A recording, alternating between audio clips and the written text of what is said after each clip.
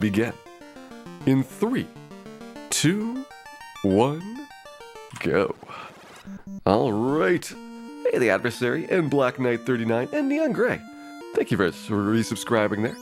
Glad that you've been enjoying the show, and hope you enjoy many more in the future as well here. Alright, looks like I'm level 25, 24,000 experience points here to go. That'll be where we get our next level up. 26 is a strong one. So we'll need to be working pretty hard at our grind here to get positioned for level 26, and then also get that 26 with a strength and a vitality point. This might be another one where I have to sacrifice a vitality point.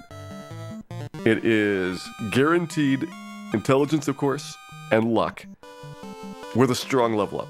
So there's 3 things that I want.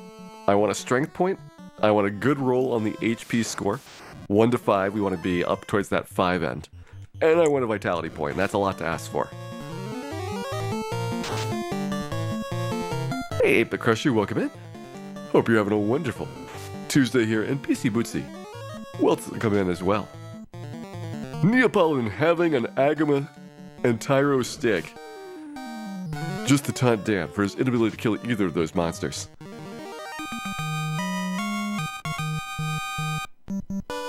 One day we will live the dream. We will have a Tyro steak wrapped in Agama bacon. It'll be delicious, delectable, and it will be irresistibly craveable. Do we have any orbs yet? No. At level 26, we're going to try to kill Lich. That'll be our first of the 4 fiends to go after.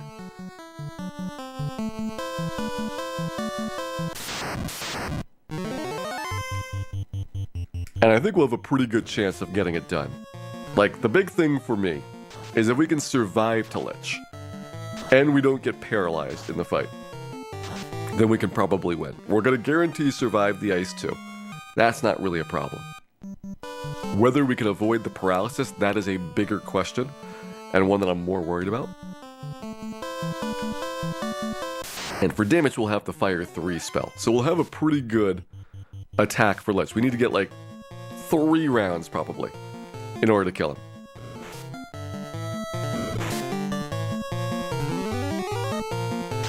Heal Staff is helpful. So the way we use it is basically you get into a battle, you defense a couple times so that you are very, very hard to hit, and you just sit there using the Heal Staff, recovering your health instead of drinking heal potions. That way your 99 heal potions are not depleted, and you can actually make it to Chaos all in one pile of those, because otherwise you're just going to run out. You know, 99 heal potions sounds like a lot, but it is not. You can easily go through 10 heal potions in a single battle. You got all 4 of the Fiend fights, you get a couple of random encounters, and your heal potions are gone. So you got to use the Heal Staff as a way to kind of stretch those out a little bit.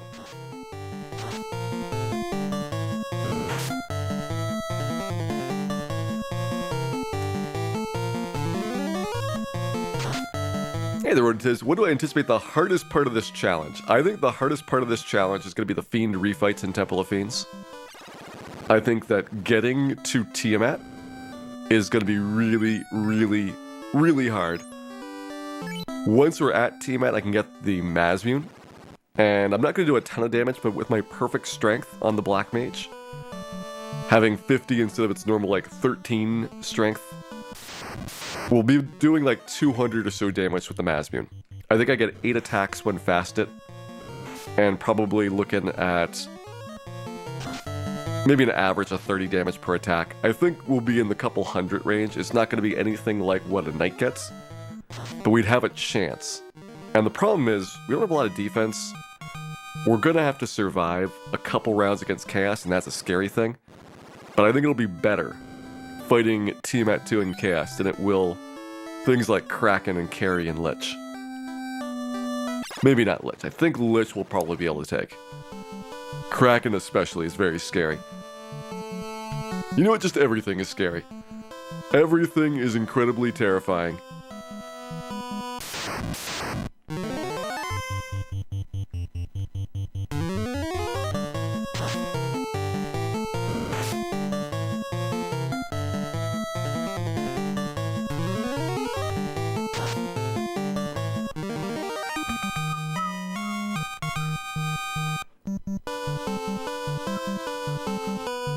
Stone Touch is no fun. Well, most status elements are pretty bad when you're solo. Sleep is the best, only losing one turn. Paralysis, you're basically dead. If you ever get paralyzed, it's almost certainly a game over. Stone's an instant death, but there's actually not that many sources of petrification. Our biggest problem for petrification is probably going to be just the early parts of doing like a trip to the ice cave. I think the cockatrice mummy fight at the start might be your most likely place to getting petrified there, and it's at the very, very start of the dungeon. So I would think that you would not be exposed to that for very long, or at least not very long after your last save point. But considered buying a cat claw if only you could equip a cat claw, and if only a cat claw did more damage than your bare hands. If those two things were true, I would definitely get one. Oh, Roland McStone, welcome in. Hope you're having a wonderful Tuesday here. We do indeed have our solo Black Mage going here. This is night number 3. We are fresh and rested, ready for Dan to take on the forces of evil in the bottom of the Earth Cave. This next level up, I will get my stats worked out, and then we will give Lich a go for the first time. 14k left, so about a little less than halfway through that level. And we're also getting pretty close to the maximum amount of experience the level needs. So this was 24,000. Worst case is 32,800 points.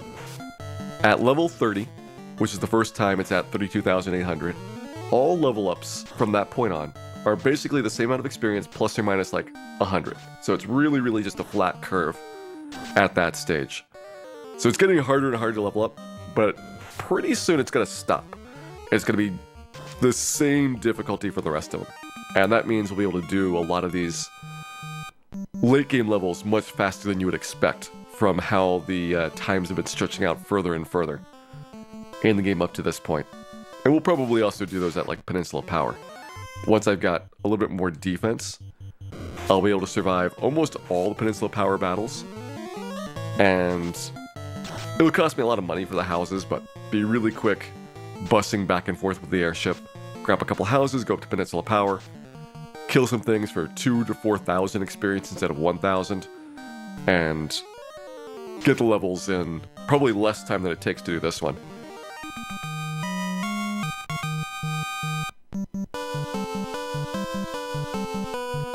What is the Black Mage's best weapon besides the Masmune? The Silver Knife. Second best weapon after the Masmune is the Silver Knife, which I have already. That is it. This is why the Black Mage is in not a good position for doing melee of any kind. We're gonna have to knife the fiends. Yeah, technically the Mage Staff at level 50, and excluding the possibility that you have an increased chance of missing, is an improvement. The Silver Knife gets an additional attack at level 45. The Mage Staff doesn't get its additional attack until level 50. So that's why there's a little bit of a gap where the Silver Knife continues to be better. This is kind of theoretical because until you're level 50, you're not going to go into Temple of Fiends.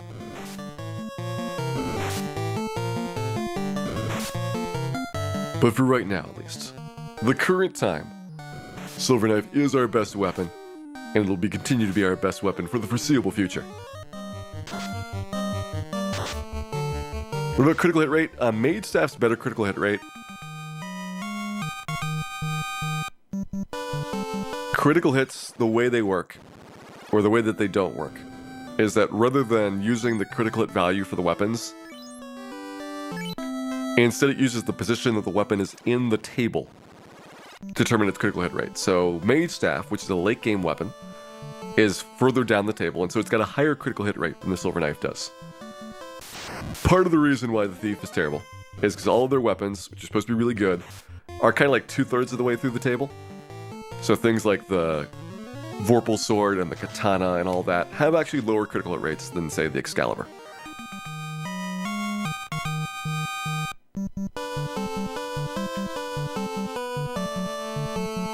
What will Dan's weapon loadout look like? So he'll have Silver Knife, Heal Staff, Defense Sword, and the Mage Staff, probably. Once I'm level 50, I can toss the Silver Knife, I think, and put the Thor Hammer there instead.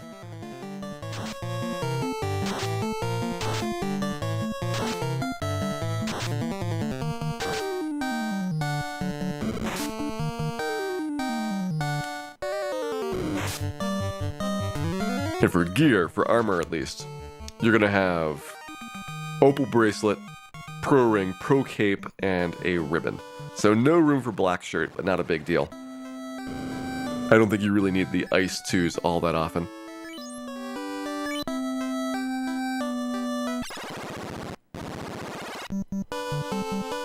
Gonna have a Zeus Gauntlet? No room for Zeus Gauntlets. We have 4 actual useful armor pieces for a Black Mage. Black Belt only had 3, because Black Belt cannot use any shields, not even the Pro Cape. Whereas Black Mage does have Pro Cape access, which gives you an additional 8 defense.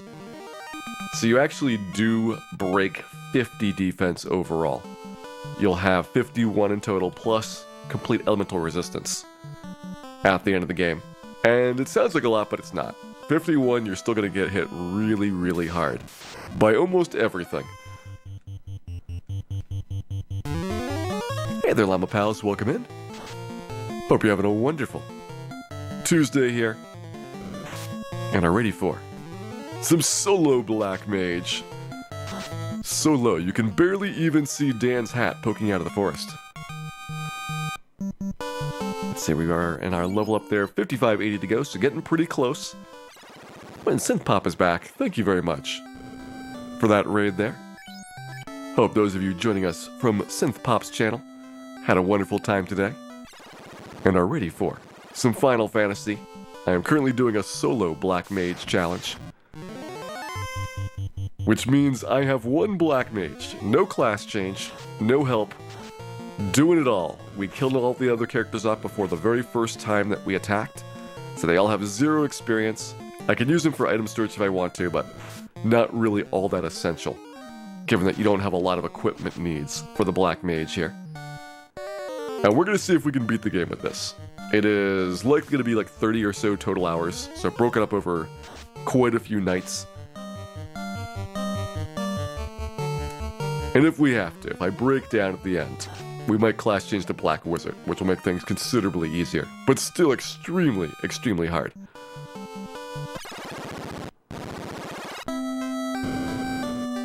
Hey there, Protofox, Too Many Mareeps, and Squawkamia, welcome into all of you.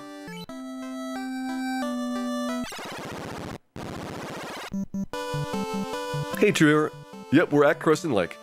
So once we got the canoe, so we beat Astos, or not the canoe, once we got the canal, we beat Astos and could get over here. This became a more efficient place to grind at than Peninsula Power, because we can actually kill everything here right now. And you can save very quickly, so you're not having to do long treks back and forth all the time. Once we get the airship though, Peninsula Power becomes the best place again.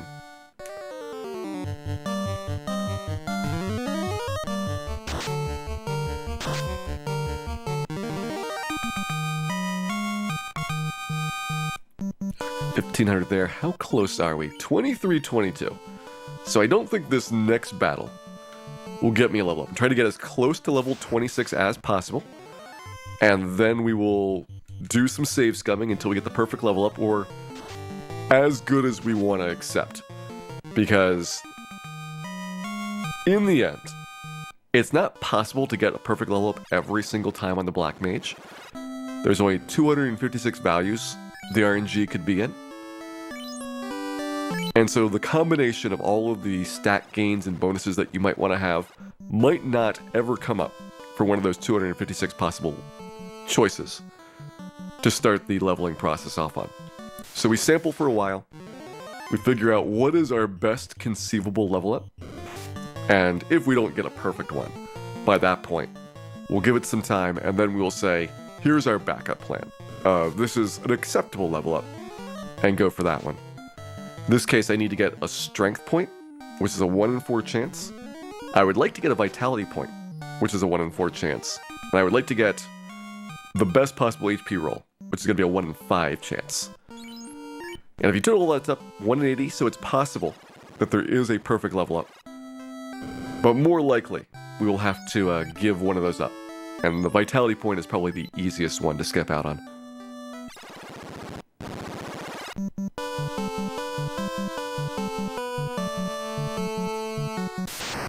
We killed Lich yet? Not yet. Lich is next.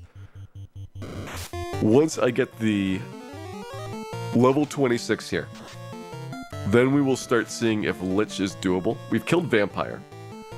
So we've gotten the Ruby, we've turned that in for the Rod.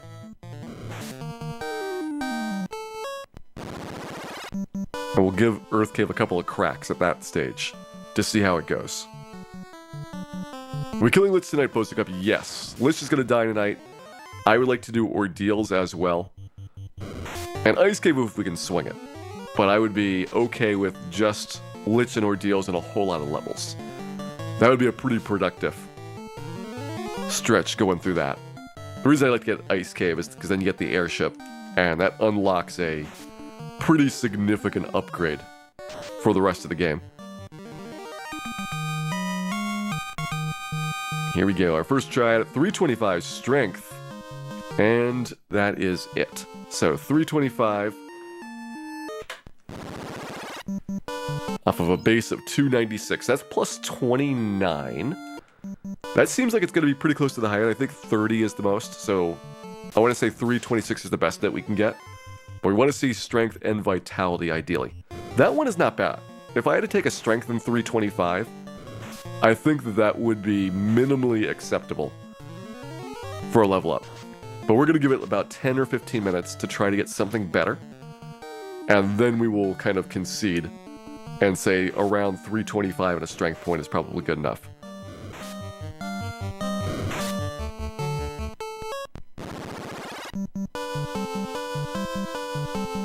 Can you use an inn without saving? Nope. The only way to save is to stay in an inn, or to use a tent, or a cabin, or a house.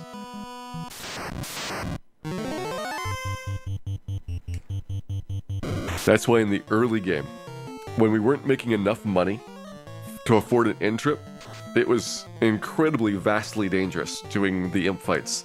Because if you run out of cash, it's over. Like, there's just nothing you can do.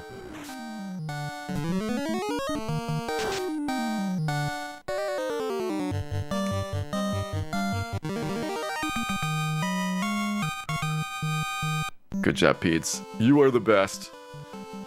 Peds are so scared of Dan that we can't even get experience off them anymore. A lot of things are going to turn like that in the next couple levels. Like, Pete is kind of like the early one. You know, you're level 18 and they're already starting to get a little bit scared of you. But at some point, see it with cobras, a little bit with scorpions, soon the bulls and trolls. At some point, Crescent Lake becomes unfeasible just because the monsters all run away. Okay, 325 and nothing.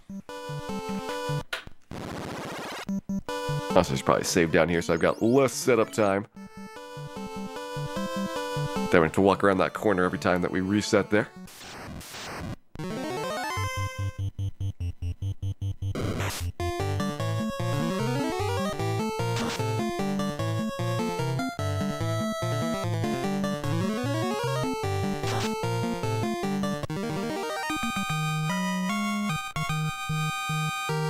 $326, a strength point, and everything except for Vit. Whew, boy. That's a pretty good level up. I think I want to see if I can do better, but that is about as good as it's gonna get. If we can't get our Vit point, that's what I would take. I'm pretty sure 326 is the max. We got everything except for our Vit points. We get the agility point, we get the luck point. But I said we take like 15 or so minutes trying to level up to see what we could have happen here. And maybe, just maybe, we'll get something better.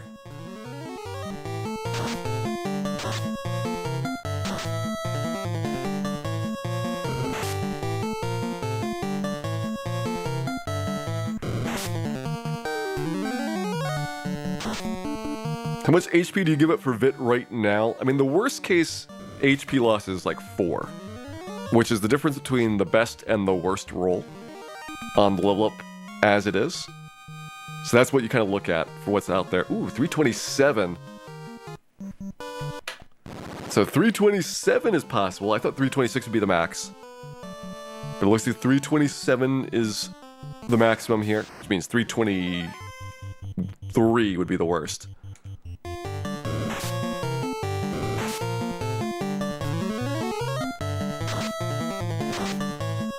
Current HP should be 296, and our vitality, if we're level 25 right now, should be 23.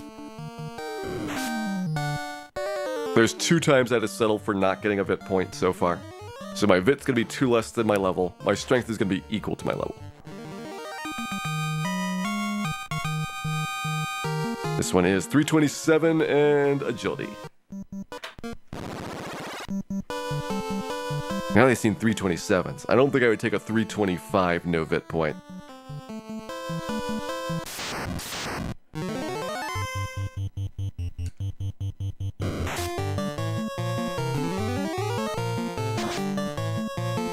Gotta be careful to make sure that I don't miss out on too many points of HP.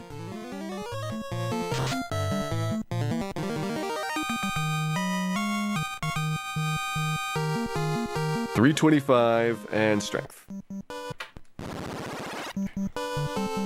I mean, as it is. I looked it up, and the average Black Mage at level 50 has only 470 hit points.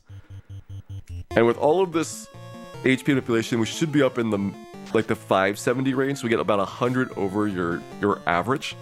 But even 570 is really, really awful for Temple of Fiends. It is tough getting through there at that amount of HP.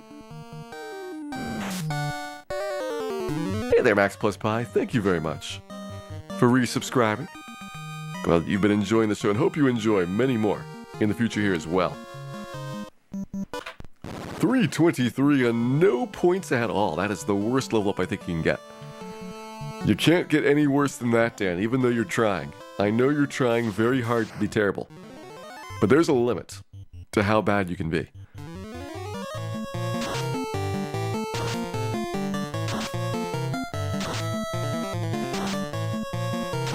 Lowest possible level to beat the game, I think, is level 9. And that is with Fearing Carry on the Gurgur Volcano fight. 323 and nothing.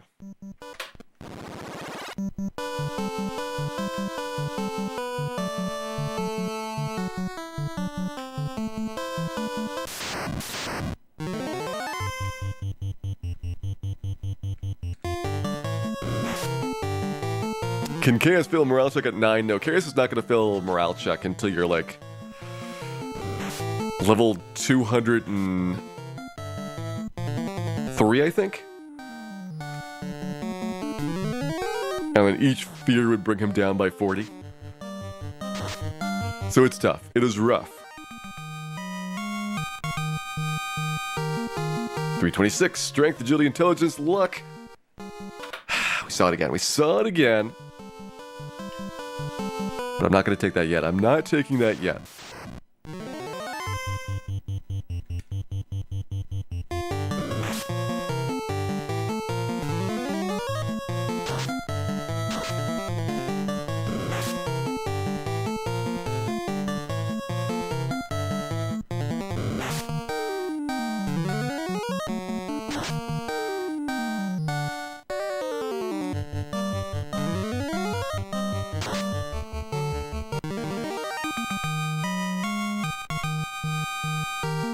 $324 and sail. So that one's strictly worse than the 326 sail level up. Hey there, Vicarian, welcome in. And Bad Road, welcome in as well. We are currently working on level 26 here. I'll give it another 5 minutes. We'll take it to 12 hours on the clock. 324, everything except for strength. And at the 12-hour mark, I'm willing to take the 326 strength, agility, intelligence, luck level. We've seen it twice already. So I know it's out there. That'd be my backup in case we don't get a SVIL with a decent amount of HP here.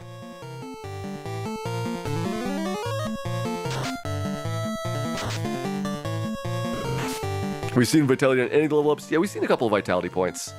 It's a 1 in 4 chance of Vitality showing up.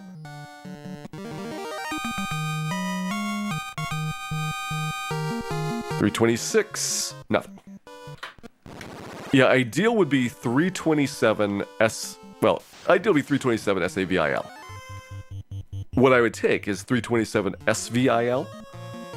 Well, 327, yeah, 327 SVIL, because I and L are guaranteed at this level. I want to get strength and vitality. And what I'm willing to compromise for is 326 SAIL. Because we've at least seen that one happen a couple times.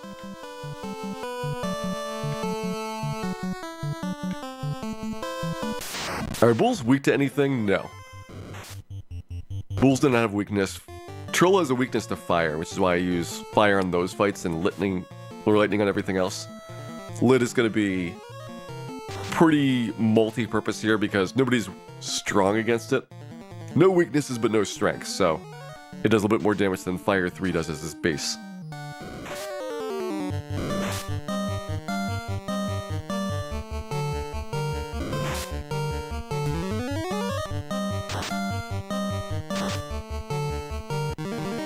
Bulls are weak to Dan. I have experimental evidence demonstrating that is not true. 324 vitality.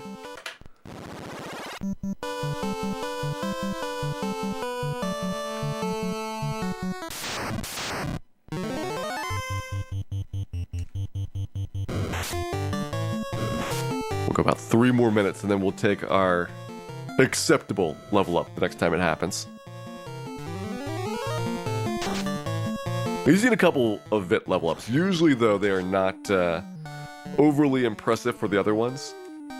This is why I say, like, if you look at it, 1 in 80 chance of getting the one that you want. There's 256 values, but it might never come up in those 256. See, at some point you have to draw a line. 327, nothing.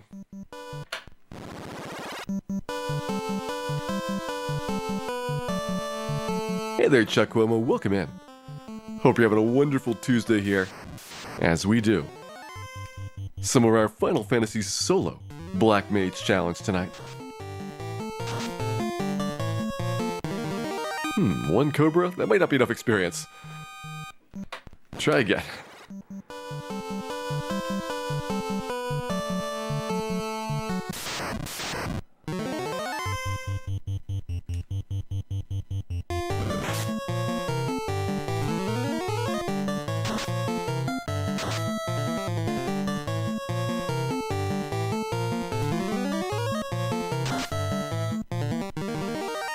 To be able to calculate exactly how much HP a point of VIT is worth, it would if the formulas made sense. 325 VIT. Because we've had several theories about how vitality works, like on the level that you cross the threshold for getting the bonus hit point. And every time, our expectations are not met for what the maximum HP gains are like. So like one time, it seemed like the HP was calculated after VIT, one time it was calculated before VIT. We don't understand this anymore. And so we're just doing our best, like Dan, trying to make it through this wacky world one day at a time.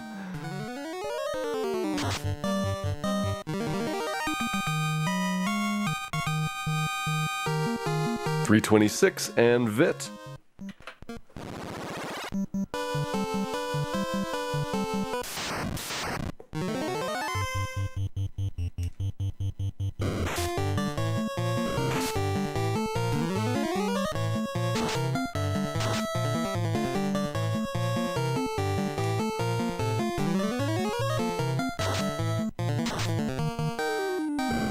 $326 in VIT can't be that bad. Well, 327 seems to be the max, and I think the strength point is more important than the VIT point.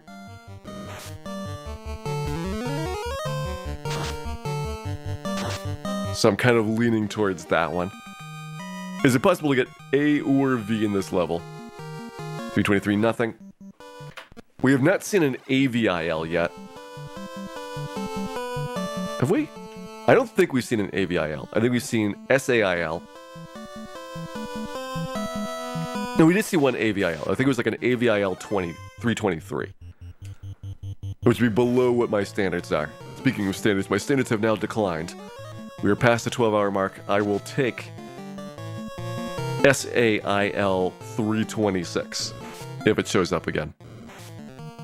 Still looking for that SAVIL 327, but that is a dream that may not, in reality, be achievable.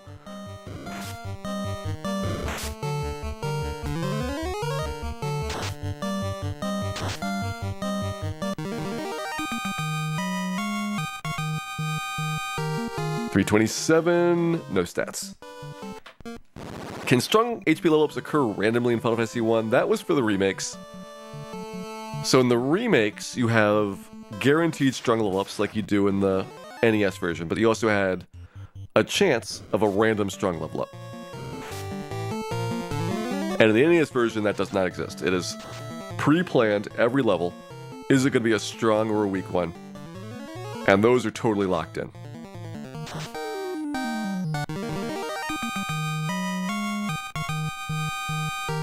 $327, no stats.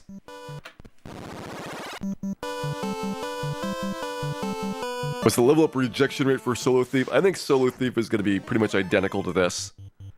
Actually, Solo Thief might actually be easier than Black Mage because Thief gets a lot more useful stat gains. Black Mage has the least amount of points as part of its level up plan, and 49 of those are int points, which is completely useless. So I would say Thief, who has one of the high-end amounts of point gains, and doesn't have intelligence, would probably be much, much better off in terms of getting the level ups done. In fact, I will say it, yes, this is the worst character class to do these level ups on. Not even the Thief is worth. Hey there, Muppets in Space. This is day 3, so I'm only doing like 5.5 hours a day. I'm not going to try to single sitting this because I think it's going to be like 30 hours to complete the challenge. 326 and an agility.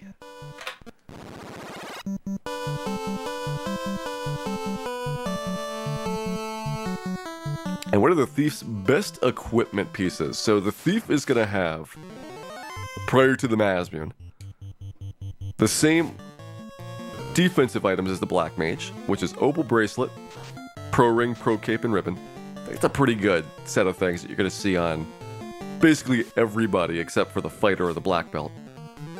And for weapons, Thief gets the Rune Sword as the best attacking item, which is better than the Silver Knife or Mage Staff the Black Mage gets.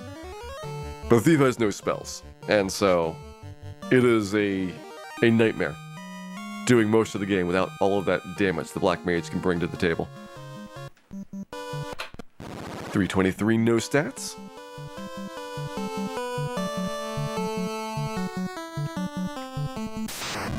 What set am I looking for here? Strength is number 1. Vitality / HP gain is number 2.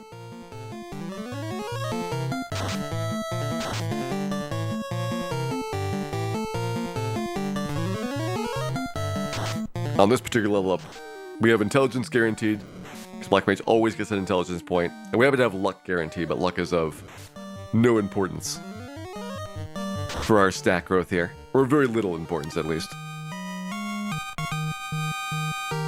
323, strength, agility, intelligence, luck.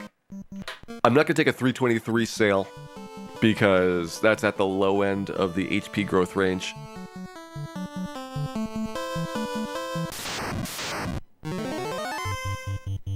I think 326 is the worst that I'm going to take.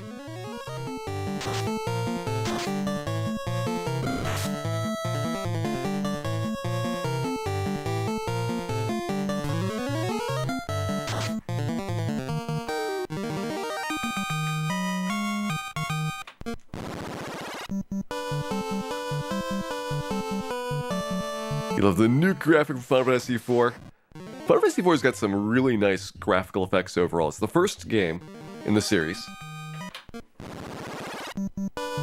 that put a lot of detail into those because you had to get a lot more communicated on the screen with the active time battle system. Final Fantasy 3 introduced the numbers over the head in combat, which helped quite a lot for keeping your focus on the gameplay arena and also giving it more space in total, because you didn't need all of this room for status screens, before it really developed the polish for how those are presented. 322 on a Vit point. No thank you.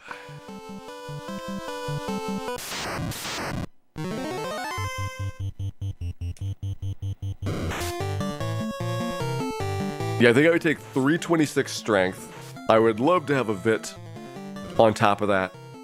327 strength would be actually the best you could get. But I take 326 strength, and if it has an agility or Vit on top of it, great. Especially a Vit point. 323 agility.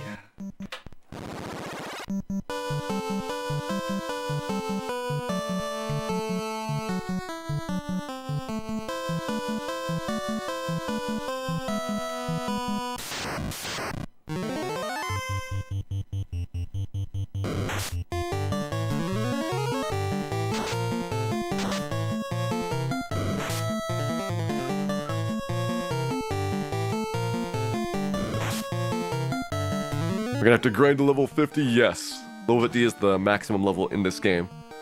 And even at level 50, we'll be woefully underpowered. You'll get nowhere close to max HP, and your stats are gonna be pretty wimpy as well. But we'll do our best here. The fact that there is a level cap is the reason why I have to optimize these levels. If you add some crazy amount that you get to, like, level 99, and you're continuing to get stat growth the whole time, then I could take really whatever, and probably an average Black Mage at level 99 would be perfectly fine. Almost certainly a significant improvement of what we're going to have for a perfect Black Mage at level 50. Or near perfect. This Black Mage does have a few flaws, besides being named Dan, also with a couple of stat points missing. 324 and 324 SAVIL.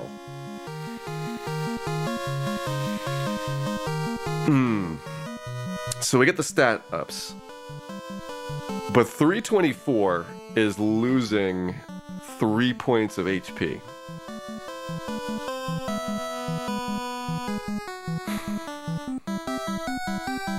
I don't think I can do it.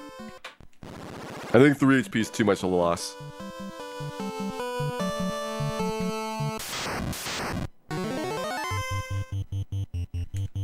We only have, including this level up, 4 strong level ups left in the game. So we are gonna be really hard pressed to have good HP. And this one is one that I have to kind of hold the line on. Like, I feel bad about 1 point of loss. 3 is just too much.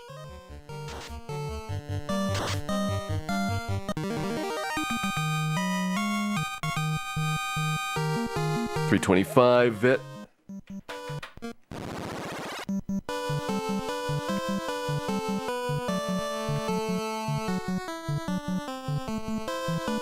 I mean, we've seen 326 sail twice.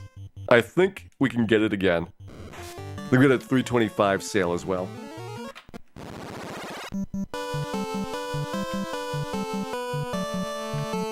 And the good news is, only 3 more of these after this for the strong level up manipulations. It's a lot easier to do it when it's just the stat points. Then you get a 1 in 16 instead of a 1 in 80 chance of getting the perfect level up. Sometimes even 1 in 4s. We're at 326 in Vit. Hey, the Stan, welcome in. Hope you're having a wonderful Tuesday here, and ready to watch Dan murder, well, pretty much the same monsters until we get our good level up here. We've been working at this one. I feel like we understand exactly what the goal is going to be at this point. For level up, we just need to grind it out until we get the right value. 322, nope. I don't even know what's after that strength point, and I don't care.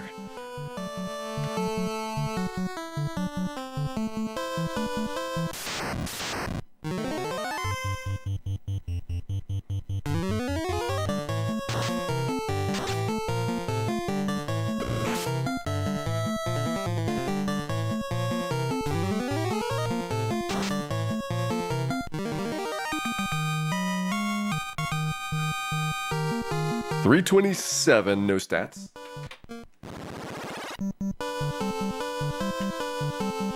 You gotta have patience, Muppets in Space, with how much time you're gonna sink into it. You don't want to get to Chaos, or at least get to Temple of Fiends, and then realize that you've hit a brick wall. Because then you're just gonna lose everything. Whereas if you kind of take your time through there and make a plan for how you want to progress, then you're so much more likely to be in the right position when you get to the end of the game, to at least have a crack at it. 322 and agility.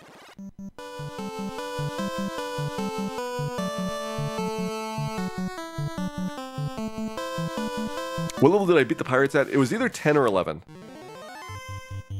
I think it was 11, because that's when a strong level would have happened. And the nice thing about Black Mage is the monsters on Provoker were much easier pre-pirates. Unlike the Black Belt, who needed to get to level 10 to be able to kill ogres. Black Mage was killing ogres much, much earlier. Hey there, Treasure Golem. Hope you're having a good Tuesday here. 327, no stats.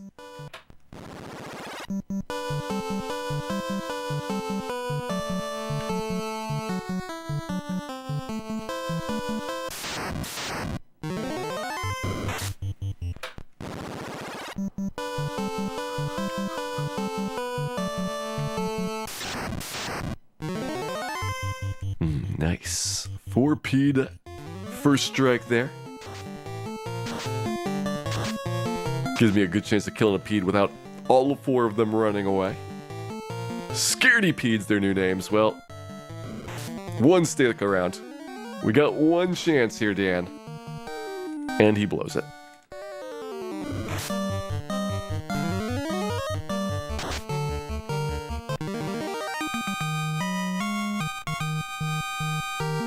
$324 IL.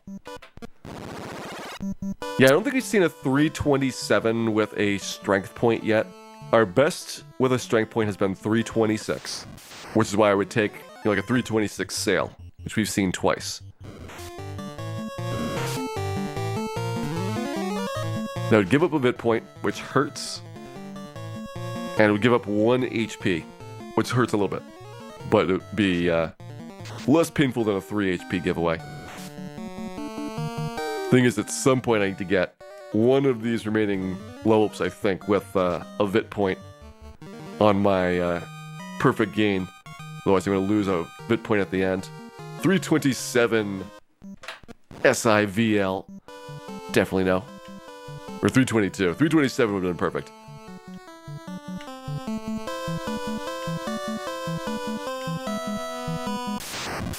Current level I'm going for is level 26. We're level 25 right now. 26, 30, 35, and 40 are our remaining strong level ups.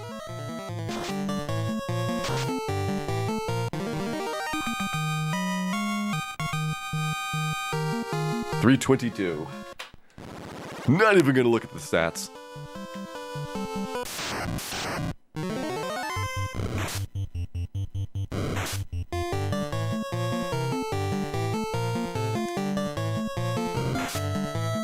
Thought it was 32 and 42.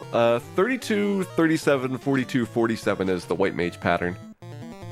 You might have been looking at that table.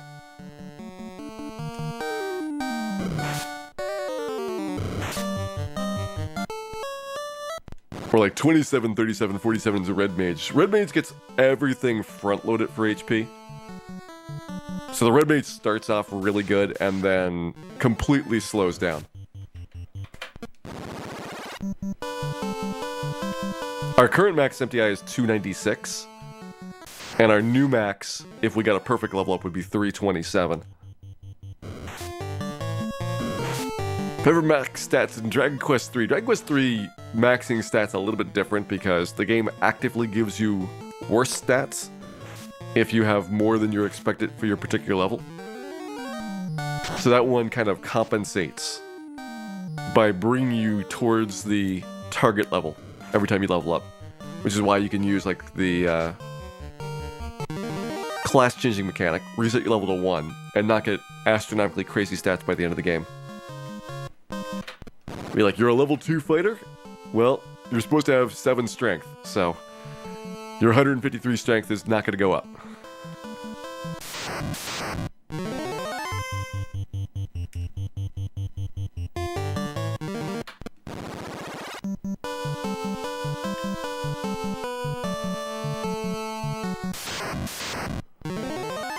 Are stat seeds taken into account in Dragon Quest III? Yes, it's whatever your current value of the stat is versus the target amount.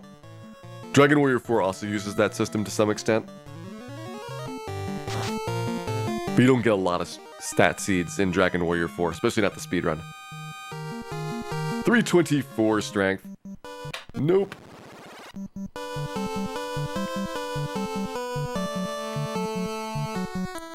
Tyr just fought a forced encounter and forgot the chest. Oh no. That just means you're trying to get extra experience, True Hero. You're getting a bonus opportunity to do some more fighting.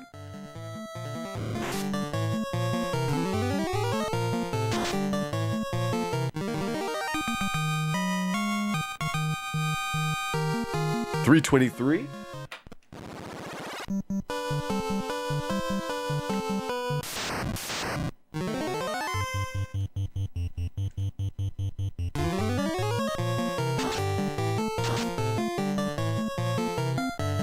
Hey there, Combo Breaker.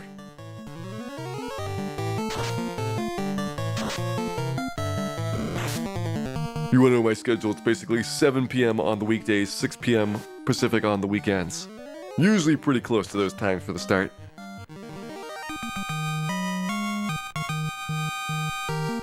$326 in Vitality. Any perfect level ups? Nope. We've been working on level 26 pretty hard here.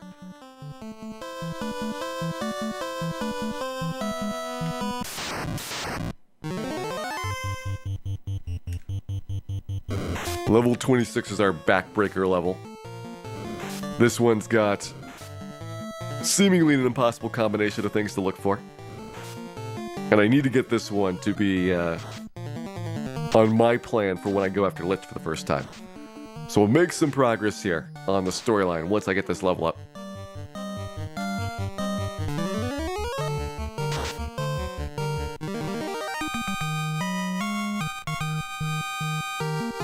$322. Oh, our max HP is going to be under 400 for a long time. I think level 35 or so is when we break 400. Yeah, I'm gonna guess level 35 is when we break it. Like, it's gonna be a thing being over 400. And we will barely get into, like, the mid-500s by level 50.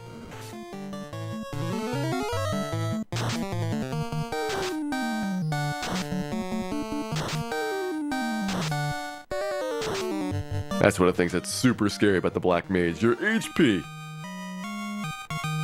is not in a good way. 323 Vit.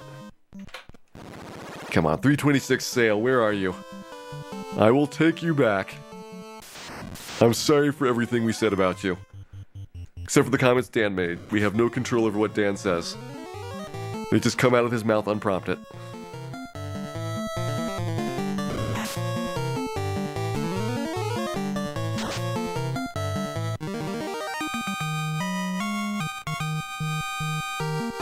$323. No stats.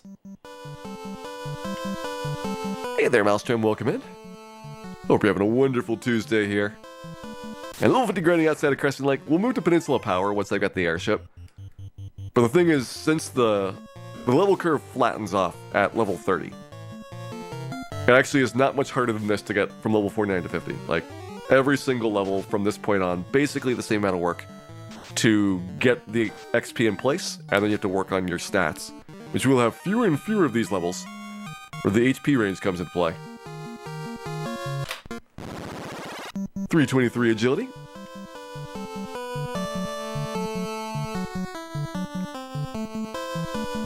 Gonna seize the Count Claw. Sadly, that's a Black Wizard. Black Mage gets nothing. Gets nothing and likes it. See right there, Dan liked that.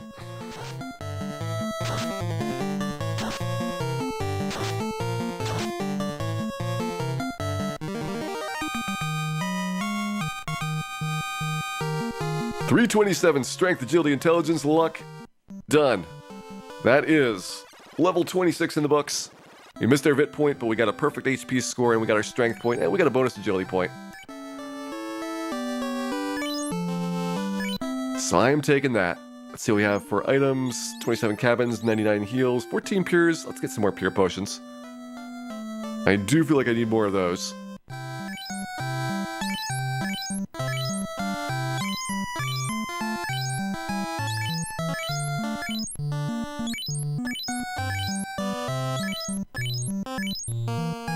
There's 6, let's get 10 more.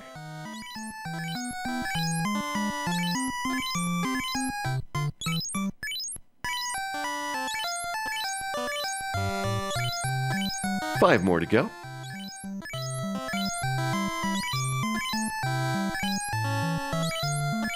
Two. 1. And done. Alright. Let's get out of here, go over to the Earth Cave,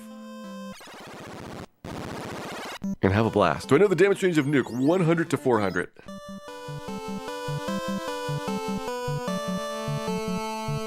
It is 100 to 200 base damage, 200 the top end of that, and you get an extra roll of 100 to 200 if you get a critical on it.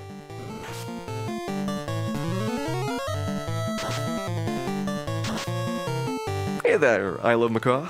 Hope you're having a wonderful evening here. And Silver Knife only versus Chaos. Thankfully, I will have the Masmoon for Chaos. Silver Knife versus Kraken 2, though, is going to be an epic struggle. That one is going to be a battle.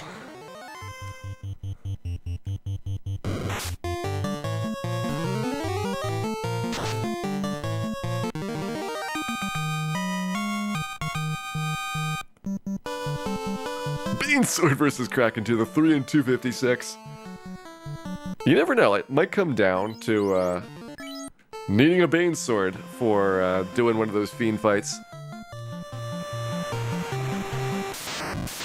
At least with the Bane Sword, you got unlimited uses. Just turtle up and see if you can get the Bane spell to work at a 3-2 on a 256 chance.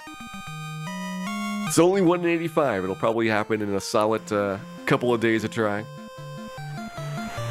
Hopeful Chaos that does not require that strat. That's what happens if you don't have that strength. Is you have to Bane Chaos, and then you got a problem.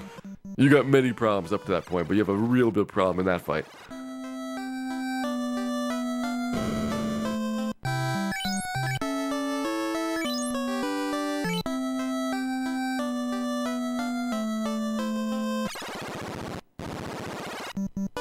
Go ahead, jump in there. We don't want to see undead paralyzing monsters on the way to the Earth Cave. Everything else is pretty good here. Shadow's a little bit slow because you have to sit through their attacks in the surprise round. Those guys are the ones we don't want to see.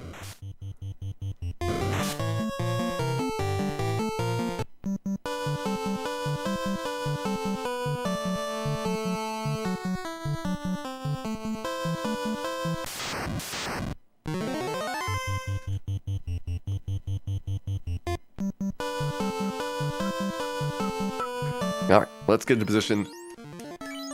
And where do I want to start the encounter cycle here? So if we're going in,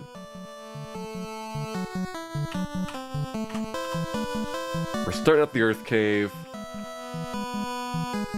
Spectre and Geist the problem. Depends if I want to risk a Spectre Geist fight or not. I've got a good pattern that starts about 13 in, but that's a ways to go. Let's go. Here at the beginning, I know there is one wizard battle, and I think one Spectre Geist with this path. Seems like a reasonable trip. Ooh, nice. Bull running at 26. Also pretty nice. Toasted Zergling. Putting some bits towards the Melmond Relief Fund. Melmond, you were just there. You saw it. It needs relief. Thank you very much for that, Toasted Zergling.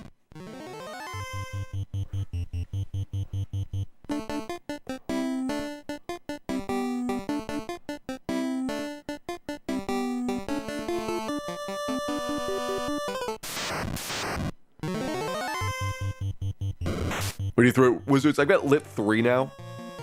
And Lit 3 is going to be Not a guaranteed one-shot, but pretty close to having a great chance of one-shotting him. I mean, we did the Marsh Cave Wizards with Lit 2 and way less HP and way less defense than this. So even a 4-wizard battle is probably doable with our current stats. Hey there, Peanock, welcome in. Hope you're having a good evening here. Let's see, we just passed the Arachnid, which is Cockatrice downstairs. So we get through to our 5th battle here. Should be the wizard fight coming up. And then I'll start planning out what 4th floor is going to be like based on what I see here. I think when we did this with solo Red Mage, I kind of found a pathway through there that didn't have any bad fights, but took a little bit of delaying time. Solo Black Belt just plowed. Like, Solo Black Belt laughed in the face of the wizards and cockatrices and a little bit the Spectre and Geist. It wasn't quite laughing, more like a little bit of chortle in that case, but definitely had a very easy time getting through there.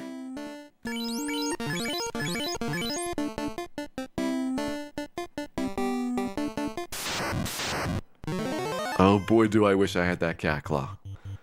I could throw it at the monsters and distract them.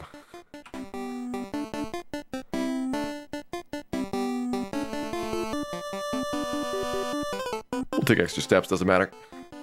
Could be skipping fights here anyway. So this should be our image battle. And then we have a bunch of cockatrices coming up that I don't really want to deal with, so we're going to take Image down here. Which is still scary, because Image is a paralyzing monster. But I think better than a wizard fight. Hey there, Seal Chambers, welcome in. Hope you're having a wonderful Tuesday here. And ready for some Final Fantasy. I'm looking at this now. Cockatrice, Cockatrice, Wizard, Giant, Spectre Geist coming up. I might have to go down and intentionally take a wizard battle.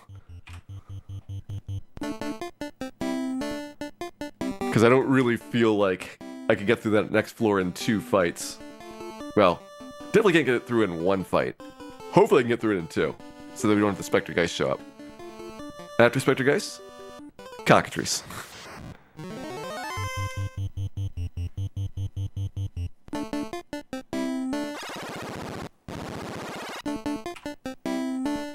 So, Wizard up next.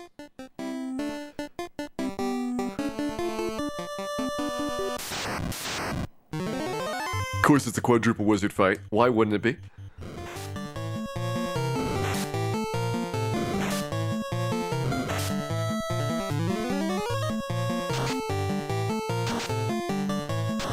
This, though, is the power of Lit 3 compared to needing 2 Lit 2s on those things. So that wasn't terrible. I would definitely take that over a lot of the alternatives. Then we have the giant battle. And if we can get through here without Spectre Geist, I will be extremely happy. Looks like it's doable. Well, it looks like it's gonna be really close. We got a little bit of a way to go before we get to the stairs.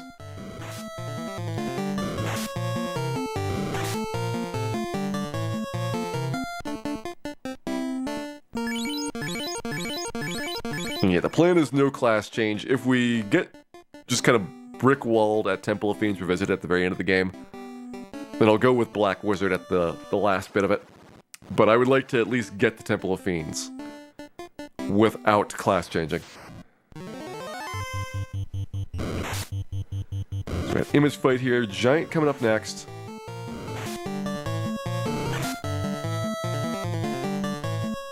Oh, and Peanock, thank you very much for resubscribing there. Glad that you've been enjoying the show, and congratulations on winning Fantasy Final Fantasy Season 3 again. An impressive accomplishment.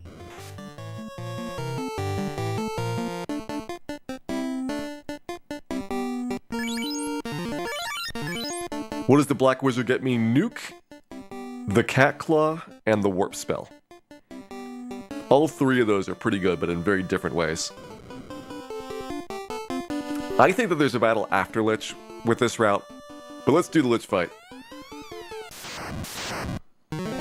Our first of the 4 fiends here, and he's going to open up with Ice 2 on his first spell. The hold spell as well as the touch attack are both really bad. He gets a perfect 40. The worst Ice 2 that could happen.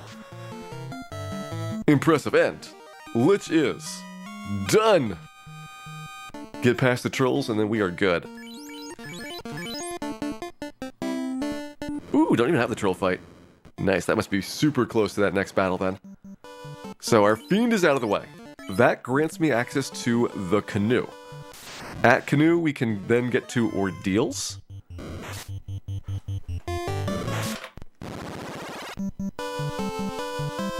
And check that place out, get our gold bracelet, our heal staff, and our Zeus gauntlet, and hopefully not get petrified a million times by Medusas. Once we complete ordeals, then I think I need to do more leveling, because I'm not confident in doing Ice Cave right away. But I would say like level 30 or so. So a couple levels back at Crescent Lake and then do Ice Cave. That seems like a reasonable plan here. Because I don't think like going from 26 to 30 really changes, or 26 to 29 doesn't change anything for ordeals. Level 30 gets me another strong level up for HP. And for Ice Cave, level 30 might be enough to start scaring some of the monsters into running. You can see we're just barely at the cusp of scaring the monsters here in the Earth Cave section. And Ice Cave is technically 2 dungeons after this. So I'd imagine somewhere in the 30s is where they will fail their morale checks.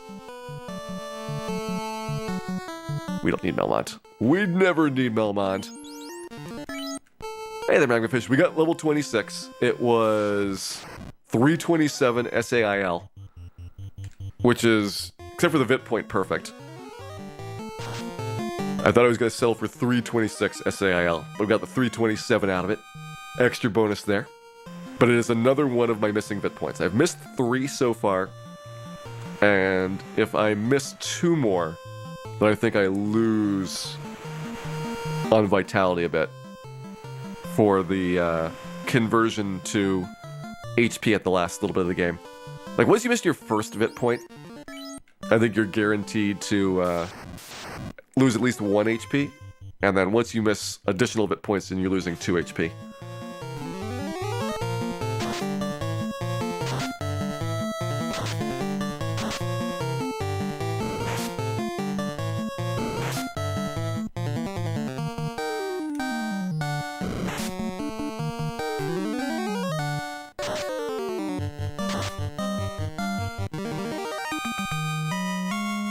Hey there, Kyo240. Thank you very much for resubscribing there and for cheering Dan on. He definitely needs the emotional support. Glad that you've been enjoying the show and hope you enjoy many more in the future here as well. Thanks again. Sure, we'll take giants. I feel like there's a point at which I have to actually worry about getting too much XP here. But what I can do is get level 27 and 28 done, then go over to ordeals. 27, 28. I mean, 27 is like a standardish level. We need to get the 1 in 16 S plus V. 28, it's a 1 in 4 agility. And like that's one's a super free one. What does too much experience mean? I don't want to level up in a dungeon because I need to get perfect stack gains. And so I want to make sure that there is going through the dungeon. You know, if you get a Zombull fight, you got the Zombie Ds at the end. You don't want any of those battles to give you a level along the way.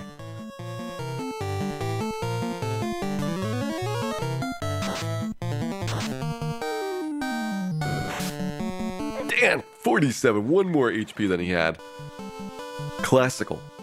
Classical Daniel right there.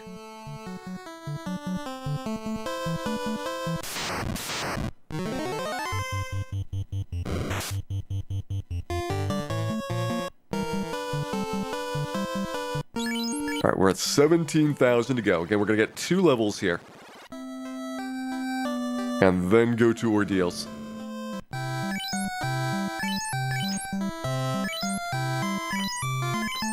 Does Dan do any damage with the knife? He injured himself quite badly trying to butter his toast earlier. We had to take his knife away to make sure that he didn't do that again.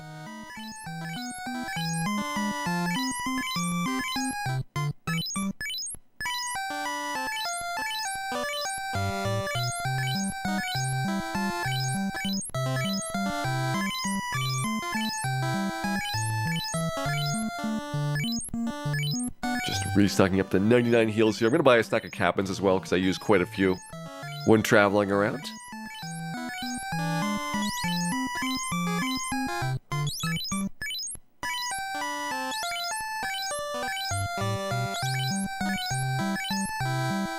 There's 5 down. Let's get 5 more.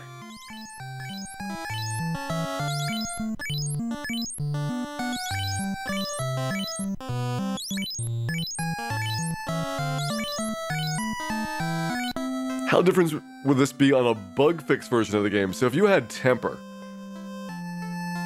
basically you could just crush everything. Like, you wouldn't need saber. You get it on the power glove when you had that. But I don't think I'd even put it in my inventory. I just use fast and temper. A fast, couple tempers, and you're doing 1,000 damage on chaos. Like, it'd be a super breezy fight through there. You got 9 tempers to work with, so you could do a couple on Tiamat, Kraken, Carry. You got enough for all of them.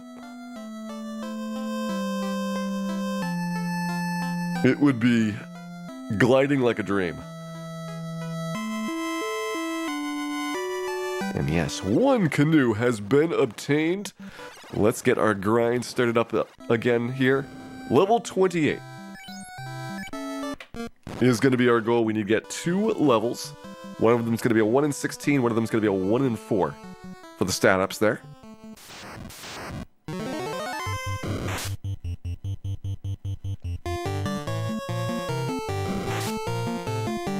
Well, a Black Wizard could cast Saber, but a Black Mage cannot.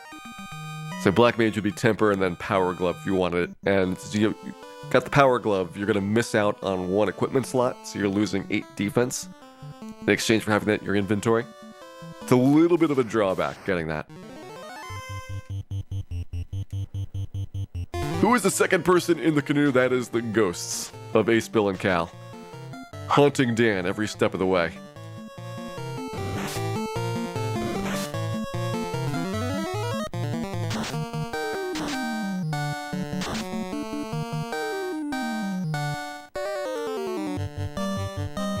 Yeah, does it make sense to go to the ordeals and get the gold bracelet? Yes. We're going to do that after we get level 28 here. So I'm going to get 2 level ups, and then we're going to go do ordeals as the next place to go dungeon-wise.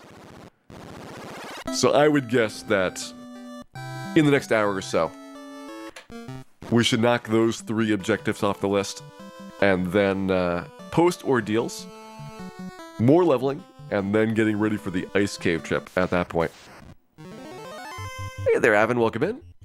Hope you're having an awesome Tuesday here. You've joined us for the further adventures of Dan the Black Mage, the only Black Mage in the entire world, in his quest to drag some dead bodies around to introduce them to all his new friends. Alright, Wild Roger, have a good night. Thanks for dropping by. How are we doing XP-wise? We need 12,000 to go. So a little bit more than halfway through the level.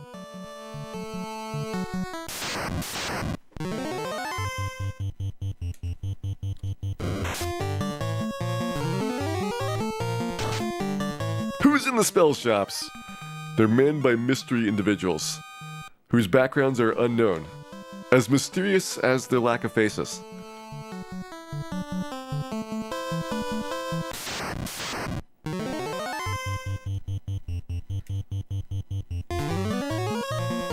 And last calls, welcome in as well. Hope you're doing well here today. Come on, Pete, stick around. It's so tough getting a Pete experience at this point. It's been a while since the Pedes have been extremely terrified of Dan. I don't blame them. Dan is horrific to look at. Also pretty bad to smell.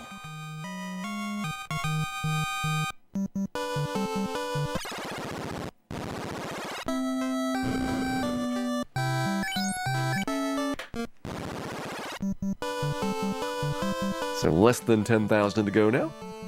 As we get closer, I'll try to get down to ideally below like 300 experience for the next level up. And then we will grind out our S and our V. At 1 in 16, almost certainly is going to be doable to get that combination there. And because there's no randomness to the HP growth of this level up, as soon as we find the S plus V, then we'll know that we're done. We don't have to worry about an additional factor in there in terms of whether the level up is going to be acceptable or not.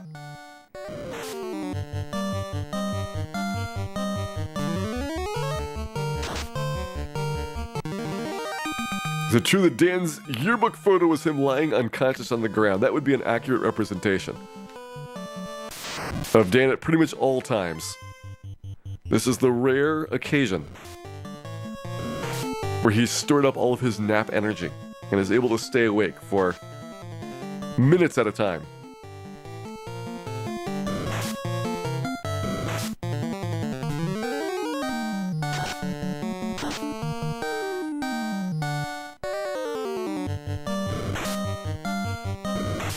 Okay, Dan survived. Dan survived. This is why you need it, those extra 3 hit points.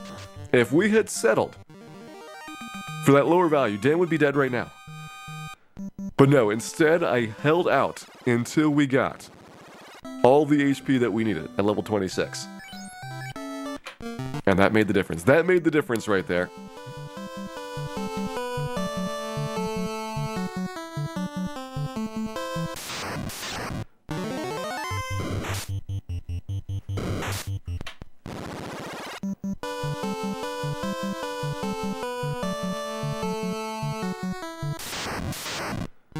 Don't be trying to bring your facts into this convo breaker. We all know if Dan is involved, then logic has no place in the conversation.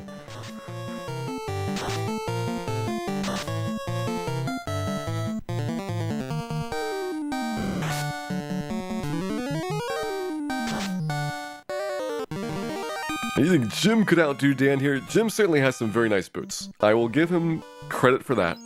His boots are spectacular. I'm not even sure if Dan owns shoes. Like, that is the comparison between the two of them.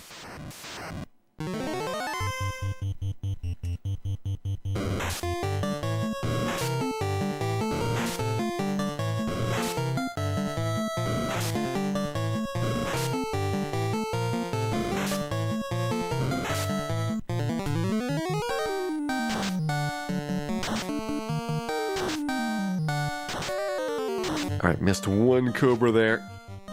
As long as we're reasonably close to taking all of these out, Dan should survive the process. Oh, 3 versus 75 hit points. Alright, Cobra's gone. That probably puts us in pretty good shape here. And yeah, only one Scorpion to go. So we're close, but probably still more than one battle away for a lot of these.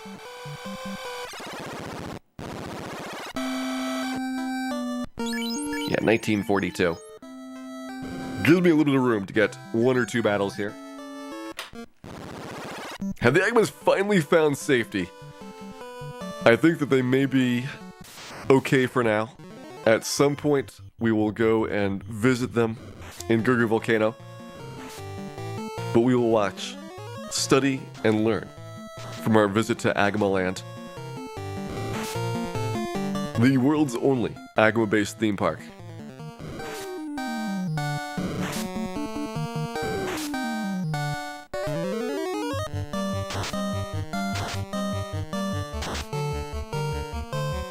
Just the troll left here, and is this under 1942 experience? It's gonna be close. 1599, okay. That means we have 343 left. We get a double Cobra, it wouldn't be the level up, but almost everything better than that would be our level. So I can probably drop my cabin down here and begin our level up grind, looking for strength plus vitality point. We want to be savvy. We don't need to be savile, but savvy is going to be our target for this growth. Is Agma World adjacent to Melmon? Thankfully. They're on basically the opposite sides of the world. There are few, if any, places further away from Melmont than Agama World is.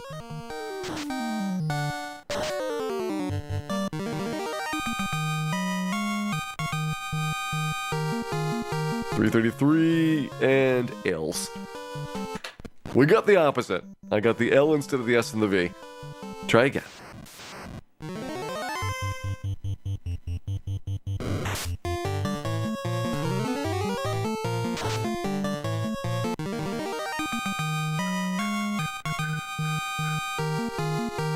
And Avel.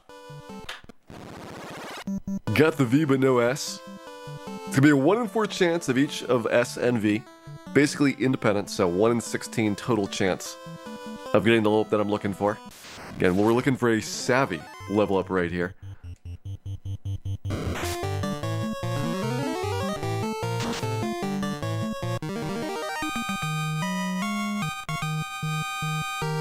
And this one is... Sigh. We will sigh and pass on that one.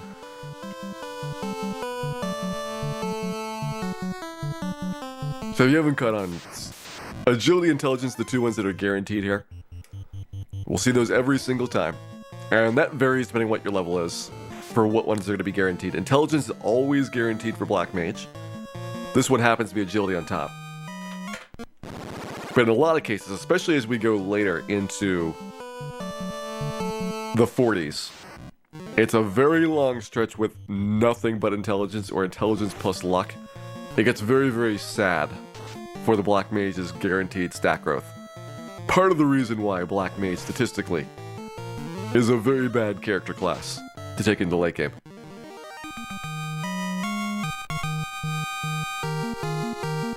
And... only Avi. No Savvy. Keep trying, Dan. I mean, we're getting a lot of V's. I'll definitely give it credit for giving me a pretty good amount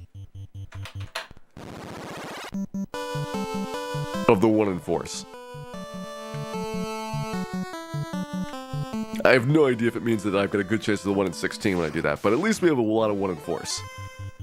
Gives us hopes, possibly some dreams, of getting good level ups here. You know what, I'm just going to take this so that I'm 1 Cobra closer. Because now, everything except for a solo Cobra fight probably gets me to level. Get it 25% of the time, it is 7% of the time. If it was 25% of the time, like it is going to be next level, we'd be banging these out in less than 5 minutes a try.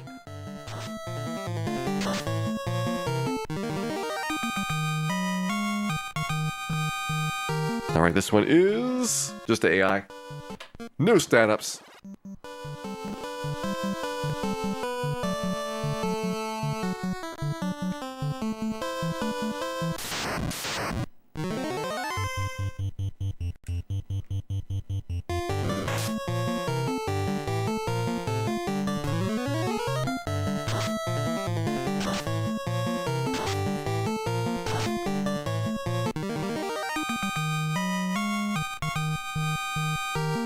And VL. I mean, maybe there's a save a level up. You never know if there's a perfect one. Be a 1 in 64. Given that there's 2 points already on the table to get the other 3 points there. And as soon as you get into that range, where you're talking about 1 in 64, 1 in 80, things like that, I immediately start thinking about whether there actually is any at all in the 256 values that'll do it. But at 1 in 16, I'm pretty confident that you'll find one. That one, though, was not the one. That one had no stat bonuses.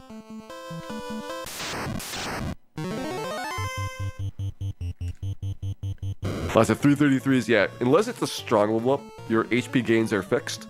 The more vitality you have, the bigger these weak level ups are going to be.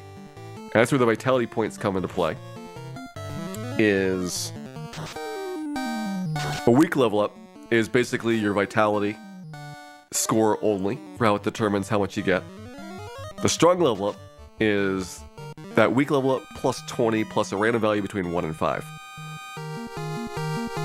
And no points.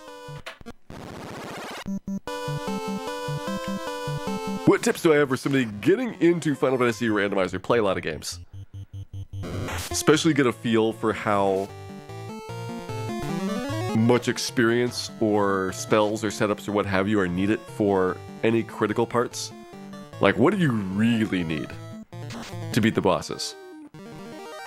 And that way you know if you have to focus on leveling, searching for equipment, or what have you in order to be able to actually progress on. The other thing I would look for is just getting a sense about what treasure chests are quickly accessible. So if you need treasures, just generic, non-incentivized items, which ones do you have access to? You'll eventually need to know where everything is, because if you have a loose incentivized item, you might be searching every single treasure chest in the game. But just like on a regular playthrough, you have to know which ones are going to be worth your time to detour for, and which ones are for only in case of emergencies.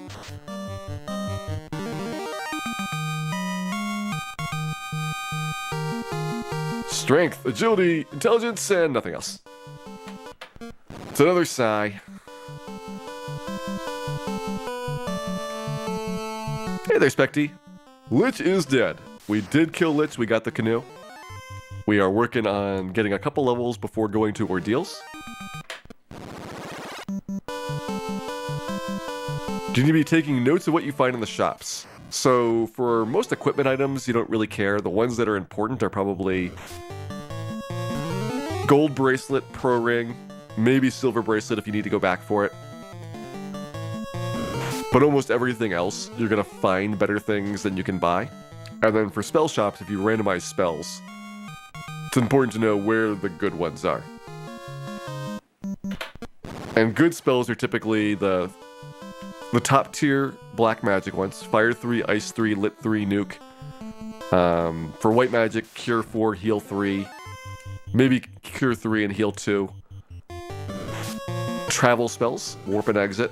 Revival spells, Life 2. And really most other things are kind of like whatever you need in this particular instance. Like, usually fast and temper are important, assuming you've got a melee attacker to buff up. But there's not like a need to memorize all 64 spells. If you have like your top 15 or so, and you know which ones you've seen and where to go back to, because usually you can buy them when you see them, but a handful on that top 15 list you're going to have to return to, those are the ones that are important to know where to go. No stat ups.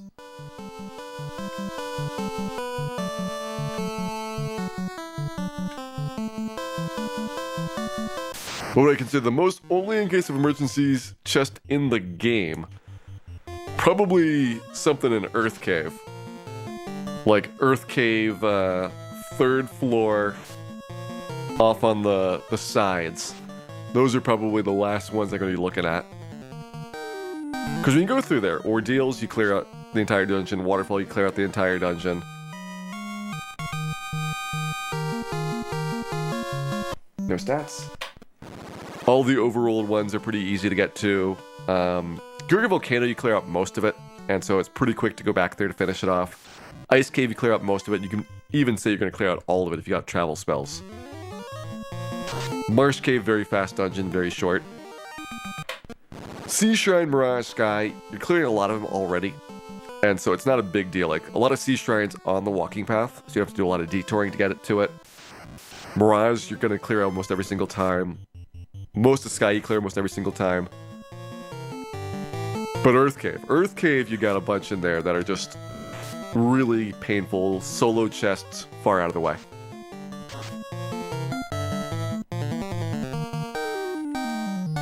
Lowest floor of Gurgu, usually that's incentivized, so the one on Carrie's floor, you're almost always going to clear when you get there, because it'll have a good item in it. Or the defense sword, one of the two. 27 sale. Try again. Hey there, Captain Vittles, welcome in. Hope you're having a wonderful Tuesday here and some dinner. Welcome in as well. Thank you very much for those good wishes. We will definitely need them in this solo Black Mage challenge here.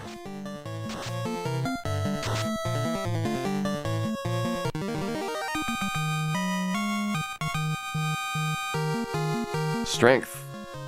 And luck. Try again. Favorite party was 4 black belts. I mean, that character class just cleans up. They're very, very slow to start. But if you have 4 of them, they can usually tackle the early game without doing a ton of grinding. And then in the late game, they get ridiculous. Like, you only need 1 black belt to absolutely crush the second half of the game. By far the best character class, post level 30.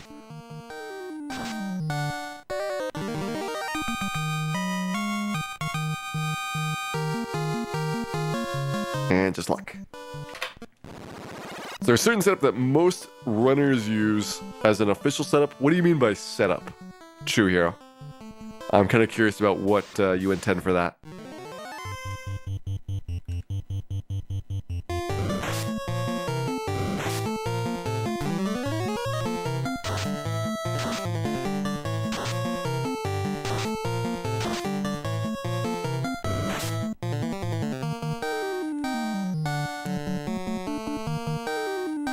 That's right, Scorpion, you better run. Dan showed you. Strength, agility, intelligence, vitality, and luck. We got the perfect one. Level 27 is done. We got it. Alright. Now, what flags do people use for playing the game? So, for a randomizer, you can play whatever flags you want. If you do exclamation point bingo, you can see what my flags are.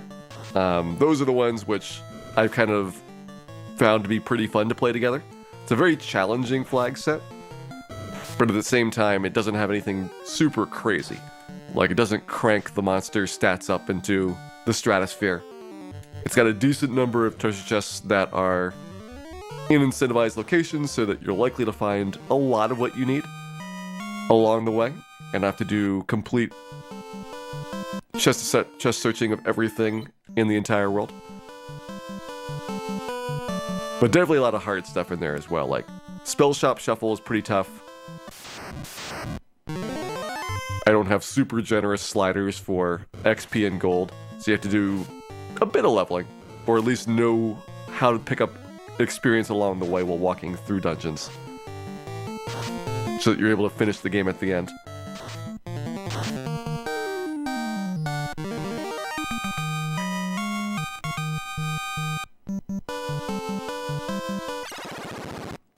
And for Force Party members, that is true. I do have the Wheel of Destiny. That is something that adds a pretty considerable challenge when you can't pick your party.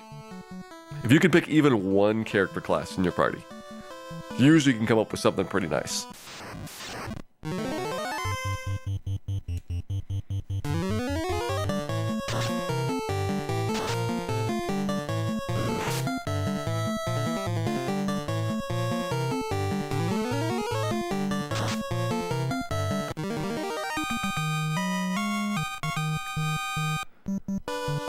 Do you always start with a Red Mage? Well, if you've got White Mage and Black Mage, that's enough magic for you. Red Mage is really kind of... If you have no mages, definitely put one in. If you have one of the solo class mages, you can decide if you want to have Red Mage or the opposite class in there. Like, I think that Red and White makes a good pair, or White and Black is the top two. Red and red means that you could be missing out on some good spells if they end up at high tiers, but usually is not too bad. Because red mages have a lot of side benefits in terms of getting really good equipment at the start of the game, prior to having a lot of spells to work with. But they get their spell slots a little bit slower, a little bit less access to spells pre-class change and things. So I can argue for the solo class challenge, or solo class mages there as well. Solo class challenge is a little bit of a different thing, which is what we're doing here.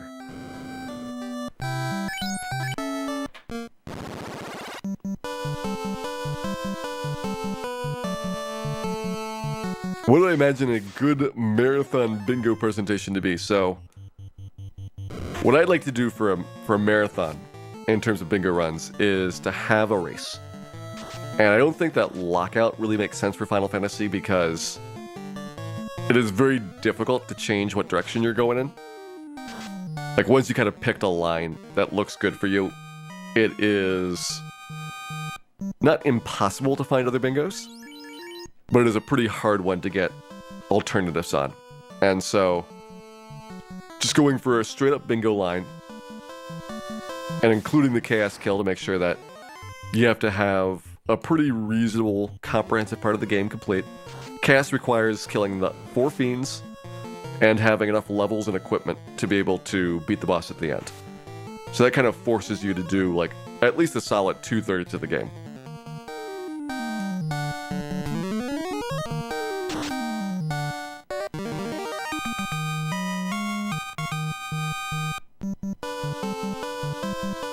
Is White Wizard the hardest class for solo challenges with class change? No, the Thief is definitely the hardest. The Thief is so hard pre-Astos that regardless of how hard anything else is, you will never beat that for difficulty. The Thief pre-Astos is harder than any of the other ones to complete the game. Mostly because you will die of boredom.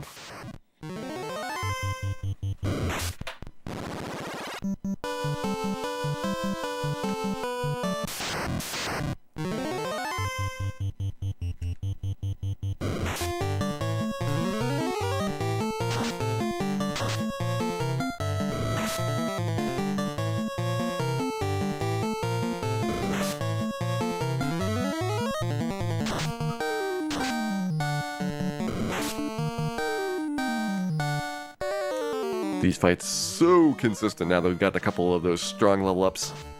Really helps out. And I've noticed that the dodging is improving. Even though we haven't been going for agility points here, we've gotten a decent amount. And I kind of did some thinking about it. Black Mage gets roughly 1 in 4 for agility points, like 13 or so. If you can double that, that's close to like a white shirt worth of a dodge rate on top of it. That's actually kind of a big deal. Like, I'm beginning to wonder if I should have gone for strength and agility instead of strength plus vitality as my gains. Even though HP is so important, dodging things can be big. Oh, and Running Jeff, thank you very much for cheering those bits there. We'll put those bits towards the Melmond Relief Fund. Melmond, we have relieved it of Lich. We will relieve it of many other things in the future as well. Thanks again, Runner Jeff.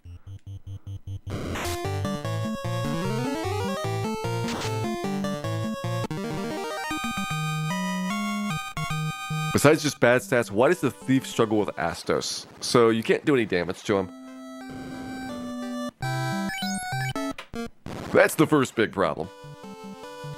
You have to have an immense number of levels to be able to do more than 1 damage. And Astos has got, Rub, Slow 2, which means you only get 1 attack per round, like you're doing 0 or 1 at that point.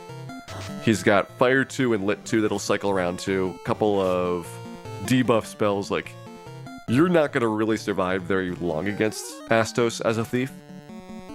And if you're doing 1 damage, you're kind of in a bad position. So you gotta be not just beating his defensive values, but crushing them so that you're doing 30 or 40 points over. And given the Thief has, like, no growth rate, very little weapons to work with, it is extremely hard to get to that point. Hey there, Chitin44. They do random character classes in a marathon, yes. I would recommend random character classes. I'd recommend people donating for character classes and a little bit of randomness on top of that.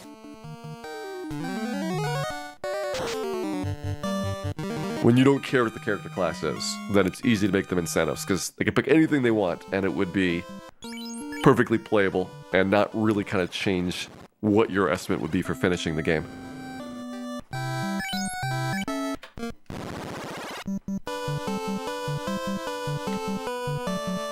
Took like 20 tries at level 30. Yeah, I think somewhere around like 32 or 34 is when the Thief is supposed to be fighting Astos. Like, whenever he gets an additional attack with the Scimitar, I think, is your target level for that. Somewhere in the 30s. And there is nothing to fight besides, like, best is like Groger. So you're not getting good experience from anything.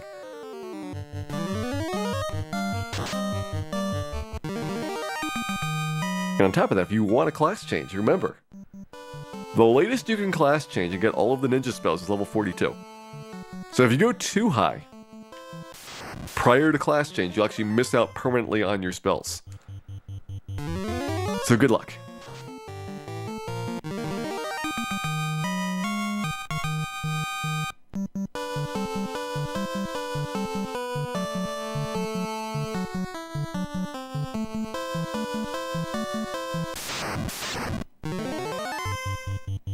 You know what? I don't trust Pete. I don't believe Pete. Yeah.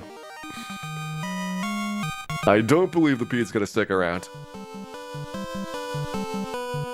No, Kaiten 44, don't do it. You've got so much to live for, and the thief does not. No solo thieves. If you want to do any of them, I had a ton of fun. Solo fighter, red mage, black belt. Those three are all really good.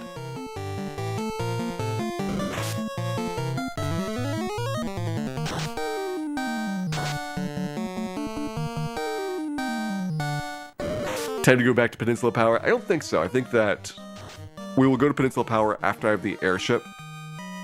But for right now, this is still the ideal place to do the leveling because we need to get a lot of houses before we can do a Peninsula Power grind.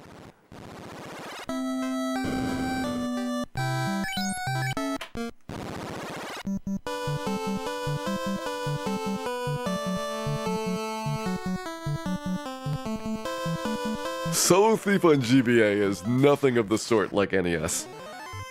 Solo Thief on GBA, you get way better starting accuracy. You can actually damage things. You get the 15 puzzles, you can just throw fangs at it. Probably takes less than an hour and a half to beat Astos with Solo Thief on GBA.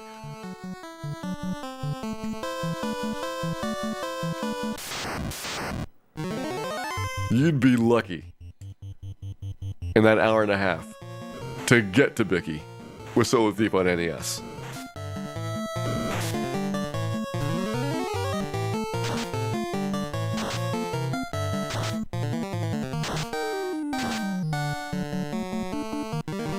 Can you corrupt your save game with a bad reset? So if you turn the power off without pressing reset down, it does increase the chances of losing your save file. Something to be aware of, especially if you've got a weak battery on your NES cartridge. These things happen over the years, but if you have a fresh battery, if you replaced it, then usually you're in pretty good shape. I like to do reset while pressing, or holding reset while doing the power button, just in case. A little bit of a safety measure.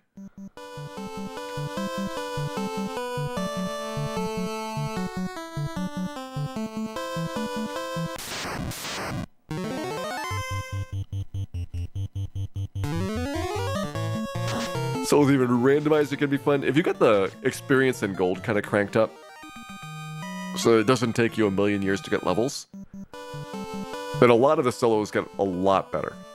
The big problem that you have with NES Final Fantasy Solo is you can't really kill anything, or at least can't kill it quickly. And so as a result, you have just a huge block of time spent on leveling.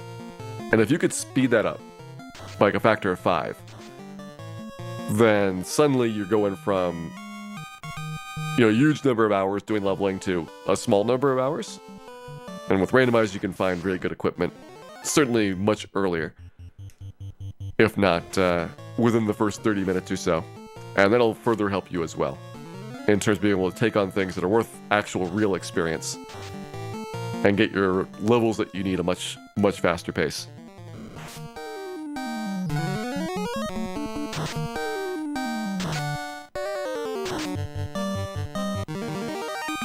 Hey there, Nooster, welcome in. Hope you're having a good Tuesday here, and are ready for some more solo Black Mage. We got 6,300 experience left to go on this level up here. This level up is going to be guaranteed strength and vitality. So we're going to take the 1 and 4 for the agility point, and that'll be all set there. We done Lich? Yes, Lich is dead. I've gotten a couple levels today. I've killed Lich. After I get level 28 here, I'm going to go try Ordeals and see if we can get the items out of there. Then probably some more grinding and then Ice Cave after that. I'll be super happy if we got Ice Cave done today. I don't think it's a mandatory thing to get done tonight, but I would like to get it done.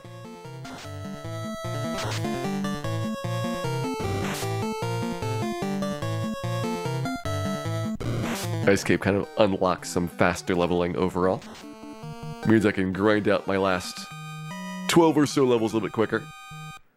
But since you're spending more time probably on the stat rerolls than on the leveling itself, it's only going to save you so much in the end.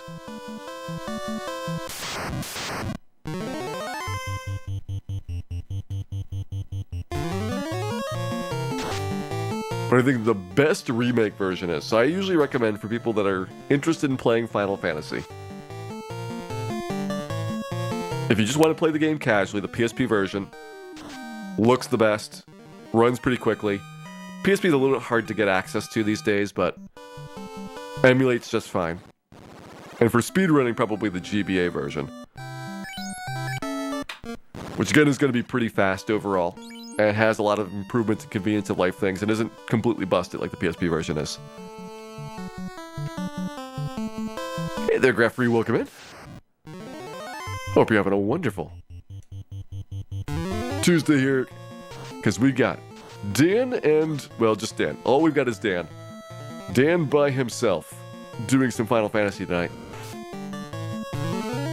Hey there, Rainmaker, do I use the CRT? Yes. I think that they're nice, they're not essential. You can certainly play games like Final Fantasy on an LCD and not really have any problems with reaction time. Alright, level up strength, agility, intelligence, vitality. Do I care about the luck point? No, I don't care about the luck point. I'm going to take the 1 and 4. We got it. Level up's done. Level 28 in the books. We have 28 strength, 27 agility, so a little bit behind on that one. 25 vitality, we've missed 3 vit points so far. I can only miss 4, so that's where I'm getting a little bit nervous overall on this. Of course, 47 intelligence, the least useful stat of all time, and then 20 luck, which is the one that I have not been paying any attention at all to. This is what we got here.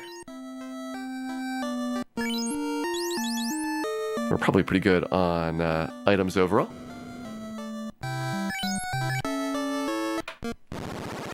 Alright. So 2 Ordeals is our next destination here. Say, I could use a house. I don't need to avoid doing any fights here. But I probably will. I probably will avoid it.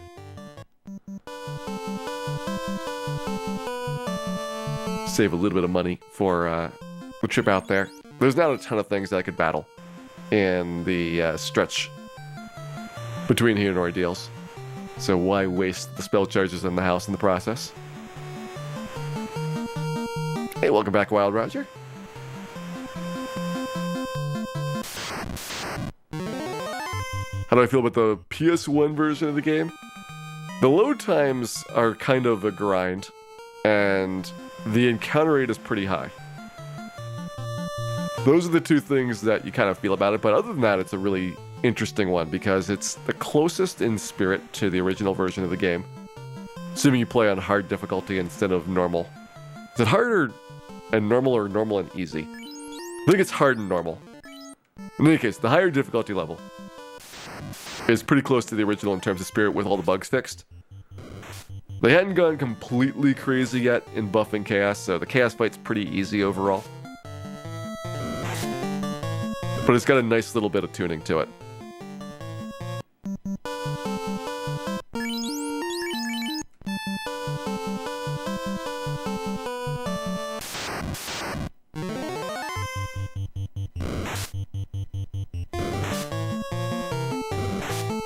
Well, Dan's gonna try that walk again. Once I get up to Ordeals, I'm gonna reset the encounter cycles. It doesn't really matter how many encounters I take on the way. We do this.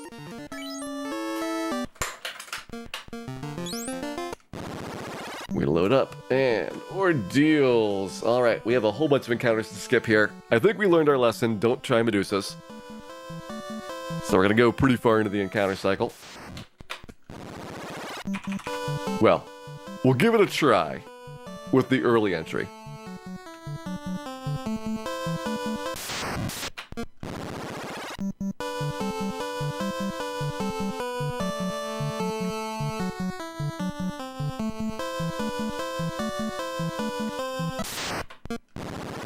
But if we don't succeed on this, then we'll just be further in the encounter cycle, which we want to be anyway. So not really much harm in terms of doing this. How to get to ordeals here, so you can get out of the boat directly into the canoe without going onto a dock tile. Used in a couple places in the world. Like you can do it here, you can do it on the way to Ice Cave and save a little bit of walking overall. You can do it when you're near the airship desert, just a few spots where it comes in handy.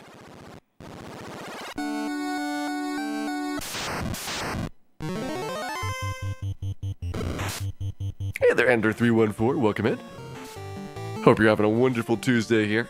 We got some solo Black Mage going on right now. And sadly it's solo Dan, but other than that, a really fun challenge here so far. Up to ordeals for a little bit of trial, and do I want 2 Medusa battles? Sure, why not? Why not go crazy? You want to go insane, just go all the way. Didn't get petrified, didn't get paralyzed, and through the first one. Hey there, Twiggy Rules. I'm going to try it without class change. What you get for class change is the nuke spell, the warp spell, and the cat claw. Those 3 things are pretty big, especially nuke and warp. That allows you to significantly, really significantly make the end of the game easier. So what's going to happen is, basically, I want to get to Temple of Fiends without class change. We're going to give it a couple cracks, and if we can't beat Chaos in some number of attempts, then I'll give up in class change. It'll still be tough. Good job, Dan. But it'll at least be a little bit more likely to be doable. Alright, Medusas did not work out, so we're going to try the normal entry point here, which is 4 more skips. This one's going to have some zombies to deal with. 3 more skips to go. 2 more.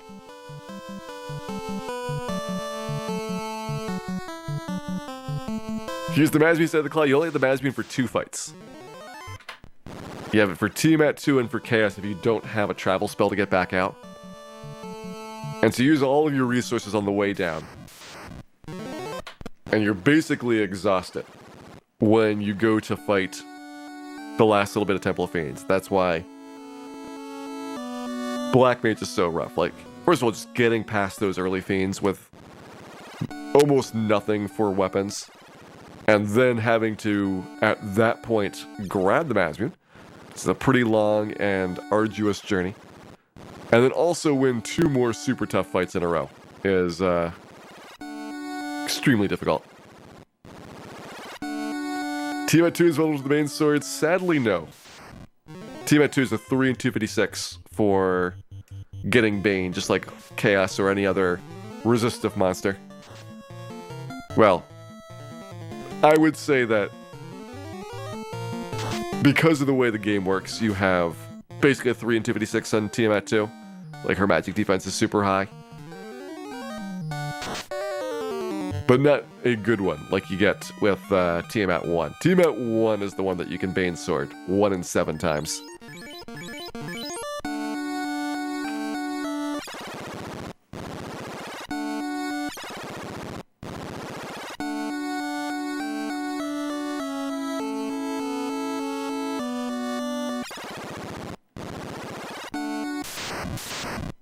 There's our Mammon fight. And good news, this one only has 1 Medusa battle to do. So better odds on the Medusa fight here.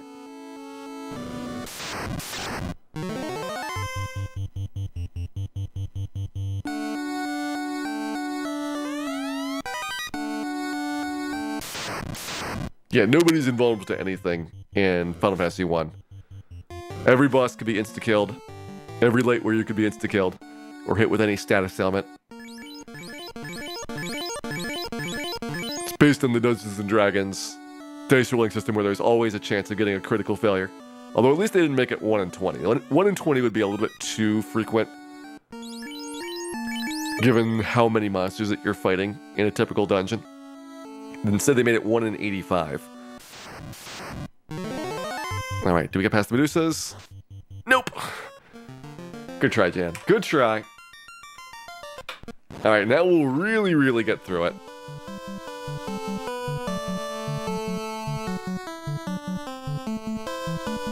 This one, though, is going to require more Zomble fights to make this happen. Hey, no problem, Ender. Congratulations for getting one of our community gift subs there. I felt that Twitch's September promotion was a little bit subpar. And so I decided to spice it up by just giving a whole bunch of subs away at the start of the month. Seeing what people would do with the emotes.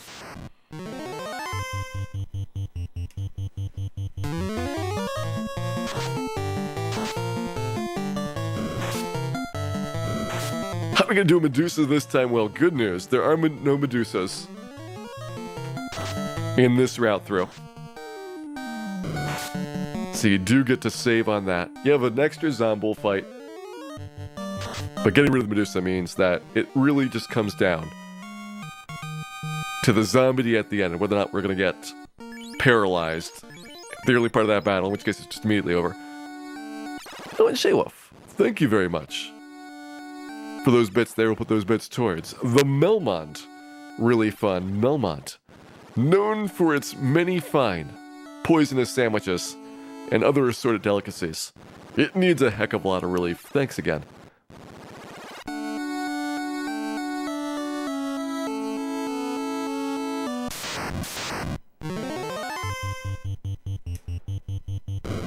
Alright, Dan, are you going to survive this? The dodge was good. I definitely appreciated that. Got one Zomble killed there. These two are in pretty good shape. And we'll have 2 Fire 3s for the Zombie Ds afterwards. Alright, Zomble's done. Wizmummy's up next. What is the Melmont High School mascot? Sadness.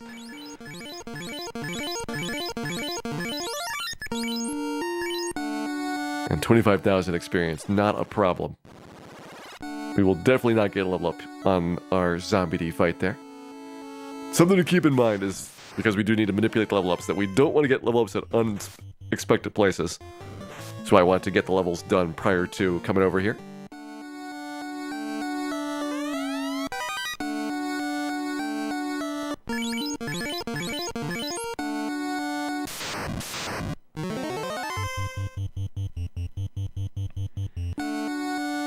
If I watched the Solo White Mage Taz, I did the commentary for the Solo White Mage Taz. If you check the RPG Limit Break run for that. I did it together with the Axeman and Duango AC. Talking about how the Taz works and a lot of the Final Fantasy mechanics that went into building that Taz. It's really fun working with the Axeman there to learn what his approach was for building that route and how he put it together. Alright, are we set and ready to go? As set as we're gonna be. Let's try this. One Zombie D, good start. Don't get paralyzed, Dan. Don't get paralyzed. Don't get paralyzed. Dan got paralyzed. You had one job, Dan. One job. Alright. He's still up. He's still up. We got him. We got him. There's the tail. In case we want a class change, I do have the tail, even though I'm not planning to use it right now. And Ordeals is complete. Gold bracelet, Zeus gauntlet, heal staff are 2 big or 3 big things that we got out of that. And so, that was a success. So gold bracelet, certainly a very large upgrade over the silver bracelet here. I can always sell that off for a little bit of cash. Heal staff, going to be great to have once we are actually grinding things out for HP in Temple of Fiends. But for a very long time, heal staff is just a decoration in our inventory there.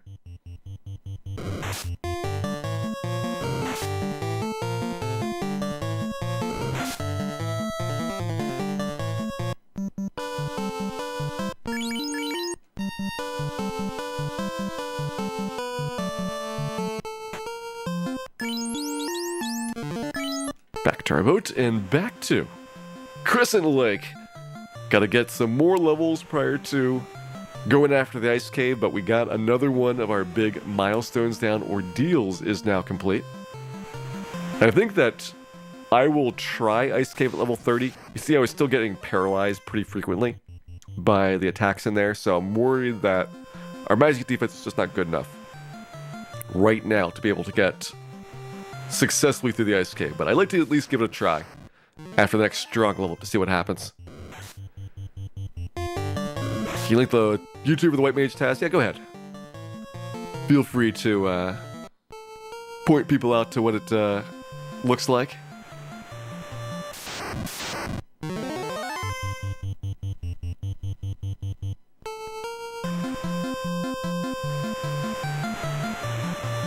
I can do the slightly faster chip down here.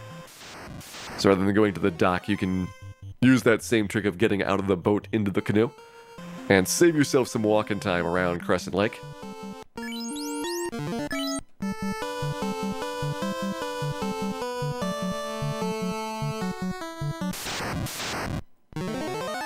Hello, Caribou. Sub 1330 ordeals, yes. Quite the accomplishment there.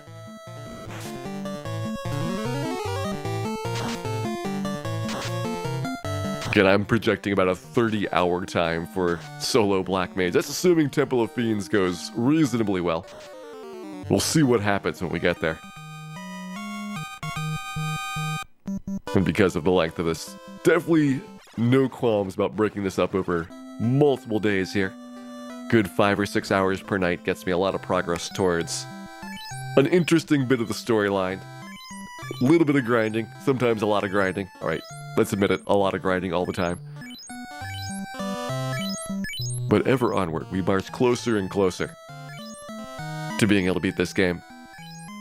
Was that quite the ordeal? It was up there.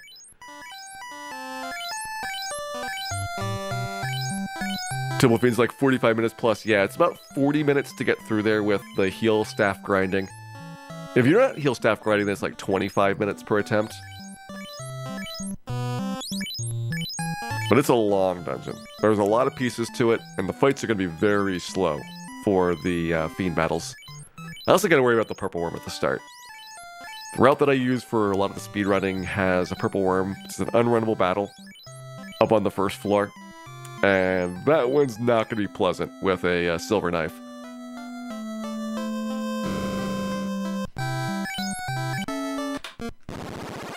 Alright, so where are we on our level up? We need 20,000 experience points to get into position for level 29. Level 29 has no guaranteed stat ups.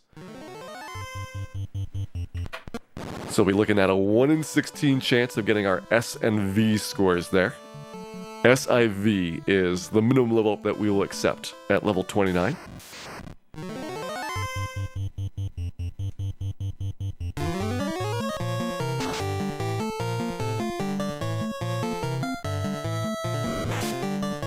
Given that we've got a gold bracelet, we could probably realistically do ordeals now for some of the larger formations, like even with silver bracelet just a little bit ago.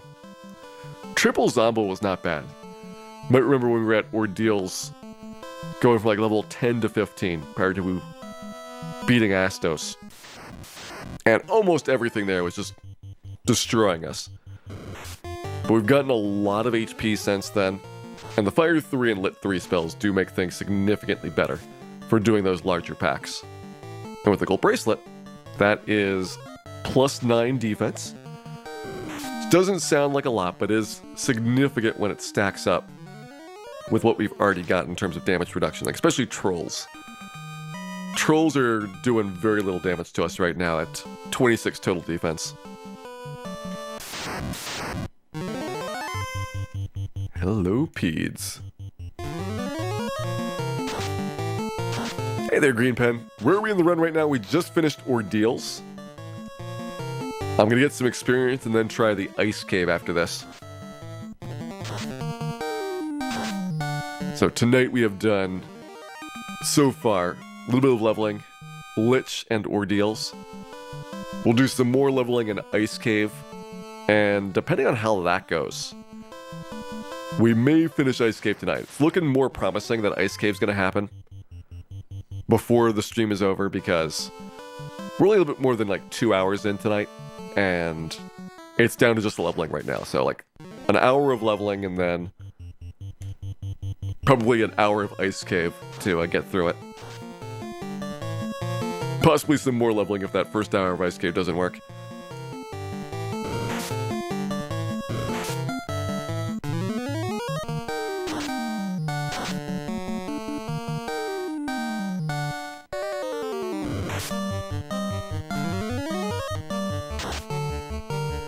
I want to see how much damage Dan does with the knife. Take that, Giant. 55 is a respectable amount.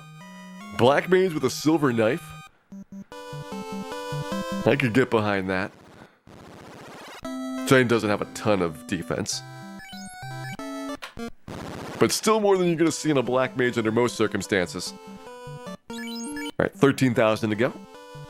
So maybe like 4,000 or 5,000 experience per ant trip out here. As we get closer, I'll keep monitoring the XP for the level up and try to save as close as I can. Ooh, lots of bulls are running away at this point. Yeah, we're pretty close to having to do Peninsula Power. Peds run away. Cobra Scorpion runs away. Now Bull runs away. We're gonna miss out on a lot of experience if all we can do is Troll and Giant.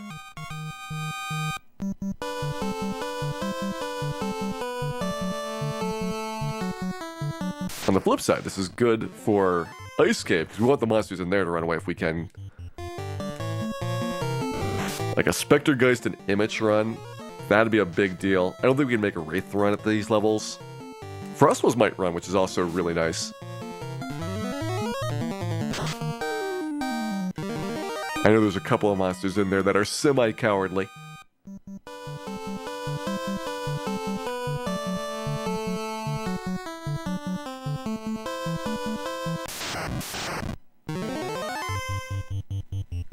Is there a standard monster type that's less likely to run than others? So monsters typically run away about 20 levels after the first point that you encounter them, with bug monsters being a little bit more likely to run than a typical monster. And for like high chance of success for running, it's about 30 levels after you first get through an area. And again, bug monsters significantly earlier because they're just continue to be offset in terms of what their morale penalty is going to be like. Things that don't run, like all the bosses don't run, those are going to be, or all the real bosses don't run. Like, I think wizards could run or things like that because they're not treated as true boss monsters. But basically, like, you can kind of get a feel, like, most of the things in an area run away about the same time. Do undead run? I don't think that there is a uniform, like, high morale score for undead. It's an interesting question.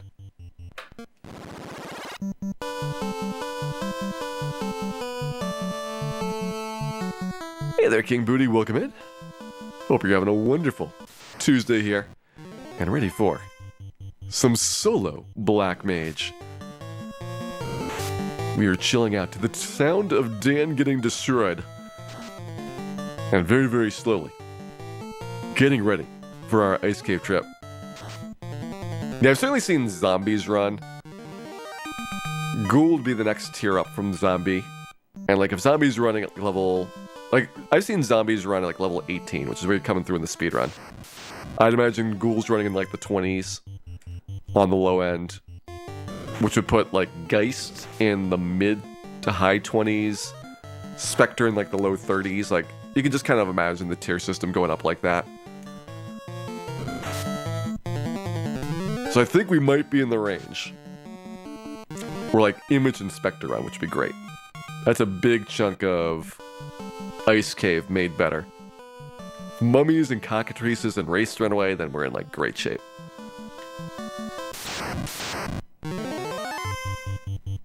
We'll try and get these guys. Give me at least one peed worth of experience.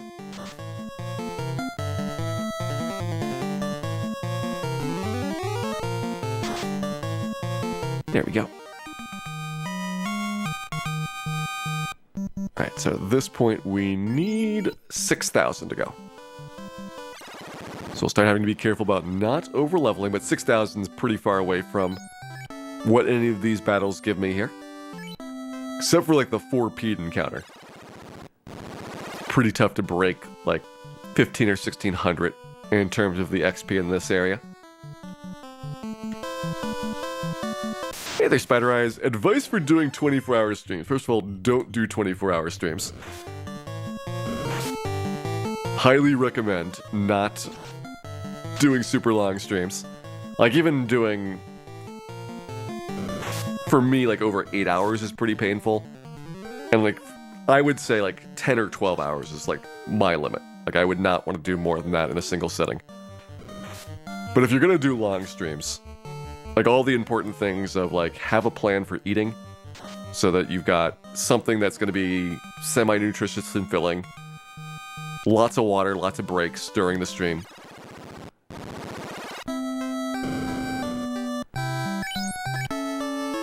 And like an example is like the longest stream I did single sitting was the Final Fantasy mini marathon. We beat like every version of Final Fantasy all in a row. And my idea was like, I'll get a whole bunch of apple slices and peanut butter and things as like a snack, and I'll eat them like between every game.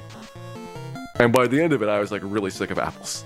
So you kind of have to have like a lot of variety, a lot of things that you have kind of prepped out, because you don't really have the opportunity to go off and do a big break during these for the most part.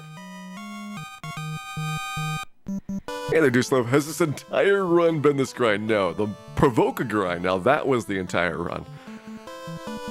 Now we've been moving around quite a bit. Like overall, it was, first of all, 30 minutes to get Ace Bill and Cal killed. That was surprisingly tough.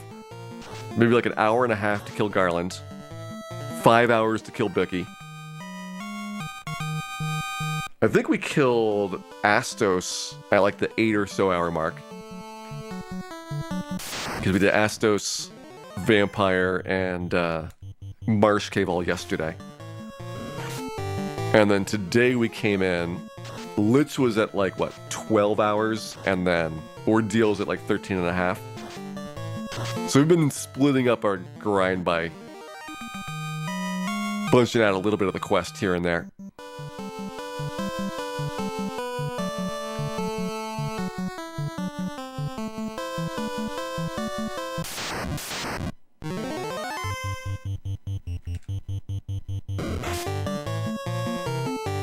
Streaming for days, Mission Nakara. So, yeah, it's just like...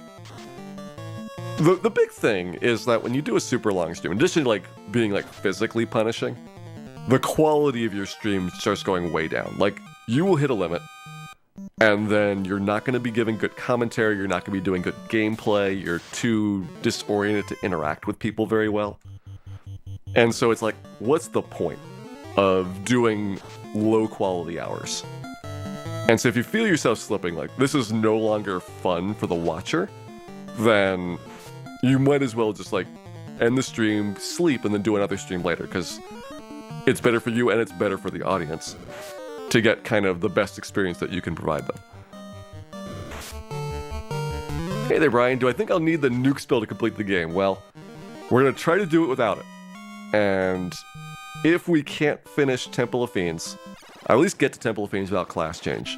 But if we can't beat the game without class change, then I'll get the Black Wizard, which allows me to get Nuke, Warp, and the Cat Claw With Warp, I can get the Mazmune out and be able to have that for a trip through Temple of Fiends. And those things will make, not easy, but easier than it will be to finish it as a Black Mage.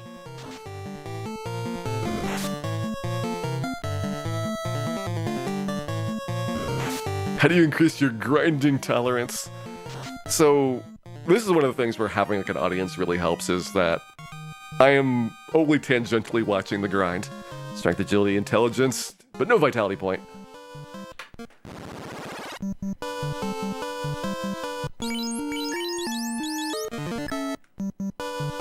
And so you're not like mentally expending your energy trying to entertain yourself while doing it. I have lots of people to talk to, which makes it very much more fun than it is doing a pure grind in games like this. But when I don't play things online, and I've got games that have a ton of grinding, usually what I do is like break it up into smaller chunks. Like I'll do 30 or 45 minutes, I'll get a drink, I'll go get a snack, I'll go see what's on TV, things like that. And that way it's not like a continuous grind throughout there. And you can still get a lot of hours of grinding in, assuming that you don't take excessively long breaks. But just making sure that you're not like exhausting yourself on a single focused task for too long. And just luck. The intelligence point's guaranteed. We have a 1 in 16 chance of getting our strength and bit point. Those are what we want. And also, Fairydew, thank you very much for subscribing there. Glad that you've been enjoying the show. Hope you enjoy many more in the future as well. And also, hope you enjoy those emotes, which should probably have arrived by now. Thanks again.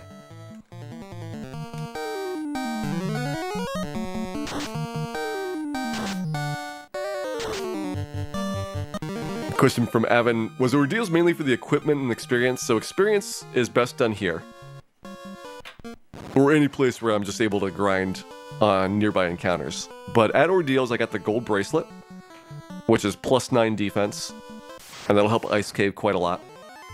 I got the Zeus Gauntlet, which probably is not going to get really used. I don't need more Castellet 2, to be honest. And I got the Heal Staff, and Heal Staff is going to be very helpful in Temple of Fiends to be able to get extra healing in a battle. And I'll just have to grind out the Heal Staff for 5 minutes in Temple of Fiends to make up for the fact that you don't have enough heal potions to get all the way through the dungeon.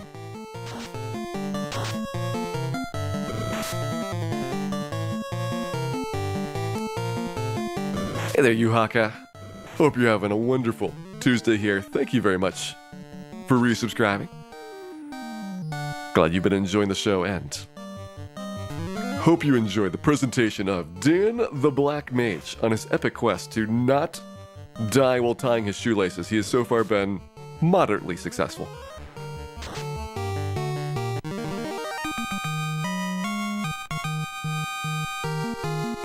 And just end. At least we don't have to maximize our HP gains here on top. I just need the 2 stat points.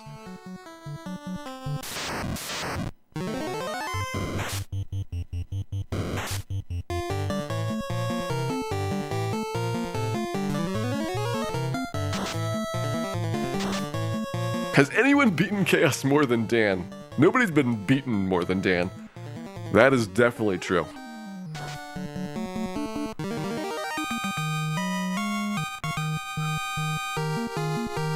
Intelligence and Vit. Got one of the two.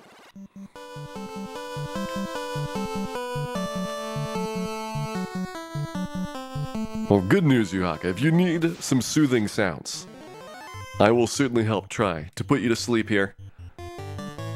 The gentle motion of the peds, the agonizing scream of Dan's poisoned body, convulsing, in need of that Agama serum. Those will be the sounds that will help you put to sleep.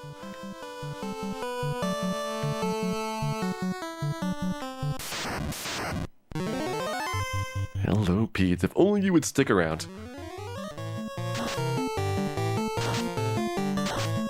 I mean, I just need 1 for the level up, so we're actually good. We'll get our chance at the level up right here. And the rest of the Peds are kind of a little bit of a waste. We're resetting, then we don't get to keep any of the XP.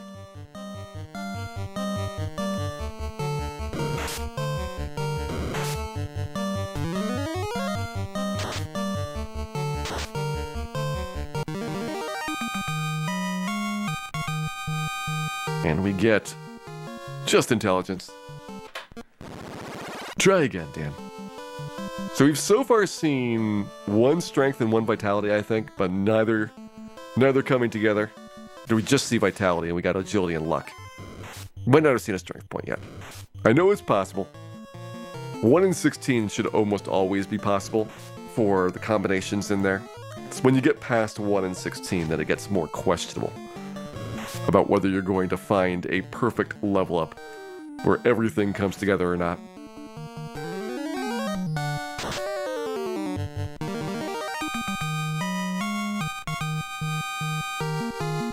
Agility, and that's it. Soon, Dan, soon you will have whatever this level up is, and then level 29. But I want to pretend like it's unimportant. Level 30.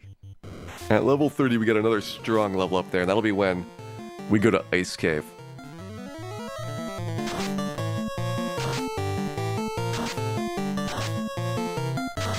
I am both looking forward to the Ice Cave as well as being incredibly, incredibly terrified by it.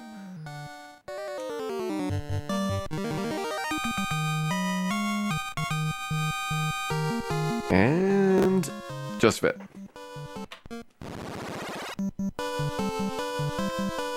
Well, I'm glad you're enjoying the adventures of Dan here, Specty. I mean, tonight is a night that really shows off Dan to his fullest extent. You get all Dan all the time with a solo Dan run. None of those distracting other characters to do heroic things, to save the day, or to be even slightly competent. Instead, you must focus on Dan, stare deep into the abyss, and if you are lucky, the abyss will stare back into you.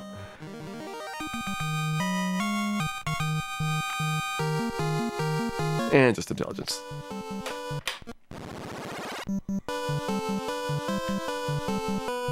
Ah yes, Anatola, the cheery Ice Cave music. It will be burned into our ears if it takes me a lot of tries to get through there. That'll be a dungeon where the music is just gonna get to you after like 2 hours of trying to get through it. Hey Durandex, thank you very much for resubscribing there. Glad that you've been enjoying the show and hope you enjoy many more in the future as well. Thanks again for the continued support. Agility, Dan. Agility and vitality, not good enough. I don't need luck. I would like to get agility, but strength and vitality are the top two important ones. Especially now that I can't really afford to give up any more vitality points. We've already missed 3 in the quest for better level ups. If I miss 4, I think I'm still okay-ish, but if I miss 5, I lose another HP point.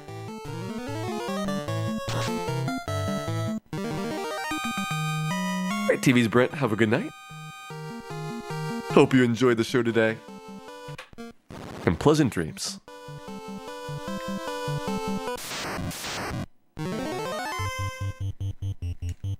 Alright, agility, intelligence, and luck, totally useless. Well, intelligence is totally useless. It doesn't do anything at all. Luck has a small impact on whether you get a first strike or night. And so, you may get a little bit out of luck, but it's very, very tiny. And agility has a similar impact, strength, and then nothing else. Agility has a similar impact to luck in terms of first strikes, and agility also gives you a slightly better chance of dodging things. So, of those 3, agility the best by far, luck pretty bad, and intelligence absolutely rotten. And once you know it, the Black Mage's primary stat intelligence. 49 of your 103 stat points are going to be int.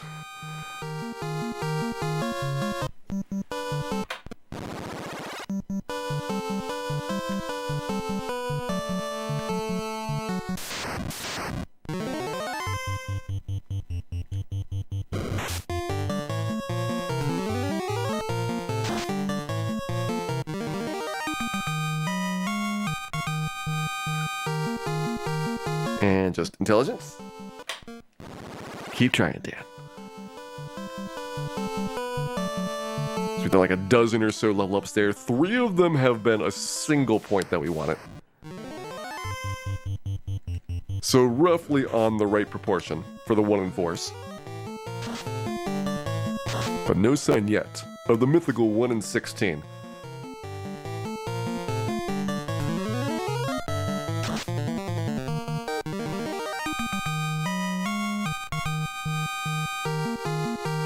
Just intelligence.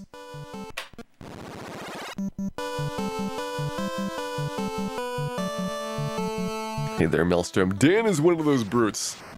Dan has maximized his strength gains every single level. There is only one stat which we have achieved perfection, and that is strength. Well, technically intelligence as well, but we don't care about that, so the only stat we care about is strength. Dan is strong. He's so strong, he's reached the level of Strunk, in fact. Able to do 50 damage with a silver knife. That's impressive for a Black Mage. Most do 0 with a cat claw.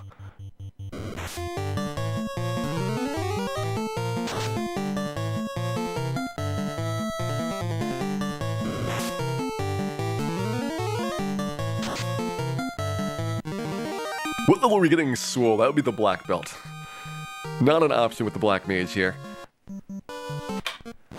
Alright, just agility there. For those that did not see the end of the solo black belt challenge, essentially you're just crushing everything. We killed Chaos in 3 punches. I think Warmech was either a 1-shot or a 2-shot. It was pretty good. Vitality and luck. An interesting combination, but no strength point there. But I've made my guess, which is that strength is going to be required with Black Mage to be able to swing that Mazmune. And assuming my guess is correct, we have made good stat plays so far. If my guess is incorrect, and we actually just need to dodge everything, then I'll be kind of sad.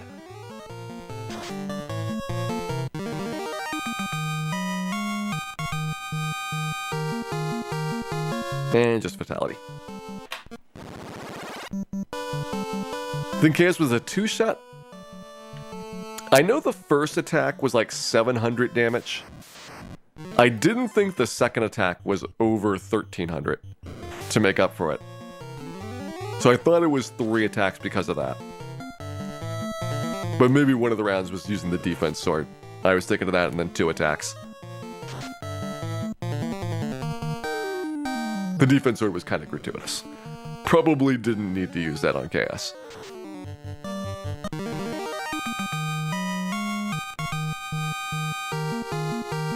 And just Vitality. Vitality pretty popular here. If only Strength was nearly as good about showing up. If I had Temper, would I prefer physical attacks with a Black Mage? Certainly on bosses. Like these encounters, Temper doesn't really help you. It would be way too slow to kill things with it. But for all the boss fights, you would fast and you would Temper, and no more than 3 Tempers and you're doing way more damage than any fighter would. Because a Temper basically is taking you up like 2 tiers of weapons. So your small knife, not very impressive damage scores, but 3 Tempers on a small or on a silver knife, and you basically have a Mazmune with less accuracy. Like, it's incredible how much it does. No, maybe more like an Excalibur with less accuracy, but it's still a pretty good weapon. And then you fast it, and now you got, at that point, pretty much a Mazmune. And that would be easily in the range of what our Black Mage could do by like level 15. Like, it would be crazy how much of a difference it would make. Is there no possible way of increasing spell damage? Nope. Spell damage totally based on the stats in the game. So like, fire 2 there against a troll, 45 to 180. That's it. Never gets worse, never gets better. Doesn't matter who casts it. Doesn't matter if you cast it with Mage Staff or a Black Mage or a Ninja, what have you. All the same damage. In the remakes, they changed it so intelligence actually did something. It increases your spell damage output, which again would be pretty big. Like if you had a level 50 Black Mage, these spells that I'm doing right now would go from, 100, 150 damage to like 900, 999 damage. Like, it would totally change how it works. Strength, and that's it.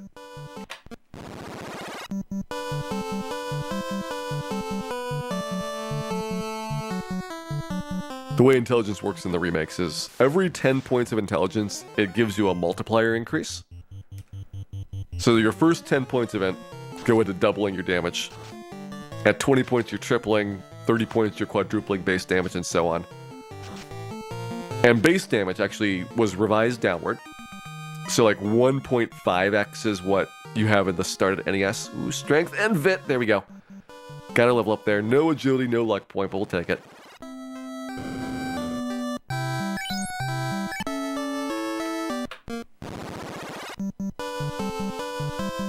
Alright, so level 30, this should be... yeah, basically 32,800 experience points, which is the maximum. At every level after this, it's going to be the same amount. We have a guaranteed AIL, which means the 2 points we need, strength, vitality, those are the ones we don't have. And it's a strong level up. So you're going to have to work for getting the maximum HP gain as well. So good luck on this one. 1 in 80 chance of getting the level up that I want. I'll probably give it, 10 or 15 minutes and then probably settle for missing the vit point. I get strength in a perfect roll. But I'll feel sad if I do that, because I don't have a lot of vit safety left to go. Oh, Battledon. Enjoy the lurking there.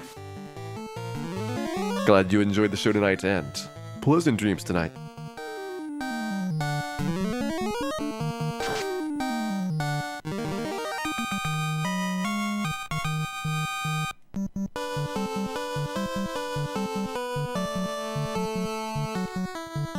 And as for you, True Hero, with Peninsula Power and the Bane Sword, really all you got is Frost Wolves. That is going to be a tough one. I wouldn't bother, just like reset for any fight besides the Frost Wolf pack. 4 to 7 Frost Wolves at a time.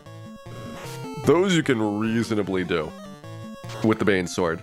It's not going to be like guaranteed hits, but those are more likely to hit. Giants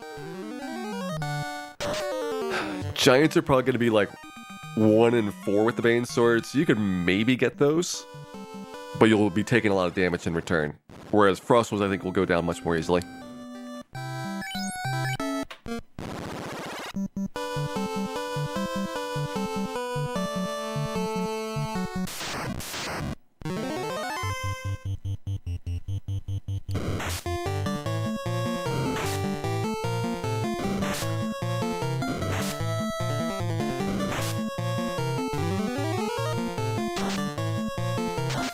Excellent. The bug's staying around.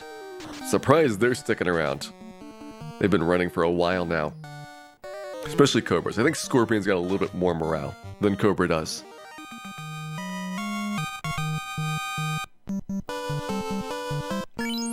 Okay, 27k left to go. We got plenty of grinding here to go. Once again, get down close to level 30, and you don't want to get over-leveled, of course, because you want to make sure that you can maximize your stat point gains.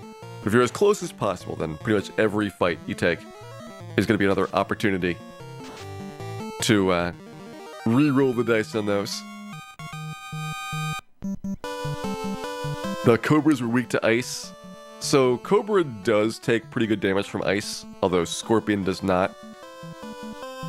And if I didn't have the 3rd tier spells, I would definitely be using Ice 2. Like, when I first got here, Ice 2 was I used in that fight.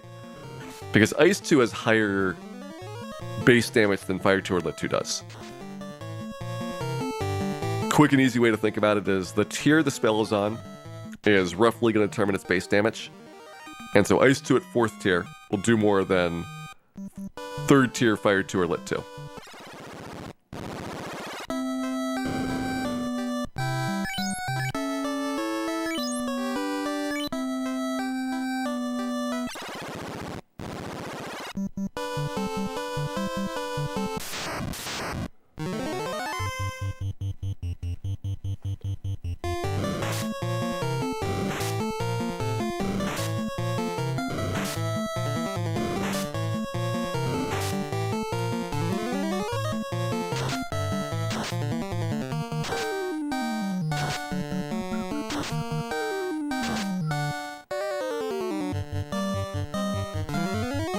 It's also really nice now that we have that gold bracelet and some more HP, staying out here for a couple fights in a row, almost enough to use up all my spell charges for like lit 3s or fire 3s, depending on which one happens to be the more popular of the two.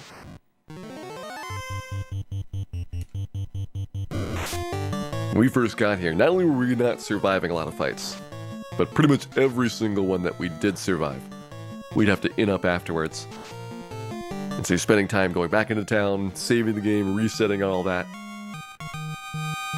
Whereas you get a little more of a straight grind without having to take any little breaks in the middle. Well, you take a lot of breaks. You take a lot of breaks, it's still every 3 or something like that, but it's a lot better.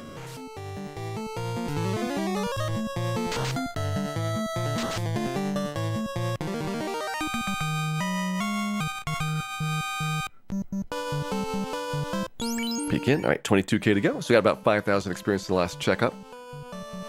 So 22k is about a third of the way through the level. Can definitely get an appreciation for how much better Peninsula Power is going to be when we go up there with the airship. Probably getting about double the XP on average for these fights. Could maybe argue for triple, but I would say double is more likely.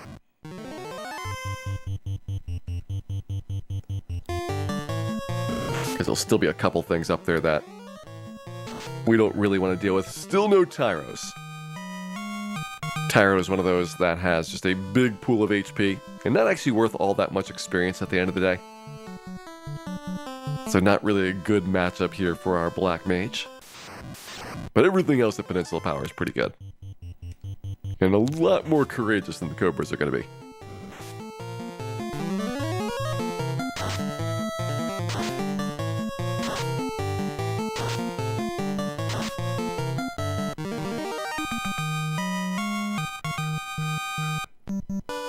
Let's grab one more before our end trip here. Hey, Death Professor, is Black Mage solo the toughest solo run? Thief is the toughest solo run. Black Mage is either the second toughest or the third toughest. I think it's going to be second toughest. I think White Mage is going to be easier than this. But it depends a lot on a couple of key choke points. And if you get lucky on one of those choke points and you do it like first try, then you'll have a much better time than you might otherwise. Those are kind of hard to predict about. You know, how lucky do you get on the Marsh Cave, Ice Cave, places like that, which have the potential to be tough, but are not forced to be difficult. I think overall White Mage has an easier time on bosses, but a harder time grinding. So you can kind of predict that White Mage is going to be both easier to beat, but also probably more tedious to get done. And the Thief is just terrible. The Thief is awful. The worst. Ridiculously bad. Yeah, White Mage has a lot better stat growth. Basically, White Mage has the same number of stat points as the Black Mage does, but very much fewer of them are wasted on intelligence. So you have 5 more strength points guaranteed, 5 more agility points guaranteed, 6 more vitality, and 5 more luck. So right off the bat, you're getting +5 to everything. You start with a little bit better stats. You have a lot more health. You could probably get White Mage up to, if not 999, probably around 900 HP. So it's a very different feeling late game in terms of what the White Mage is going to have. Why is Thief so bad? Well, Thief is first of all terrible all times. Not just solo challenges, but every conceivable way Thief is awful. They have no advantages, and for solo, with no class change, Thief basically, like the Black Mage, stops getting weapons. There is very little you can get for the Thief equipment-wise prior to Astos. Get a little bit of a bump then, but then nothing else for the entire rest of the game. And the Thief, unlike the Black Mage, has to do everything with melee. So having basically Black Mage-ish stats, but no spells, is what the Thief experience would be like. And the only upside is Thief has more health. Like, Thief will probably max out health.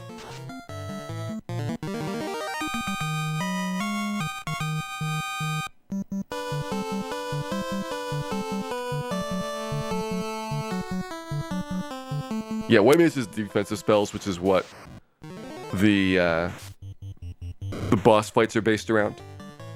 So if you can put Ruse up, for example, you can take your time fighting pirates. Like, you'll just dodge everything.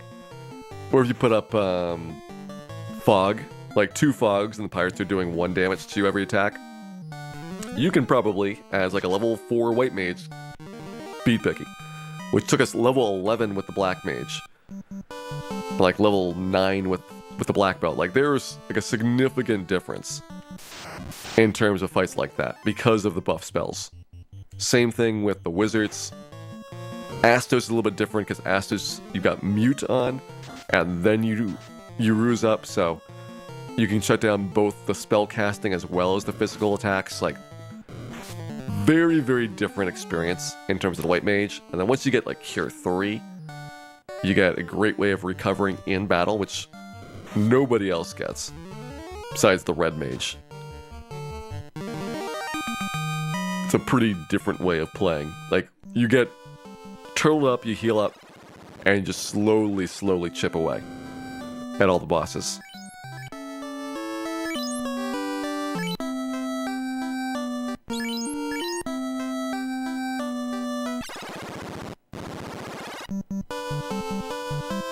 Oh, Vitality divided by 4, that's right. That's what we were doing wrong for the formula. Yeah, so that means that I've definitely missed out on a hit point with my loss of Vit. That's a shame, but it's the way it goes. Because I don't think I could have gotten Vit and Strength and perfect HP rolls. But hopefully it does not hurt me too much in terms of my final Black Mage stats.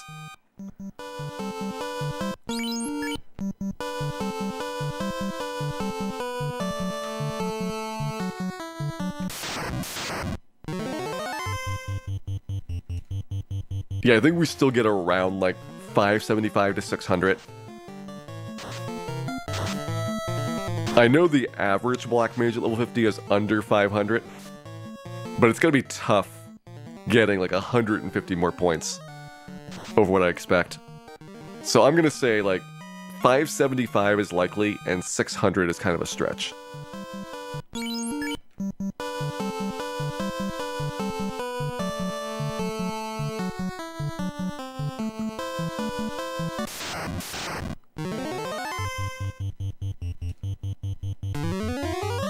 Yeah, looking ahead, all 3 of the remaining strong level ups do not have a Vit point guaranteed, which means those are going to be rough ones.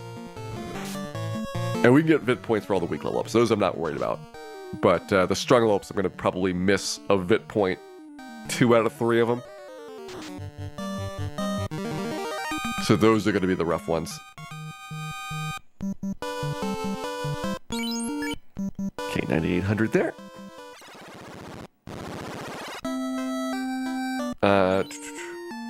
Yeah, we're at 26 Vit, level 29. And imagine we missed 2 more Vit points. So pretend like we missed Vit at 30 and 35 and see what happens.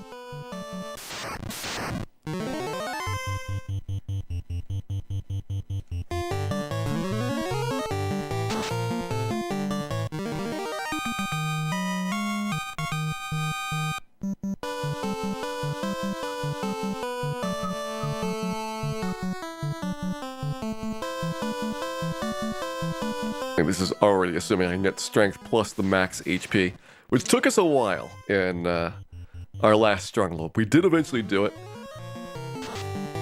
We got a strength with plus 5 HP but no Vit point, and I think that's likely doable in a lot of these. Strength plus 5 is 1 out of 20.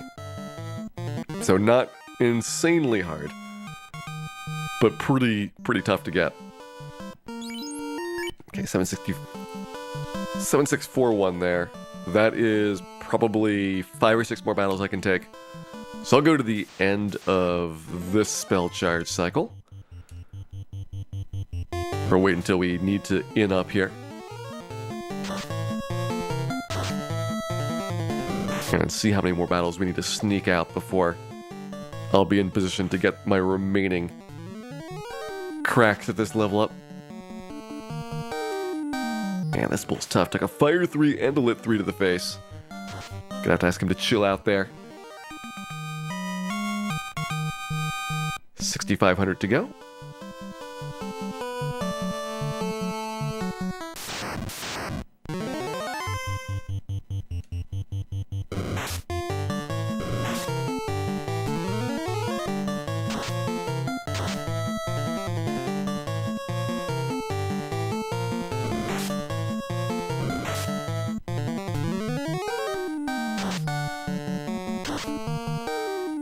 And one more Lit 3 should do it.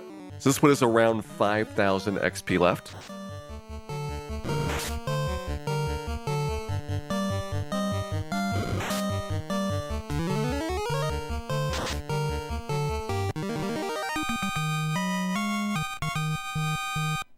Yeah, 4,750. So about 4,500. And then we'll be getting set for our 1 in 16. Trying to get the full Savile Plus. That'll be immense. I think we've only gotten either 1 or 2 full Saviles on the strong level. I think 1 on the strong level up, and like 1 or 2 on non-strong ones. Is there a way to increase your chances of critical hits? It's only based on your weapon, and critical hits are bugged so that the intended critical hit rates are not what it's applied. Instead, it's the order the weapons are listed in the internal table in the game. So all the early game weapons have really terrible critical hit rates, and all the late game weapons have really great critical hit rates. And it's one of the reasons why Thief gets kind of screwed, is because Ninja was supposed to have a bunch of really good critical hit weapons overall. And instead, what happens is that you get less critical hit rate than pretty much all the other character classes. I mean, Mazmune beats out any of the ninja weapons. Excalibur, Defense Sword, Sun Sword, they're all better than everything the ninja has access to.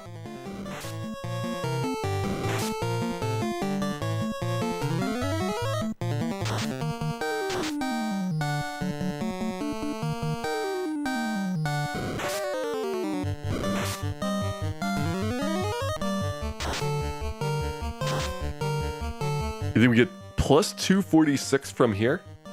That seems kind of low. I mean, it might be possible. Like, right now we are at 347. I guess that would be not crazy. That'd be 593 total. But I was hoping with the stat point recalculation on bit divided by 4 that we would be a little bit better than that. Okay, 246 with no Vits at the next 2 strongs, yeah. Well, we are probably not going to break 600 hit points. I am not shocked by that. I kind of expect Dan to do something along those lines. It's really the least that he could do, which simultaneously is also the best that he can do.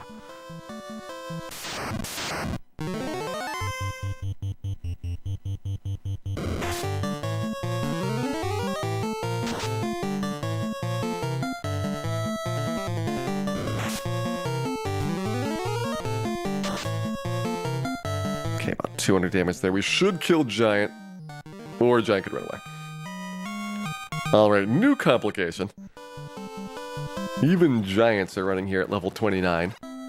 That's going to make Peninsula Power significantly more difficult. Giants and Trolls are running. And we're down to just like Zombles. I mean, they're frequent, but they're not like crazy common. Giants are actually, I think, more common than the Zombol Troll formation. Even though it starts off with Zombol Troll right at the start.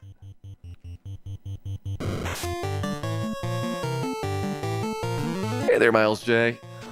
How's it going? It's going pretty good. We got our solo Black Mage challenge going. Grinding up to get ready for the Ice Cave here. Our last big feat taken out ordeals. So that place is done, and we'll see how Ice Cave goes. If a lot of monsters run away, which is kind of my dream scenario there, because if they're running here, they should be running in other places as well. Then we'll be able to get through there and hopefully not die too many times in the process. Once I get through Ice Cave, then we have a pretty nice stretch of improvements that we get. Opal Bracelet, Pro Ring all kind of drop really quickly one after another. My preferred level for Ice Cave would be 50. We're going to be doing it at level 30 though for the first crack at it. Takes a while to get the perfect stat gains in your level up, so I don't want to grind all the way to 50 in one go in this location. Instead, I've been breaking it up with intermissions to go on field trips to different parts of the world and meet and destroy interesting people. Why are Pete scared of Dan and running away? Mostly his breath. He really needs to use some mouthwash.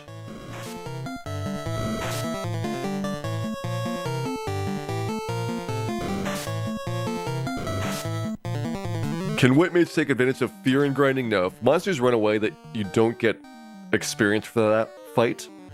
So like if all the monsters run, you get 1 XP. And any monster that leaves the battle, you also get 0 XP for. So no benefit there. Ah, look, happened. I didn't want that. So we got agility, intelligence, vitality, luck, and 377. But no strength points, so we're definitely not taking it. That was plus 30, which is not perfect. Plus 31 should be. So 378, I think, is our target here. Let's try and save a little bit closer to our level up this time. 2981 is what we have to go right here. The Pede was a mistake. The Pede was too much XP.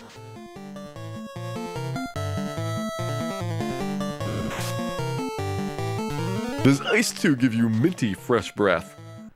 Sadly, you need Ice 3 for that until we can get to the town of Gaia. There is no way to improve Dan's breath situation.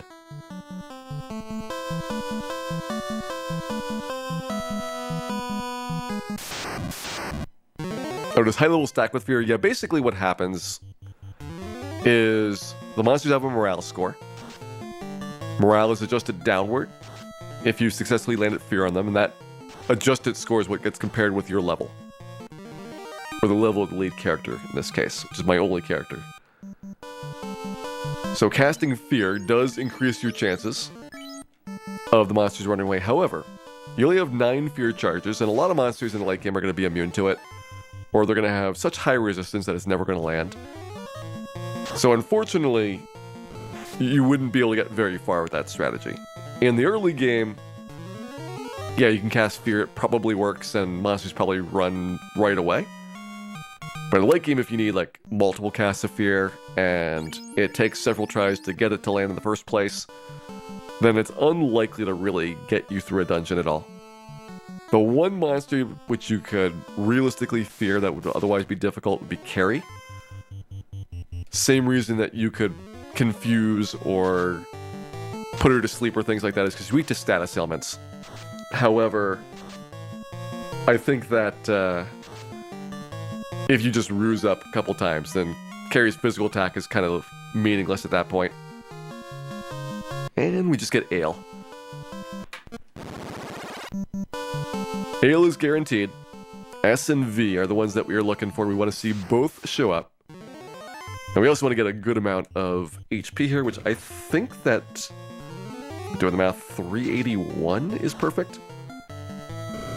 We'll figure it out pretty quickly on what the ranges are like.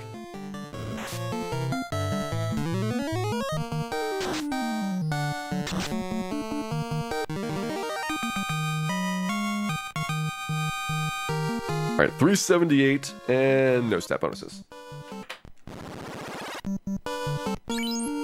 Ooh, 378 might be perfect. If it's 347 now,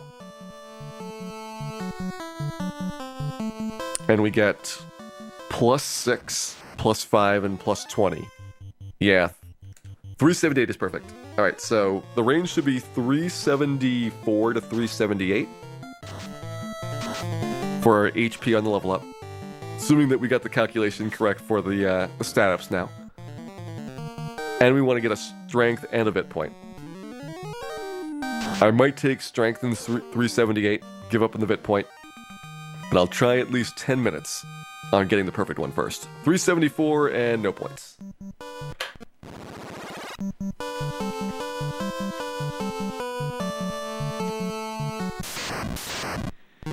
Carry weak to the status limits in the refights. Yeah, in the refights, all the monsters, or all the fiends, have their weakness removed. Every fiend first time has a weakness. Lich is weak to fire, Carry is weak to status, Kraken is weak to lightning, and Tiamat is weak to poison. And all 4 of those become neutral versus those in the refights. 379. There's a 379. But no strength point. How is this possible?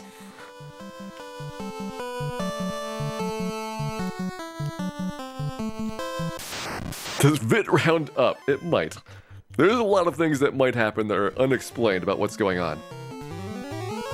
We seem to keep being off by 1 HP on the ranges.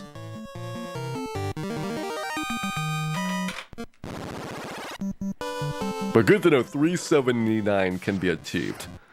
So that'll be our new benchmark here.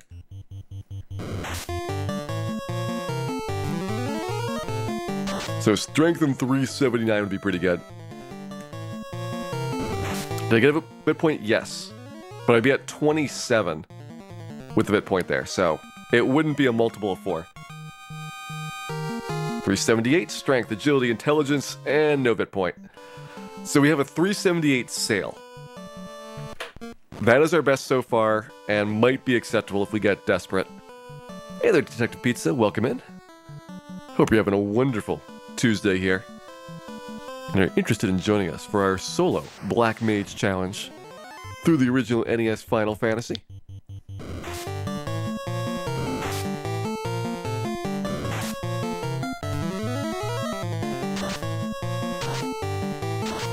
We are currently trying to force out at least a near perfect level up, if not a perfect one here at level 30 for the Black Mage. You gotta get perfect stat ups in order to have a chance in the late game. This one is 377 and Avel. Oh, range is 6, not 5, okay. So 20 to 25 plus your vit up. Alright, that fix then makes sense. Although I hope that we didn't miss an HP from the earlier parts of the game. 379 and Ale. Well, thank you, Detective Pizza. Glad you've enjoyed the Dragon Quest before. I will hopefully be back to some Dragon Warrior 4 once this challenge run is done. Still trying to work on the latter part of Chapter 5 for routing it out. Now that I'm past Esturk, I feel like you're in the downhill stretch of the end of Chapter 5. You still got a couple tough dungeons left.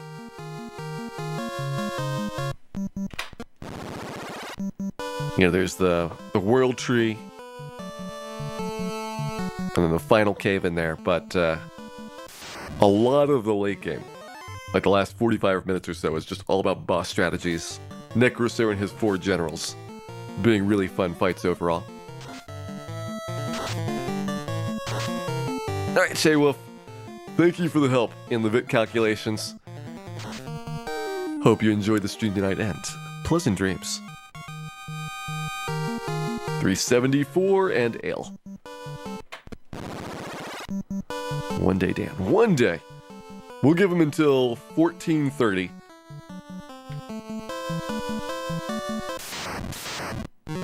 And then start adjusting our standards downward slightly.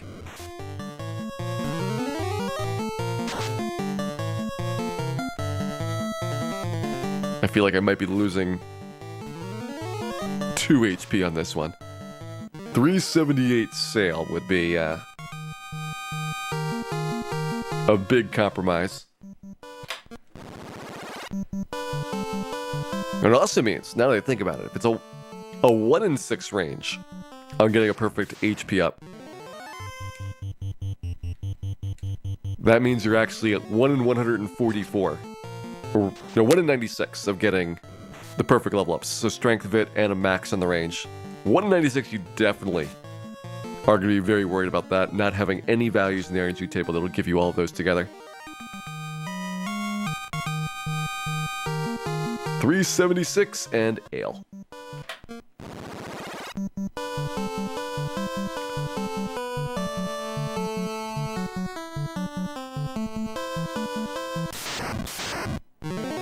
Dan does not lower his standards. He doesn't have any standards to begin with. There is a critical difference between those two states. If Dan had standards, we would not be in this place to begin with. 376 and apple.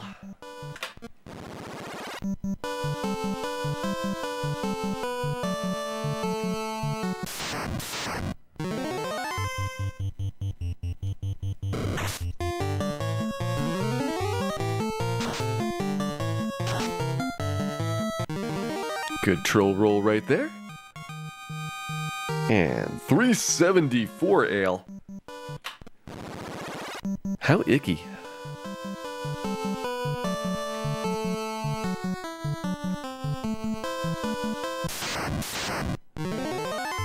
Our best case scenario, 379 Savile, still the one that we're searching for. At 14:30 on the clock. Our standard's lower. I would take a 378 sale probably. I'd like to have a 379 sale. Or a 378 Savile. Rather than giving up on 2 points right now, but we'll see what we get. 376 ale.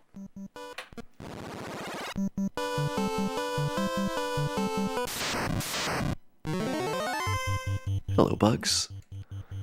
Nice of you to stand flat-footed there, for me to surprise you, with all of this lightning that I happen to have in my pocket.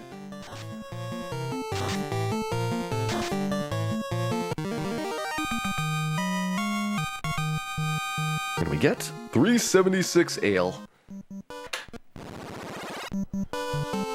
Now, part of what goes into this is that the stat gains use the same RNG as combat does. So depending on what formations you get, that'll kind of force a certain number of rolls to happen. If these little dust clouds that happen when you hit things, those will use a whole bunch of RNG values. So we may not even have all 256 that we can potentially start the level process with. This one is 376 ale.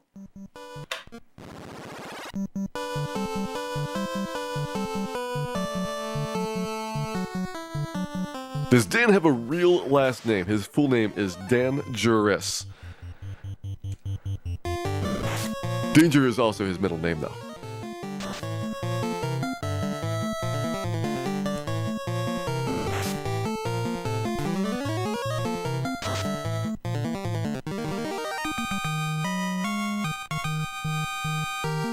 $374 and sale.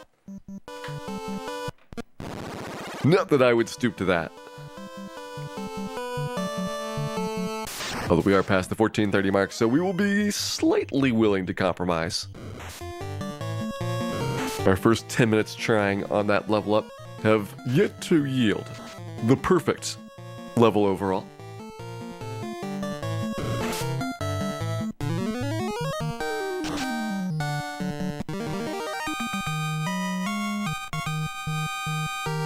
$377 and ale.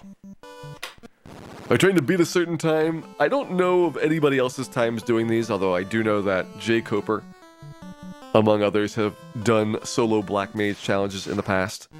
This is not really the thing where, given its length, you would worry about leaderboards or competitions or anything. It's more of a personal challenge to be able to beat the game with some really serious restrictions. My estimate, about 30 hours in total. And it depends a lot on how Temple of Fiends goes. Because we can probably get to Temple of Fiends before 30 hours. But actually finishing that dungeon is going to be the messy, messy part at the end.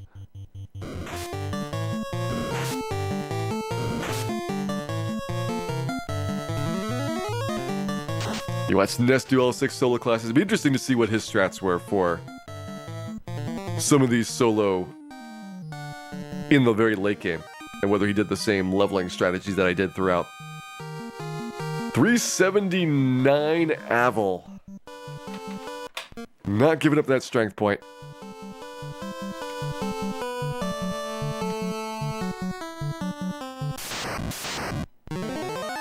Well, I guess the biggest thing to make it faster is you take worse level ups.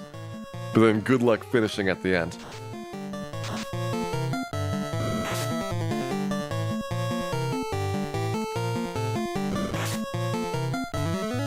Use Dark at the Pirates. Yeah, Dark does not work.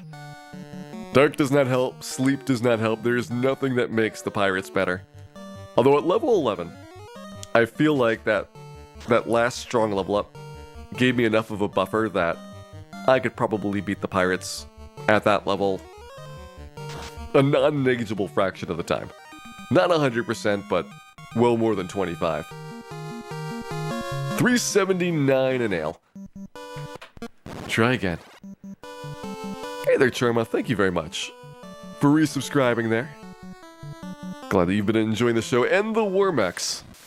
I hope you enjoy many more in the future as well. Thanks again. Sadly, no Wormex in the solo Black Mage challenge. We beat Wormek. Solo Red Mage was the toughest that I think is doable. Solo Black Belt was trivial. And solo Knight was not, or solo Fighter was not too bad. Solo Red Mage, really, really hard. I don't think anybody else would even have a shot of winning.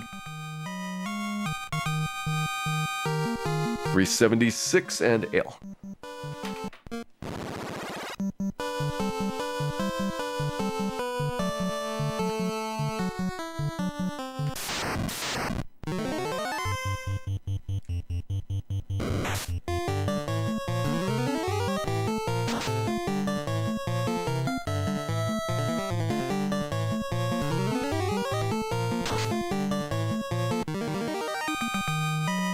Come on, Dan, give me a good level up here.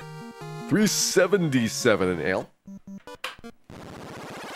Still pretty far away from my ideal level up. We haven't seen any SVs yet, which, if you get an SV, it's going to be a Savile, because ale's guaranteed. But it'd be interesting to know what the HP range for your Savile levels are for level 30 here. And whether I need to go right to taking a sail. I mean, we saw a 377 sail, which is probably not incredibly done to do. 378 sail. So 1 HP down and 1 Vit point down. So we're minus 4 Vit. That is another HP that we lose at the end of the game. So we lose minus 2 there. Do I believe that there's a 379 sail? That would be a 1 in 24 chance. I'm going to take this. It feels kind of bad. We gave up 2 HP on that one. But I think I need to do it. I think this makes sense for right now. So we've got level 30 done. We're going to go up to the ice cave and we will see whether or not the monsters are terrified of us. At least as scared of us as we are of them. And we are panicked at the thought of the ice cave fight. So that'll be good news if they're that scared as well.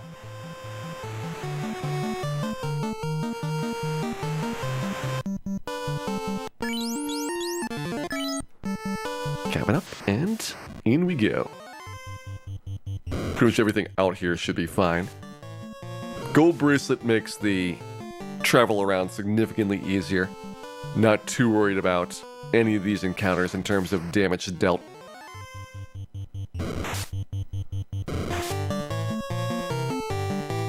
Are we the bad guys? Well, Dan is on our team, so odds are pretty good that we've done something wrong. We may not be the evil men, but we are, at minimum, doing the wrong thing, people.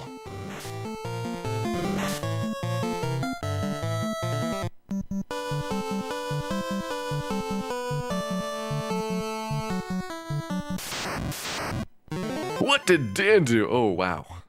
We only have like 2 hours left in this stream. I'm not sure if I'm going to be able to get through everything in Dan's notoriously long criminal history. But let's just say that Dan is one of the few forces in the world that makes Melmon look slightly less awful than it's sometimes otherwise described as. Also, Dan is terrible at everything.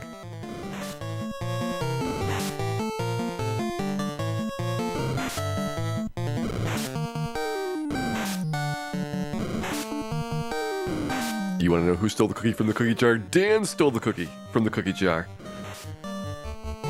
You want to know why there are no Agamas in your household? Probably because of Dan. Do you want to know who let the Wormex out? Dan let the Wormex out. These are all things that Dan is responsible for. These and more. And I'm sure that all the horrible things that we're about to see in the ice cave also. All Dan's fault.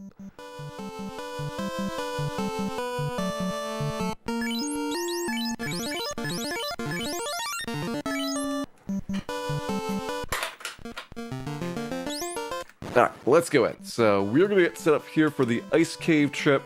We definitely want to skip the first 2 battles. We'll take one cockatrice mummy fight. And we did something pretty similar for Black Belt, where I remember because you don't need any of the items inside. That you have a reasonable step route through this. There's only a couple of extra bonus encounters required. Dan also enjoys crashing their ship into pretty much anything, not just the beach. He is indiscriminate about what he's willing to run into. Good, Cockatrice a little bit scared of us.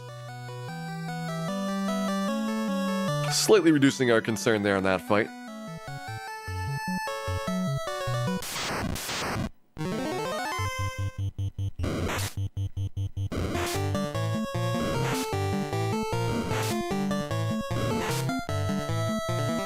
Alright, Wraith was fine there.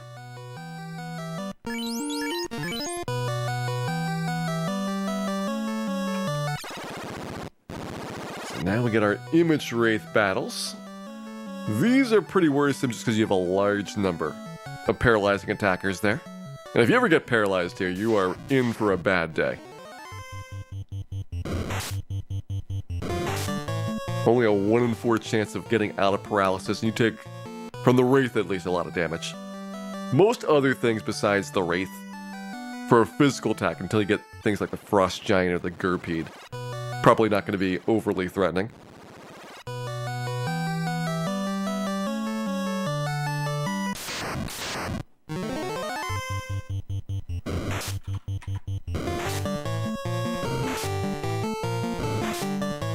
Okay, that should be our 2 image fights. This means we could drop down. We could fight the Frost Giant Frostwolf, then we could drop down and get the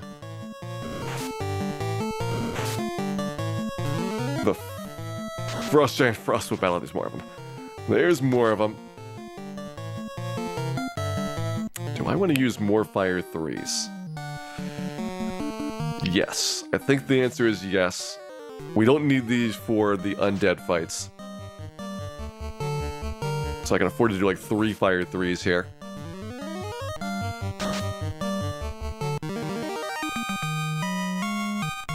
Solo Black Mage in 16 hours. I'm very impressed by that. That is without class change. That is amazing.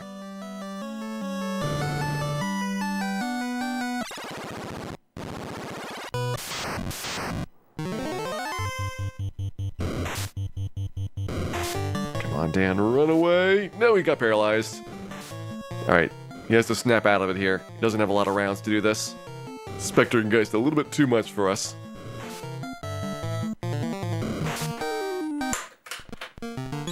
Alright, try again. We have to do that trap tile twice.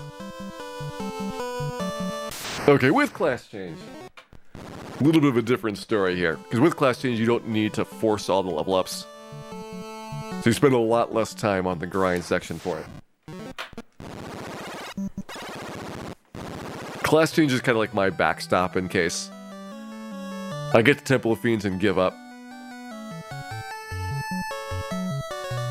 With class change, you get Nuke, you get the Mazmune, you get Warp, you get Cat Claw prior to Mazmune, so there's a lot of great stuff you'll have for the journey down, and it's not easy. Like, it's still very, very difficult, but oh boy is it way easier than this.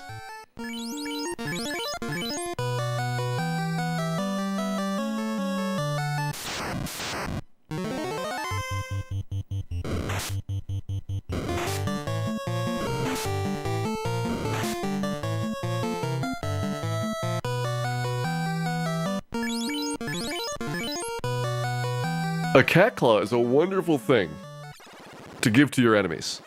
Just put it in a present for them. They won't suspect a thing. It's the downfall of many a political empire. The lone cat claw in the mail.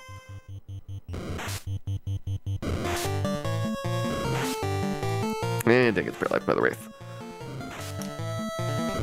We'll see if he snaps out of it. I don't have high hopes for that. And no. Try again.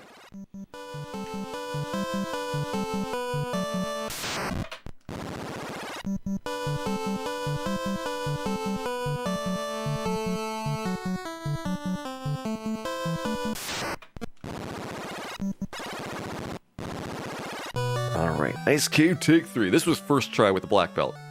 Because Black Belt, your magic defense is going to be ridiculously better than the Black Mage here. So even though the Black Belt was lower level, getting +4 instead of +2 magic defense per level means that you're probably like 20 or 30 magic defense higher. And that's going to really reduce all these paralysis hits. And to get 20 or 30 more magic defense, you're talking about 10 or 15 more levels on the Black Mage. That is almost getting him into the mid-40s at that point, for the same resistance as the Black Belt would have at like level 25. But instead, we will plow through. If we can't scare the monsters away, we will just have to carve a path through them.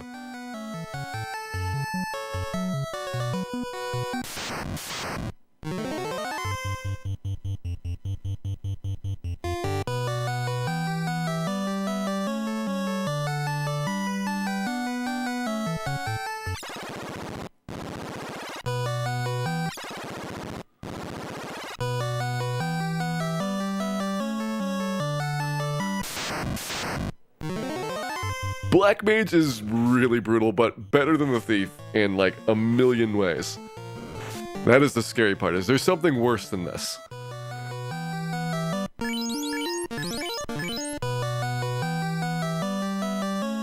If this was the worst that there was, then it would be pretty bad, but there is something far, far beyond what you have to do here.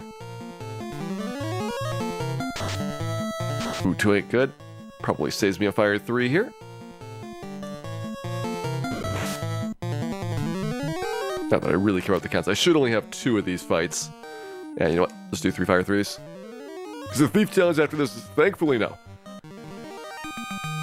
I'm probably going to do these 2 challenges for the solo character classes in between seasons 3 and 4. Bunch of Dragon Warrior 4, and then for the other Final Fantasy stuff that we do, I need to start working on the single segment route so that we can have that ready to go for Season 4. And we'll probably also do a bunch of test games for new Season 4 features. Come on, Dan, get out of there. Get out of there. There we go.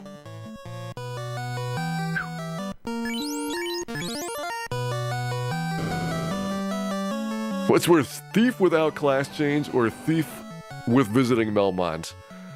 They're both pretty bad, but what makes it especially horrific is that the Thief has to go to Melmond.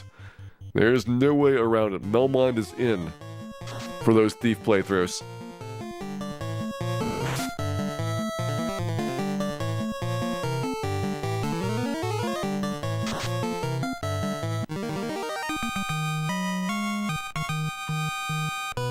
Okay, there's the Frost Giant fight. Down here is Wraith.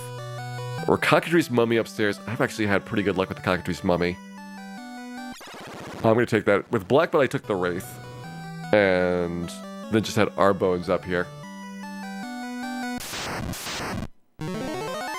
That's the first strike, so whatever. Out of there. Alright, so that means our bones are next. We need to actually take these fights so that we don't get mages downstairs.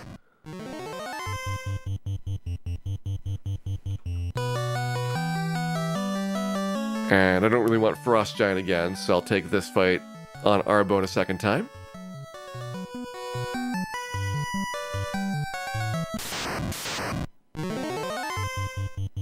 We want to maximize our Arbones, the only true friends we have in the Ice Cave here. All other monsters are terrible. And that brings us to our pal, the Eye. Yeah, experience points not a problem. It's one of the aspects of getting my level up right beforehand. I will not get leveled up inside. And Dan does not get glanced. Good start.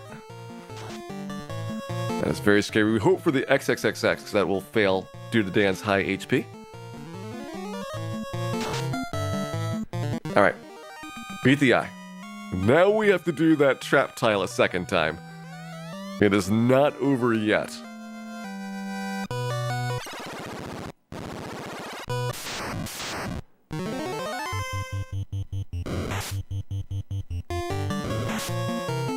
Come on, Dan. Run away. Run away, Dan. There you go.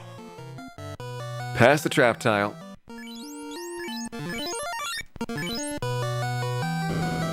Arbone coming up, another one of our friendly fights. Do I want Gurpeed or do I want a pile of trash upstairs? I think I want a Gurpeed. The trap tile fight's also a random encounter in the dungeon.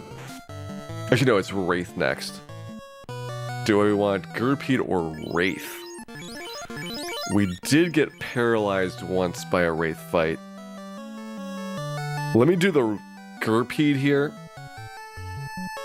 And we might even be able to get to the exit without having to do the wizards. So we take Gurpeed. And let's see if we make it.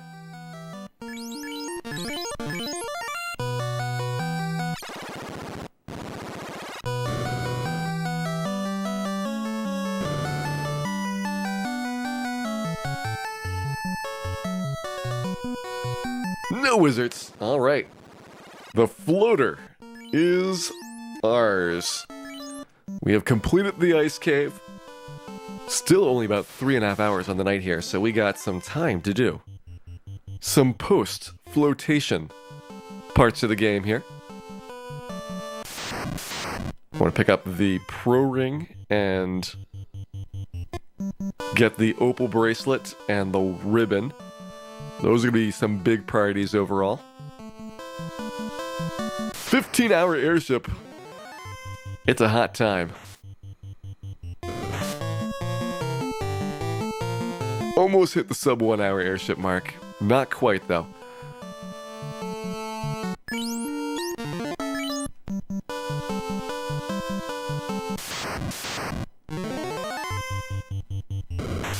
Nice, Slappy. Hope you enjoy the rest of the show here. Probably about 2 more hours, I would guess. I've been doing like closer to 6 hours on the streams, but I should really be doing like 5 to 5.5 for these. So we'll find a nice solid 90 to 120 minutes that we can sink our teeth into for the rest of this.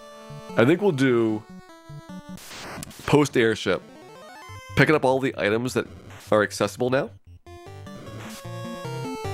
More leveling, of course, because you can't have too much leveling.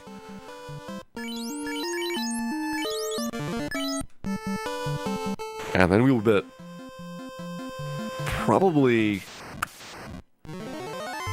trying to think if I want to be level 50 for Kraken or not. It would be nice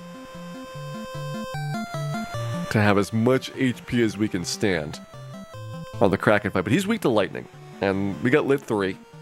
So if we have the defense sword, you're talking about buffing up a little bit and then doing like a 4-round fight, that might not be as terrible as it sounds. It's pretty terrible, but it sounds worse.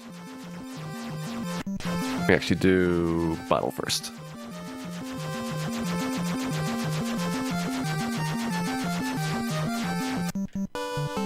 Pop in here, grab Mr. Bottle.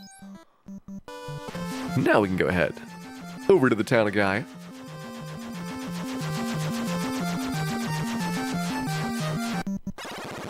Plenty of cash remaining as well. So, 7th tier Black Magic. I will get Ice 3. There is my last spell that I want to have for the solo Black Mage. We don't get Nuke. That is it for our spell casting, but we got a good set. Quite a few things in here are going to help us out. Let's see, the gloves go as well now that we have access to the Pro Ring. Also, our first bit of resistance there, getting protection from death. I don't really think that Zeus Gauntlet's going to get much use out of it, but I'll have it around.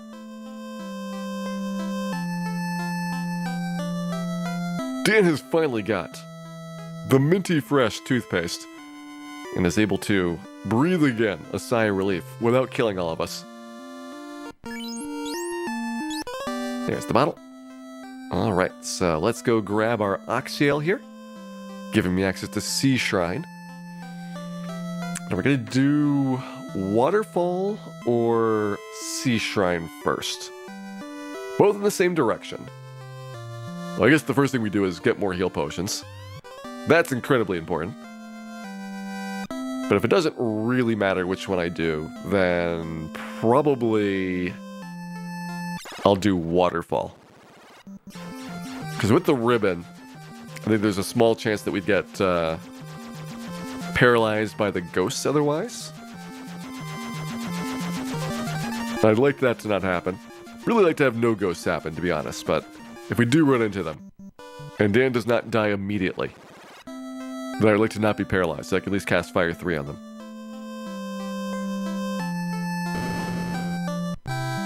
Oh, this is so nice.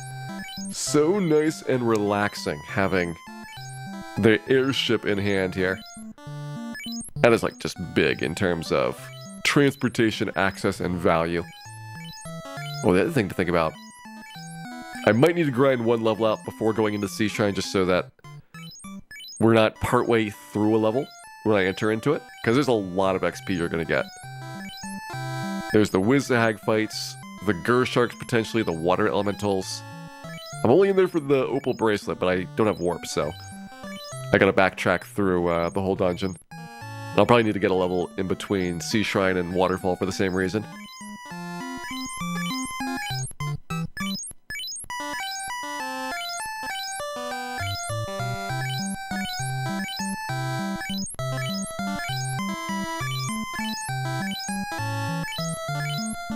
Alright, all set on those. 22 cabins, 3 houses should be enough for right now. So currently we are 24,000 experience away. So full level would be 32,800. So we're pretty close. We've got 25% of our level done, so that's why I'm going to just polish this off. We'll get level 31 over at Peninsula Power. Guaranteed strength point. So the 1 in 16 is going to be for AV. And only a 1 in 4 for the Vitality point. There's a couple of early game ones where I didn't get agility points where I probably could have tried to force one out for extra evasion, and I slightly regret that. If I had 5 more agility right now, it would be possibly dodging more attacks.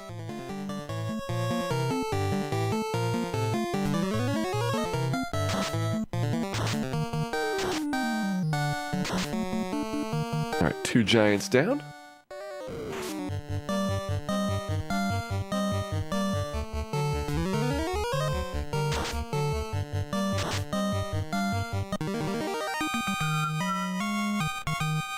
3,500.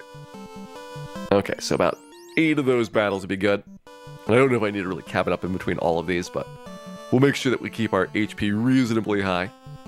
There's still a few fights here which could prove to be problematic in large quantities.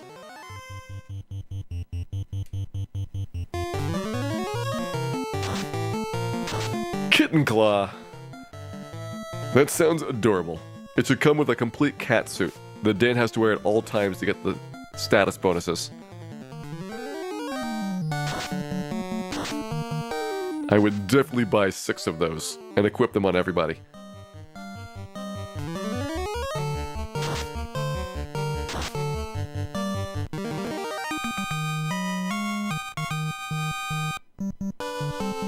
Alright, so that's about 6,000 experience in.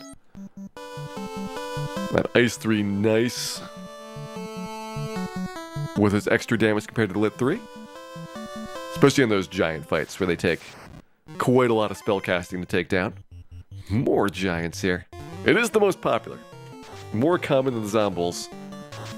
Which is what you see all the time in speedruns. You can actually manipulate those out.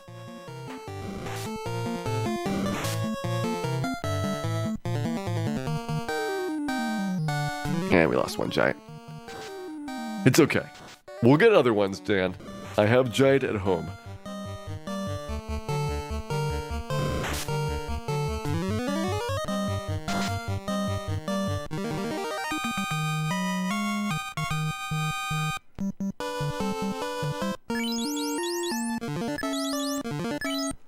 Get all housed up, and let's see what's next here.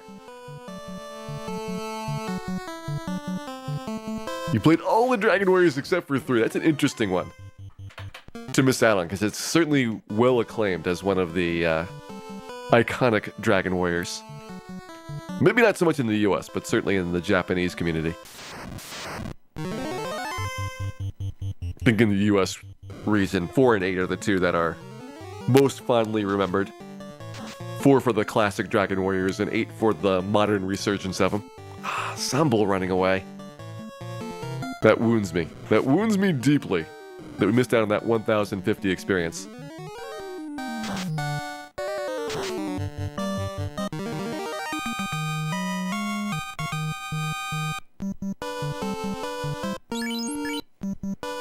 Alright, 15k to go.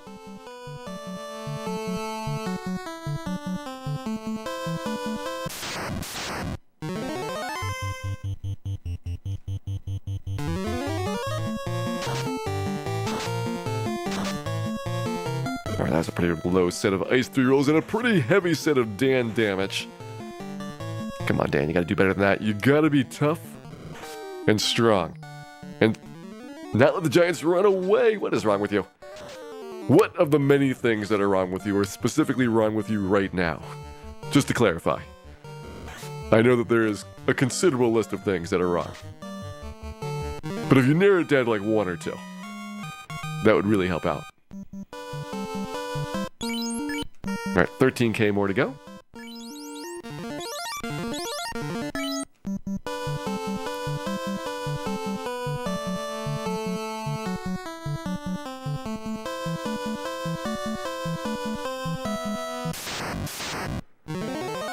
Hello, giants. Not quite as good as Quad Zombles. Giant is more like a third of an Agama instead of, 42% of one. But it's still decent. It's still a decent fight. And especially if they don't run away, then it'll be a really good fight.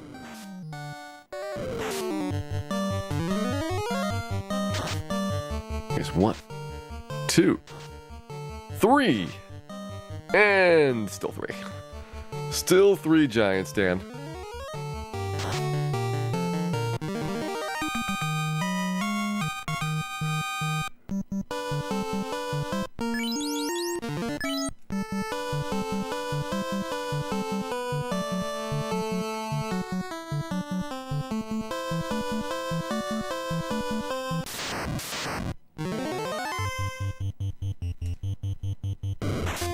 Seven 3DS came out 2 years ago, Mr. Huggles. 7 and 8 3DS both came out, I think, in 2017. So if you've been interested in playing those, they are available. In fact, they're probably in this point where if you don't grab them soon, they'll start going out of print and the prices will go up like 4, 5, and 6 did a couple of years ago.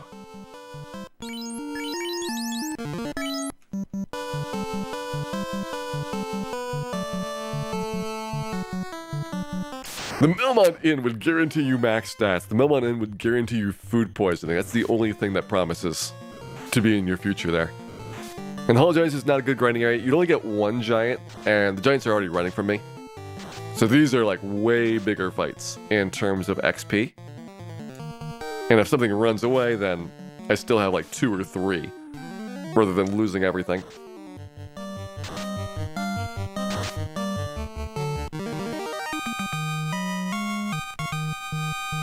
Alright, 33-42, we gotta be pretty close here.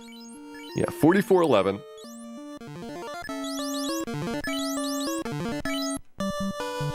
Make sure we save with our spell charges.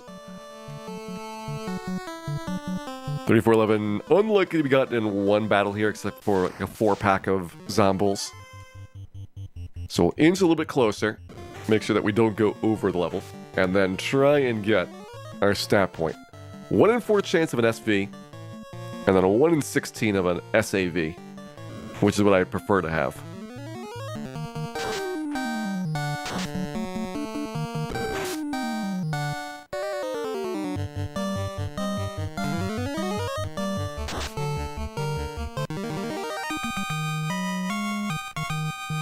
Okay, 715.58.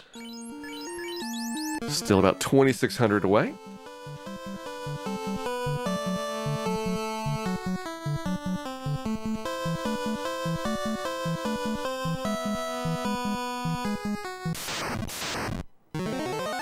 And Frostwolves. Not worth nearly as much experience as they should, given their mighty frost breath, but they were actually one of the easier monsters to kill when we were here the first time.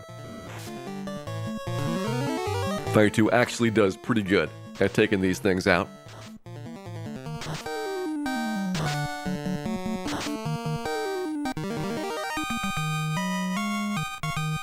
Ooh, 24-12, we're really close here. Alright, 241, so anything in this area will be enough. In fact, we should probably even go to Crescent Lake for slightly faster fights there. But I'm worried about everything running at Crescent Lake now. So we'll see how this goes. And try number 1 on our level up here. Strength and intelligence are guaranteed. We need a Vit point. We would like an agility point. We get strength, intelligence, and luck. Try again. We'll go to like 15-10 and then drop the agility point requirement.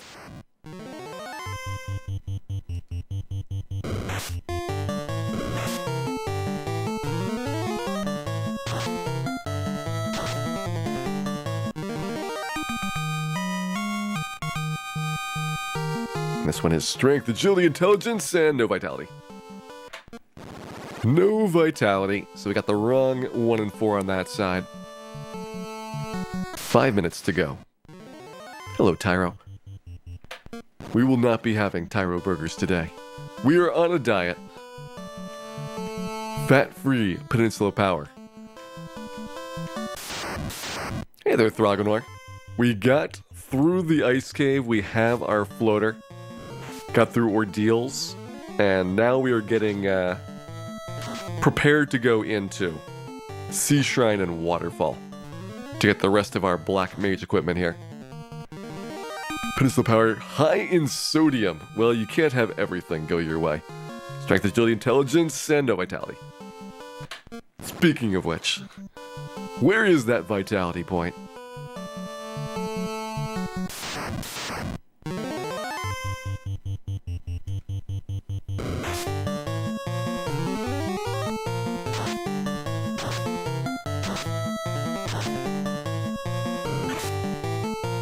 This is the time where it's fine for giants to run. We only need to kill 1 giant in order to get our level up.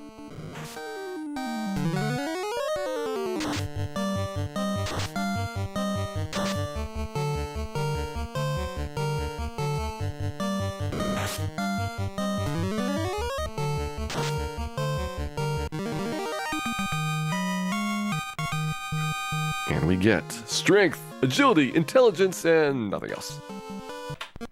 It's like 3 in a row with an agility point. Unusual, uncommon. But not desired. Also, please, Tyro. Respect our choices. We've adopted new eating habits, and you are tempting us down the wrong path.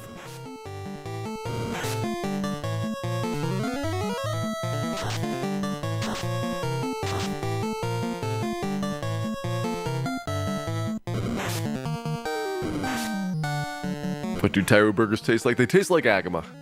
Most things do.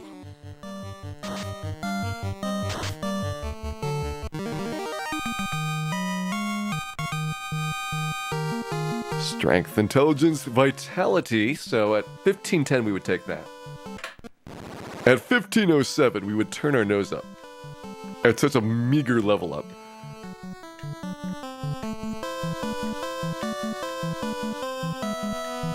What does Agama taste like? Well, that one's simple. Agama tastes like Agama. Being the universal reference point for all sensations and measurements of all kind. Very quick to get that one done.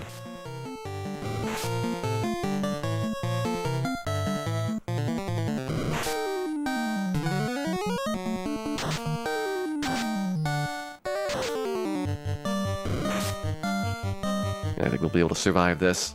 I don't think there's really any fights here unless you got like a quad monster ambush that you'd be worried about dying on.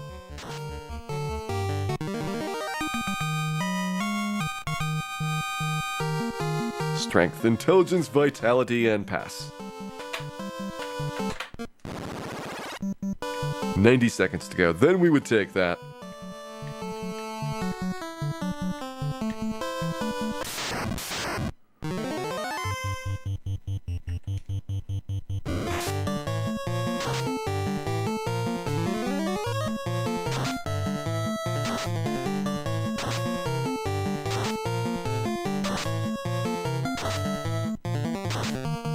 Yeah, there's Sinahel, welcome in. We are indeed doing the solo Black Mage. Gotten pretty far. We just recently picked up our airship there. Starting to explore off into the northern half of the world.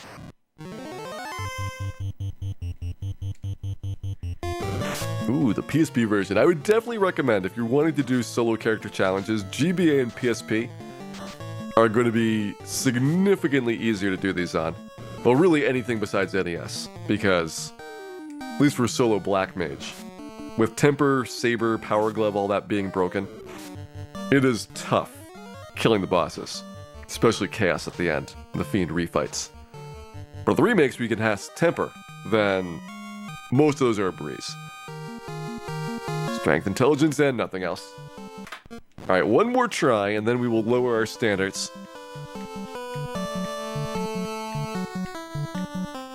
I think even Chaos with 20,000 hit points is very much more doable with solo Black Mage because, like, GBA PSP, you can get Giant's Tonics to max out your HP guaranteed. You've got the intelligence score actually working in your favor so that you're doing pretty close to maximum damage with your spells instead of just capping out at, 300 damage or so, even a lucky shot. And now we are locked in. We will no longer require the agility point. Vitality, the only thing that we are looking for here. And then early game, by the way, GBA PSP, you can use the 15 puzzle to get fangs and other good items. So you have fangs to kill Astos, the wizards and all that. You don't have to grind a bunch. Same thing with pirates. You can get an emergency exit from 15 puzzles, so you can avoid a bunch of backtracking in dangerous places. Those would be the fun ones to do.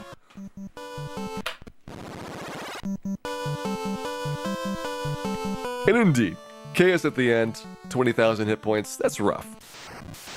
But you can really buff the heck out of your Black Mage.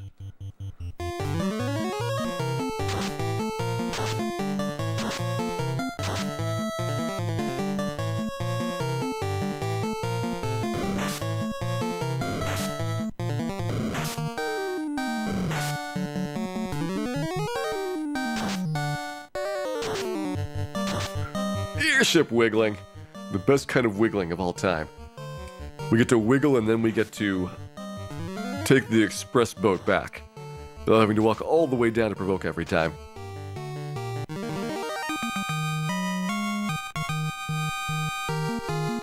Strength, intelligence, and luck. I would take a civil. I'd like a savile. But even civ will meet our standards. For level 31 here.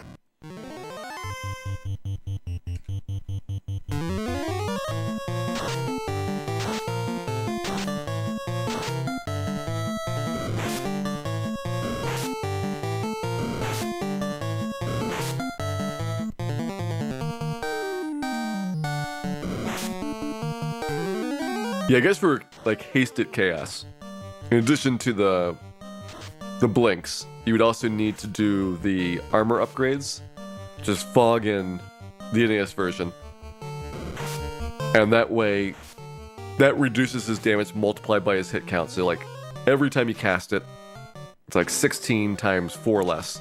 So within a couple rounds, you can get his attack power back down to something reasonable in there. And another SIL.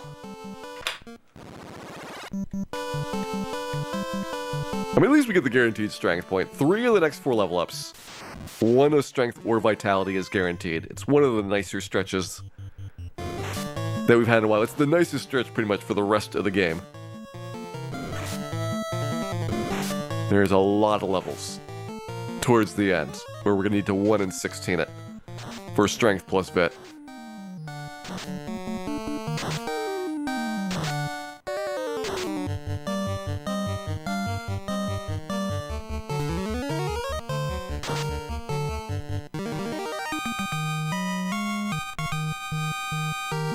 Strength, agility, intelligence, and that's it.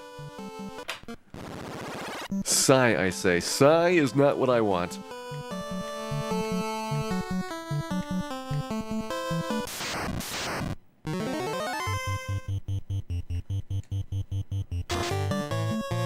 This would be great if you had some additional save files. Like I could take a save with a promising looking level and then just roll back to it if we go like 10 or 15 minutes without getting the perfect one.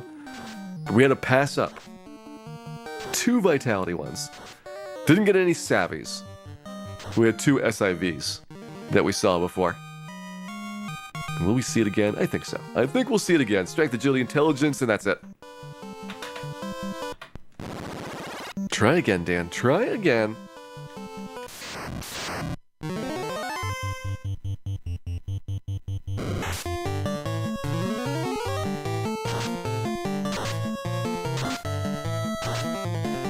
Pretty decent Fire 3 rolls here.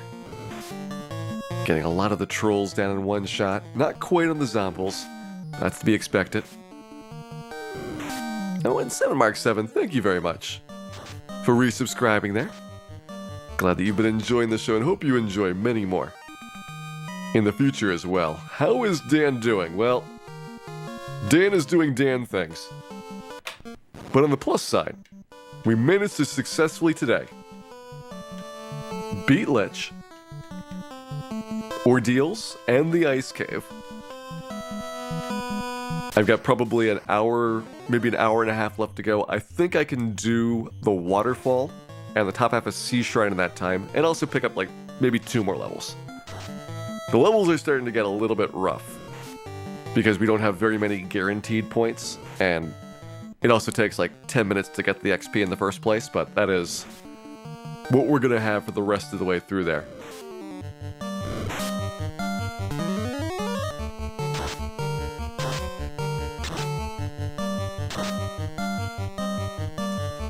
Ah yes, the days of trying to kill Ace, Bill, and Cal, those were glorious times. Perhaps Dan's peak in terms of performance so far in this game. He got critical hit every single fight. There is not one battle where he didn't get credit. And we got no stat gains there.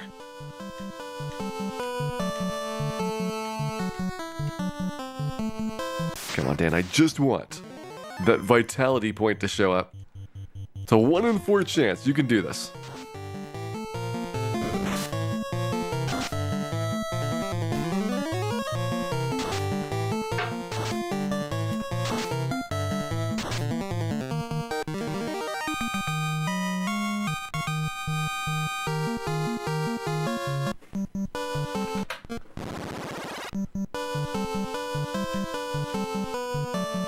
It is true Dan does have a lot of critical failures, but Dan also has a lot of non-critical failures as well. He's equal opportunity when it comes to failing. Doesn't matter whether it's a big or small situation, Dan is ready to fail it as hard as he can.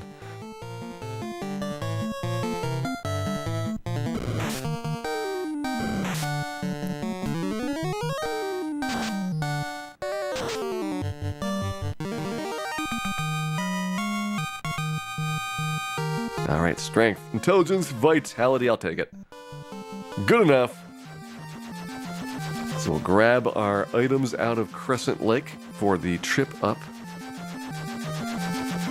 to the waterfall. I think we'll do waterfall first. Get the ribbon and the defense sword in there.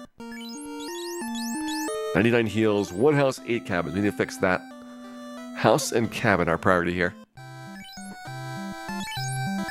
Hey there, Adam. Peninsula power outages. That would imply that Dan had power in the first place, to have an outage of it.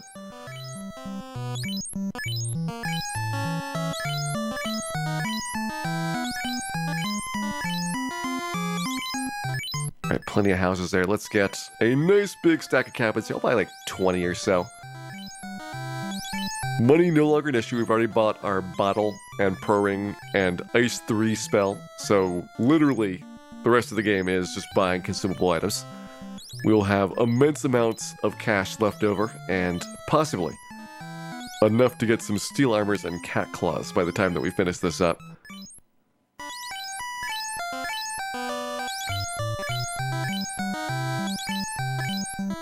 Another nice bit.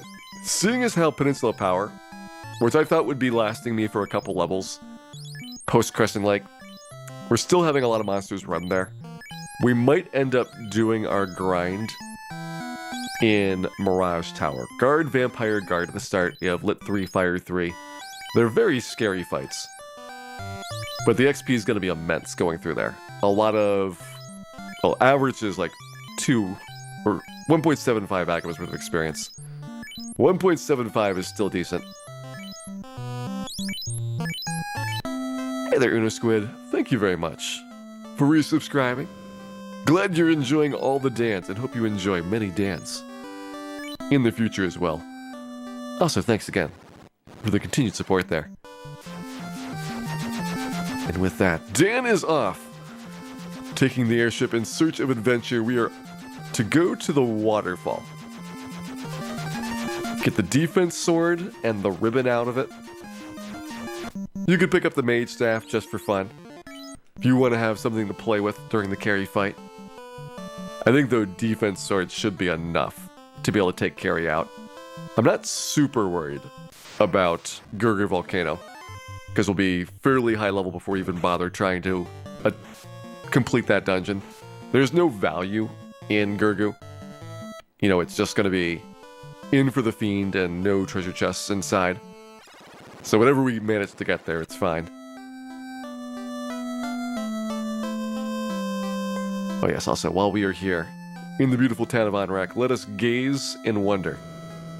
But a spell that would be very nice if it worked, the Saber spell. Unfortunately, totally busted. Does not work, nor does Temper, nor does the Power Glove. Which is one of the reasons why. Statistically, our Black Mage has to be the best Black Mage in the history of Black Magicdom to have any shot whatsoever of completing the game. And even then, it's pretty tough. Power Glove confirmed, pretty bad. Way worse than the professional rank.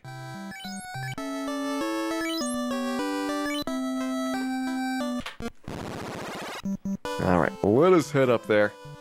Only reason I'm doing Waterfall first is because I think the ribbon will help out in terms of avoiding paralysis on like ghost fights.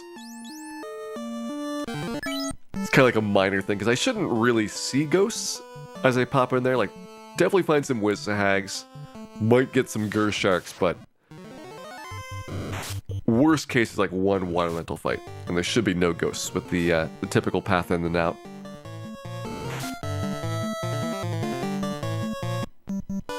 Do the broken buff spells just modify the wrong memory addresses? So I believe what happens with Temper and Saber is that they have the wrong effect that gets invoked, so it just does nothing. For Lock, what it does, well, there's multiple things that are broken with Lock. Like that one, the effect is coded wrong, so it actually increases evasion instead of decreasing it. But on top of that, monsters don't actually have any of their stats stored. So the game copies over all the monster data from the permanent version to the temporary version for battle. It updates the temporary version for battle, but when it goes to check what the monster's stats or resistances are, it looks at the permanent version instead. So as a result, A-Fire, Lock, anything that changes a monster's properties just does not work at all. Only thing that gets properly tracked is the amount of damage the monster has taken.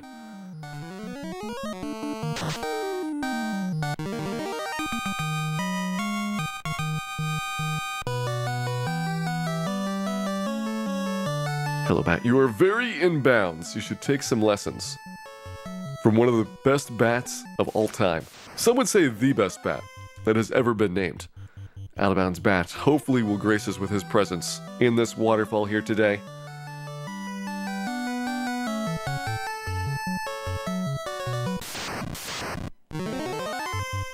And if not, we'll kill a lot of nightmares in honor of Out of Bounds Bat. We'll sacrifice them to his Out of Bounds hood.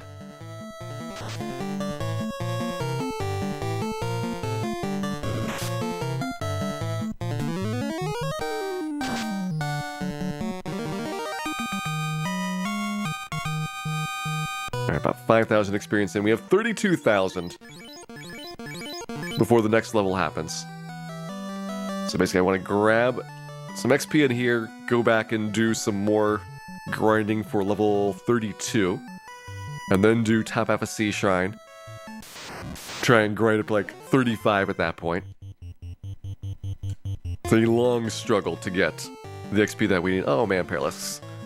Looks like we're not going to get very much experience from this Perilous fight, so that's probably not worth it. Clearly, Dan's intimidating visage too much for the Perilous to survive. And will we see Out of Bounds Bat? Down in the incubator space is a beautiful, beautiful bat right there. Look at him. Majestic. Bold. Incredibly out of bounds. What is he even doing down there? It's Out of Bounds Bat.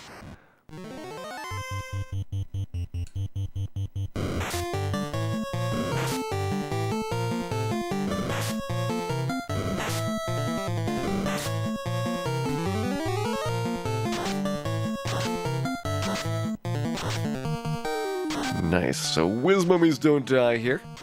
Fire 3 usually does pretty good, but I guess that they have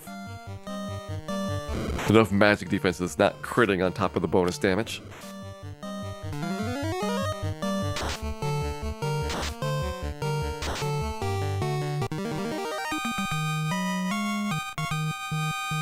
Just like that. Agama and a half worth of experience. I'm going to grab the Wizard Staff.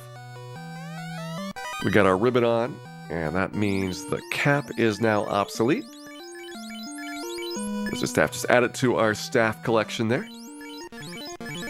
We'll get the Mage Staff as well in Sea Shrine. Mage Staff actually a better weapon for attack power than your Silver Knife, but it's got much lower accuracy.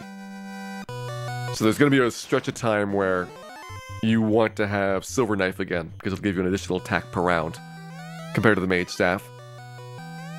And there is the Defense Sword. Alright, get out of the way, robot. We will be able to take this fight again. Ooh, and it's 5 Whiz Mummies this time. 2.5 Agamas worth of experience on the way back. Also a lot of Agamas worth of pain. Any day now, Dan. Any day. No, just go last in the round. Why not? Give them a sporting chance to take some turns is always a very virtuous thing. No, Dan, just cast Fire 3. That would be the much better plan. Oh yeah, we've known that cap for a long time. That was the cap that we got in Temple of Fiends. for the 1 extra defense point. Way back in the day. That Cap and Dan go way, way back. Almost as old as our gloves. But Nucleon235, thank you very much for the good wishes there. We will definitely need them. This is an incredibly difficult challenge. We've managed to make it to the waterfall. And we're at least halfway through. Does Wisdom have Sleep Touch? Yes. We do have a lot more magic defense than in the past, so we are more likely to resist the monster's touch attacks. And now that we've got the ribbon, touch attacks, for the most part, are 3 and 256. There are some exceptions, like the wizard, or not the wizards, the sorcerers. They don't have an element, so their touch attack does not get blocked by the ribbon. But a lot of the monsters are now 3 and 256 for applying their element, which is great for us. Did the Cap say, "I love Melmond"? It may have had some type of gaudy slogan. I'm not saying that I disposed it at the bottom of a waterfall because of hate, but that was part of it. That was part of it.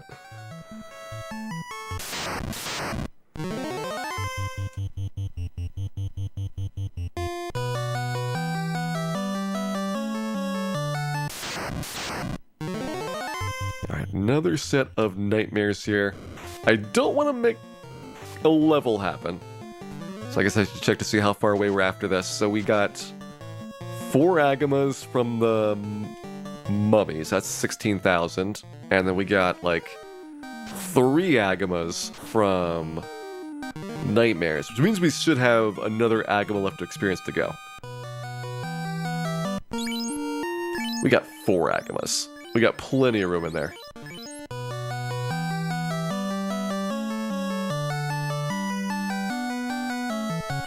Easily done. There is the waterfall, all complete. We will go ahead and get our next level up here, which is back at Peninsula Power to do that little bit of grinding. Then we will return in order to have our trip through the Sea Shrine. I'm at least doing the top half of Sea Shrine. I would like to get the slab, get that translated so I can get the chime.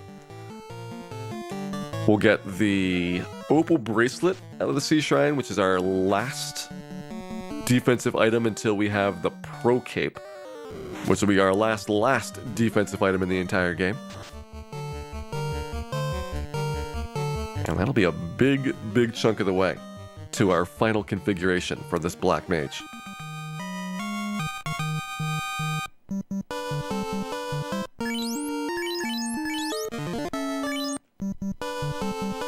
That was probably a cabin.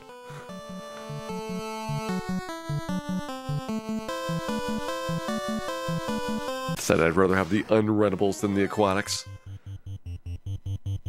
Fewer monsters out here than in the average canoe fight. But on the land section, you have a chance of the monsters being unrunnable, whereas everything in the canoe is runnable for both the northern and southern halves of the world.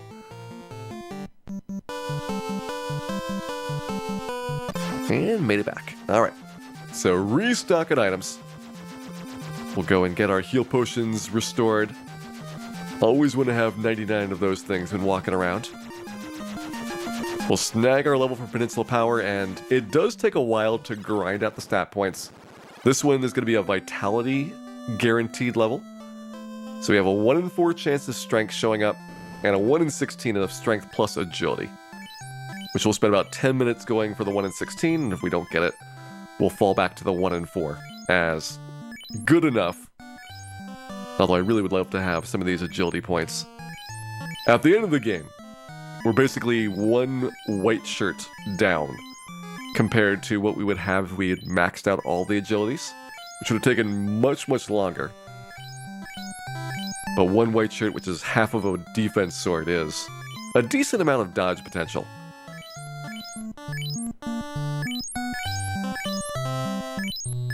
It's one of those things which takes Kraken from like 8 hits to 7. You'll notice it, even though you're still dying in the process, but you'll appreciate the difference that it made.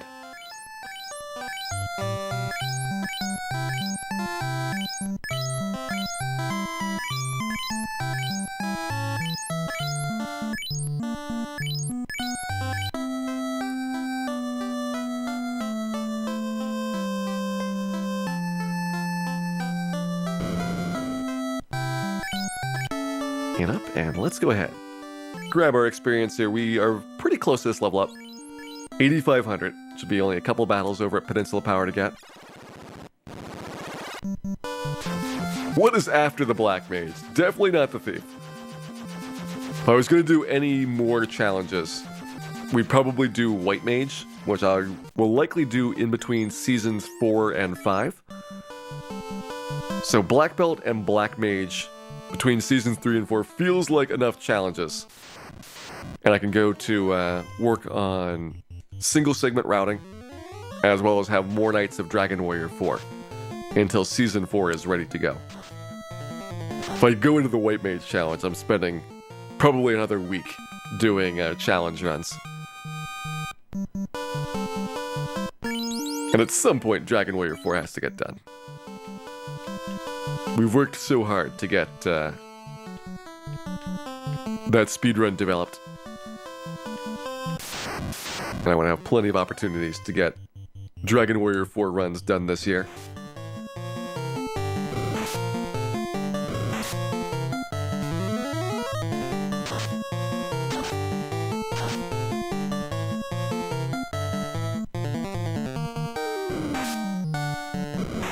But speaking of Dragon Warrior 4, it reminds me of something. Where I've been working on new emote art. And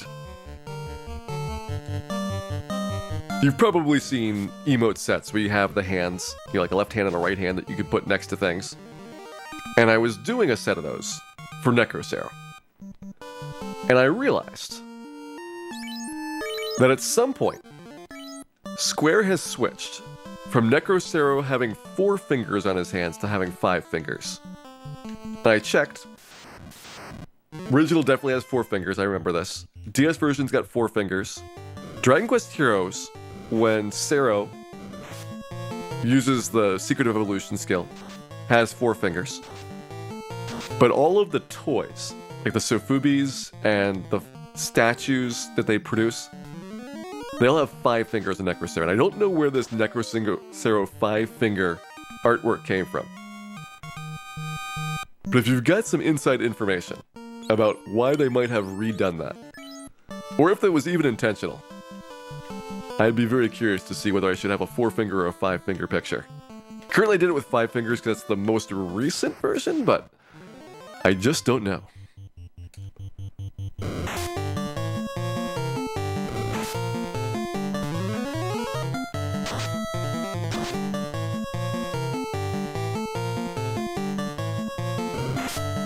Dan made the change. I can't believe Dan did not consult me on such an important thing as Necrocero finger counts. That is the kind of thing that you expect the board to have a meeting about. Ah yes, the mysterious Chapter 6 content. And just Vitality. Alright, so IntVit is going to be your minimum stat gain there. We are looking for SAIV. We'll give it to 1545 on the clock before I give up and accept SIV.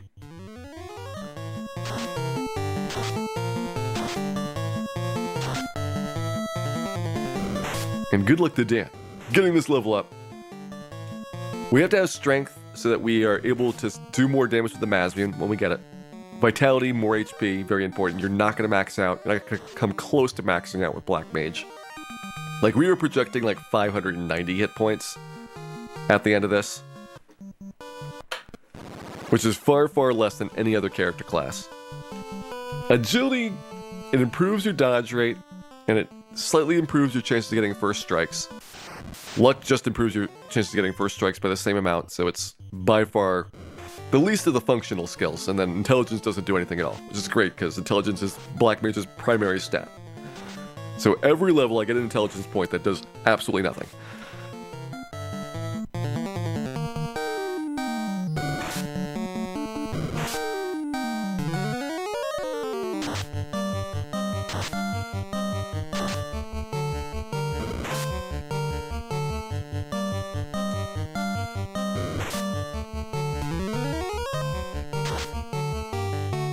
rolling our level up here. Do we have the 1 in 16? Nope. Got a luck point, though. We got 1 point of luck there. Try again, Dan. Wiggle until you can wiggle no more.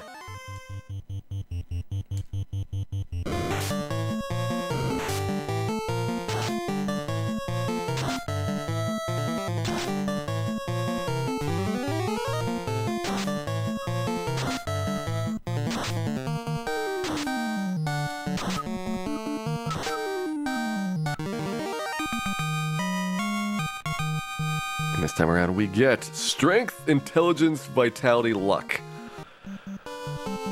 That's the one I'd love to have if we don't get the Agility point. We're going to give Agility 7 more minutes to happen. SIVL, though, is possible. I mean, the Luck point, if I don't get it, I'm not going to be broken up over. We've missed many a Luck point so far. But we'll at least need SIV.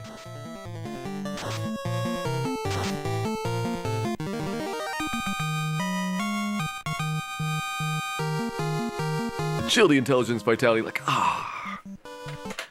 why couldn't you two get together? Maybe trade some of those luck points to merge the rest of them. I don't even know if it's possible to get a full Savile on this level up, but if it is,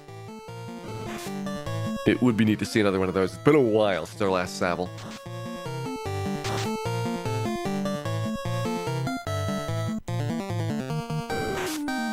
How does spell accuracy and critical hits work? So, every spell has basically an attack power, which is an invisible stat that's on the spell. So, Let 3 will have a different one than Ice 3, which will have a different one than Rub.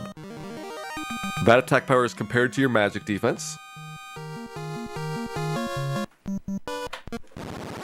And if your magic defense loses, plus there's some random value in there as well. If you lose that check, then for spells that have an effect, the effect goes off. So something like Rub, the effect is that you die. Spells that don't have an effect, that just do variable amounts of damage. Instead of rolling the damage range once, you roll the damage range twice. And it's pretty similar to what a critical hit on a physical attack does. That's why we call them critical hits on spells. But basically you take your magic defense score, which is hidden, the spell's accuracy, which is hidden, a random value added into that process, and that decides whether or not the spell is going to take effect or not.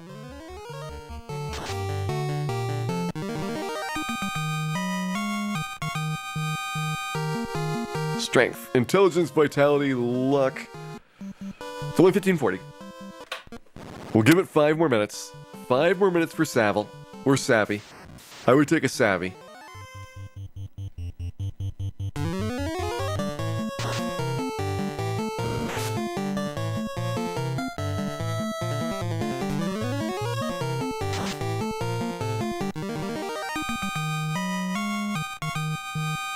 Alright, Zombull not enough for the level up, so now we're 152 away. That'll definitely be in striking range of anything that we might potentially fight here, or almost anywhere else that we would conceivably go. I'm just staying at Peninsula Power because it's convenient for the spot, and I'm not having all the monsters run away all the time. Just starting to happen at Crescent Lake.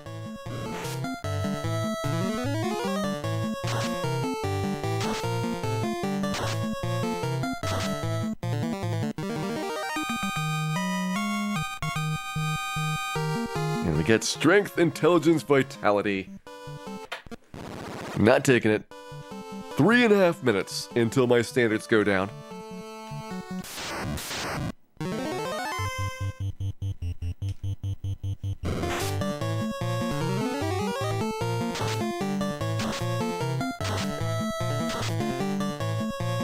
Also, this is one of the rare times when you're doing these levels where you want things to run away to make the fights faster. As long as they don't all run, then you'll still have plenty enough experience to get the level up.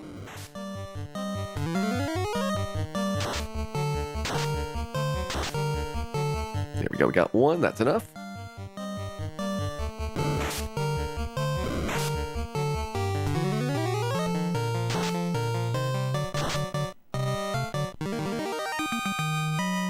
And for this try we have Strength, Intelligence, Vitality. 2.5 minutes to go.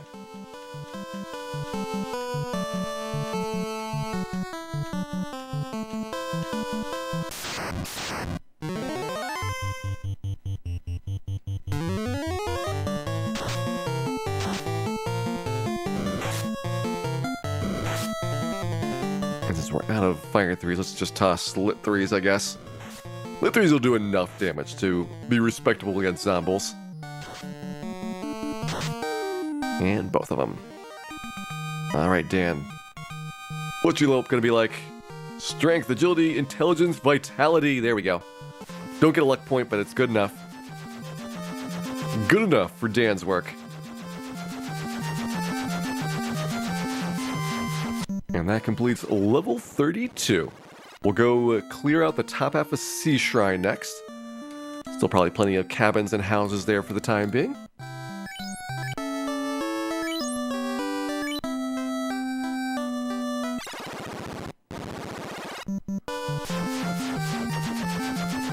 Sea Shrine, particularly Opal Bracelet, gets me plus 10 defense. Hey, Bad Road, we got a Savvy level up. It wasn't Savile. But I'll take SAVI for the level up there. And with 90 seconds to spare as well.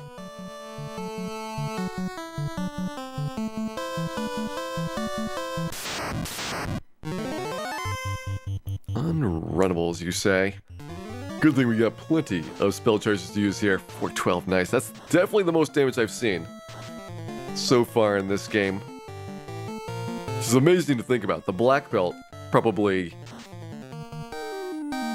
5 hours in and tops, was almost certainly breaking 1,000 damage.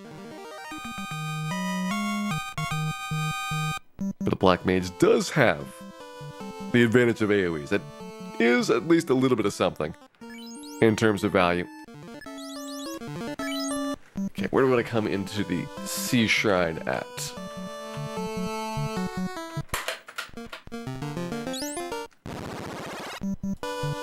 Normally we would skip some battles at the start, but I don't really care about dodging around Wizhags.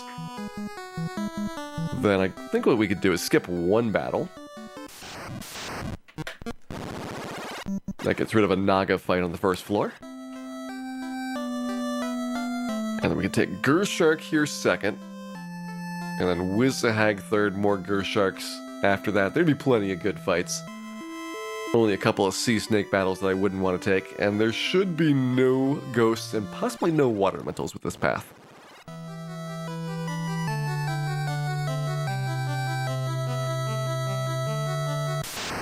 Can't believe we're in the Sea Shrine. It seemed like only the other minute that we were back at Lich, trying to get our first of the 4 fiends done. Oh, how far we've come.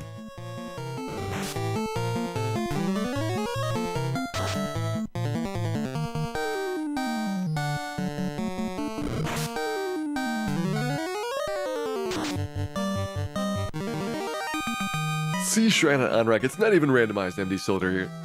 I can't believe it. We got this far and finally noticed. We don't even have it randomized.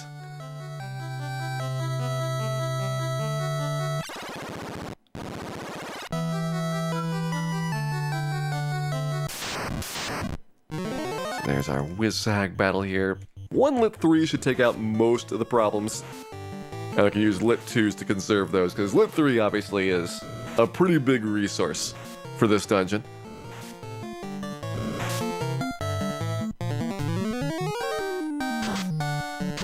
Opal Bracelet, we want, we'll get Opal Bracelet and we'll get the slab.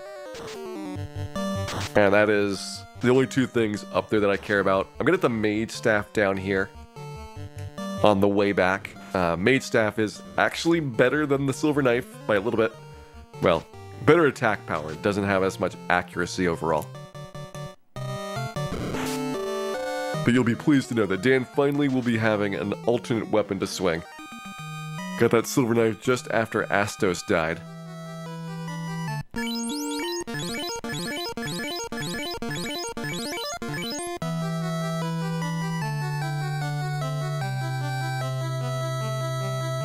Actually, I might as well get the Mage Staff now.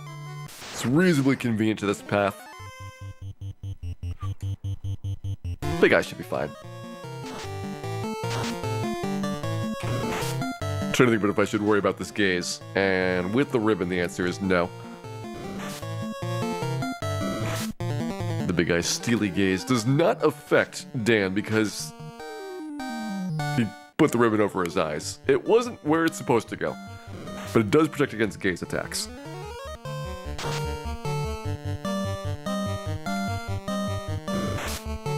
Solo randomizer probably would be easier. Because if you think about it, randomizer can only move the good stuff in the game sooner. And it's not like you can get any later for when you would be finding useful items, spells, equipment of any kind. And so as a result, you got the conveniences, which is great, speeds things up quite a bit. And almost certainly things are going to get easier rather than harder. There we go. I guess we'll hold on to the silver knife for sentimental value. Mage Staff has now been equipped.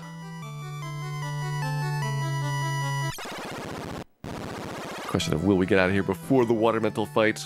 If we don't, we're going to try out our new opal bracelet. See how that thing does. Plus 10 defense upgrade. Went from 24 defense to 34. Which is like going from iron armor up to flame mail or ice mail.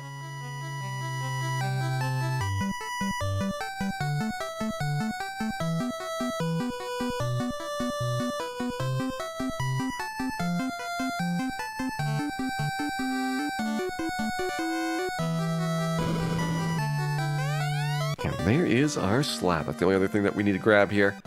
There's not much left in the game. Thor Hammer. You could maybe argue for Black Shirt, although I don't think it really helps. And Pro Cape are the last three items I think that we would grab before Temple of Fiends.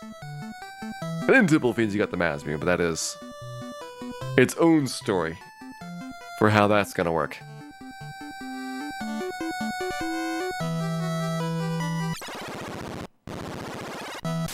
And let's get out of there. So there's our first Sea Snake fight. We have two Sea Snakes, and then we get the Water Elemental battle. Water Elemental is unrunnable, but they're weak to Ice, so we will have a good amount of damage on them with Ice 3. And did you get the whole loop? Yes, the only place in the game where you get to hear an entire music loop right there in the Sea Shrine walking to the slab and back when you don't have warp. Oh, wonderful. Of course, it's all three. So much hurting. Dan taking copious amounts of damage here. We kill one. Only kill one. This is dubious. Hope Dan does not go last. The dodge was really big. Double dodging really big. 2 and 3. We got him. We got him. What are we doing for experience? 11,000 to go, so I need to be kind of careful here. I can only take 4 more Agma's worth of experience before we would be in trouble for our level up. I think a Gershark battle is it, and that's going to be 1.8 Agmas, so we should be fine.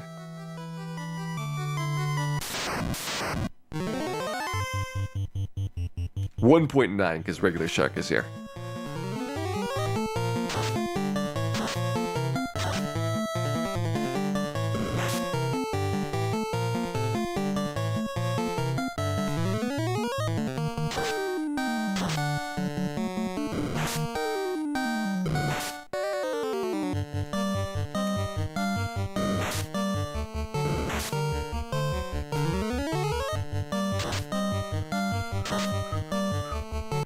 And Sea Shrine top half is complete here.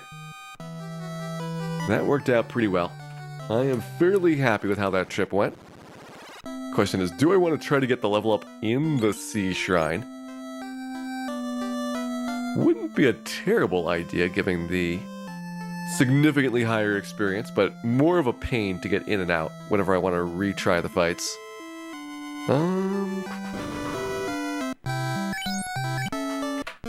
We need to go to places anyway to drop off this slab. So I guess let's go back to the airship. Get a little bit of experience along the way, great. Otherwise, we'll do Peninsula Power or the Lufenia area for a lot of this stretch.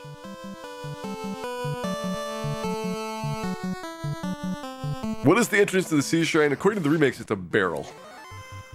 You ride the barrel down below the sea. I didn't say it made sense. Just what it does.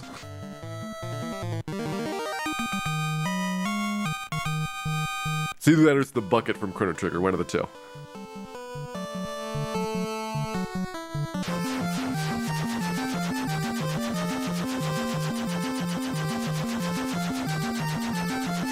Alright, so Sea Shrine top half done. Let's grab our translation from the fabulous Doctor and the one highlight of the horrible town known as Melmont. Also, I can get rid of the gold bracelet. I'm not going to use that ever again. See you later, gold bracelet. That was our lovely gold bracelet that we picked up in Ordeals earlier today.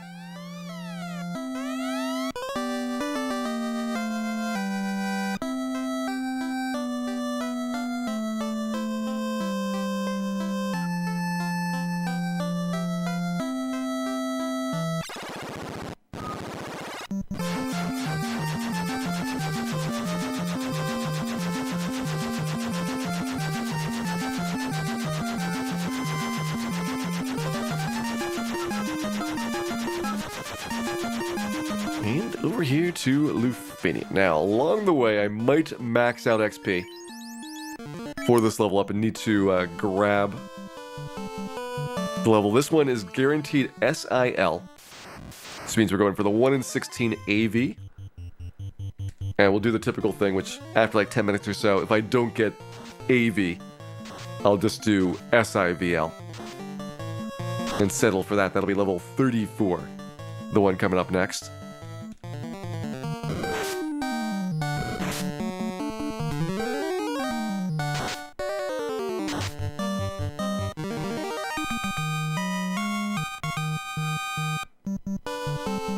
Alright, super close there. And we're almost at 400 hit points. Level 35 will be able to survive a nuke. It'll be a momentous occasion. Meanwhile, Fighter, level like 18, has more hit points than that.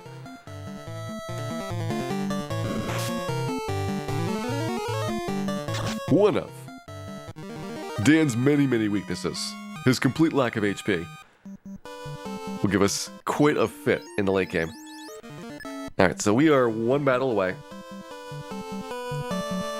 I'll see when it happens and then go and get into Lufenia once we're past this. So let's find out. What will we have? Will it be a Savile from the start? We'll give it until 1605 on the clock before I drop my standards to an SIVL. Our first try is going to be SAIL. We got the sail. No vitality point, though.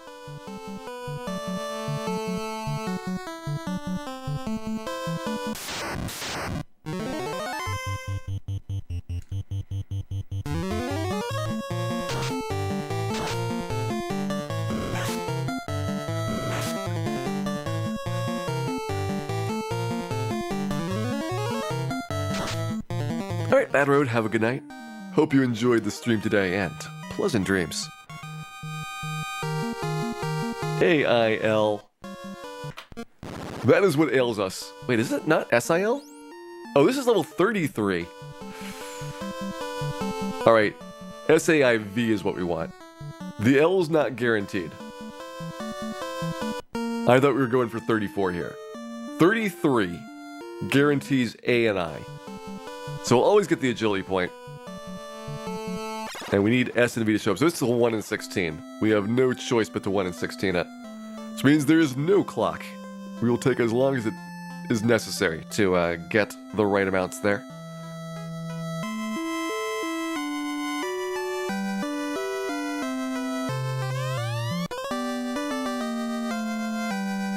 There's our chime, and let's find out how long we can grind here for level 33. Hopefully it doesn't take us forever. 1 in 16 chance is something that you will see here eventually. There are 256 values for the RNG table to take.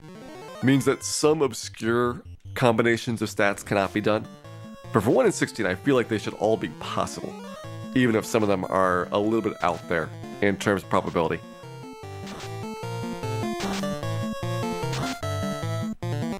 So come on, S-A-I-V and ale.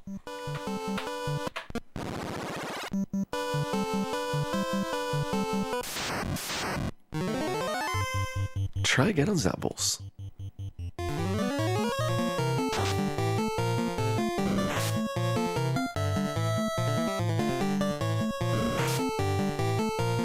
Kind of shocked that Zombles run from us, but most things in the Ice Cave did not. Ice Cave was tougher than I thought on encounters. And Abby. That was close. We got the vitality point.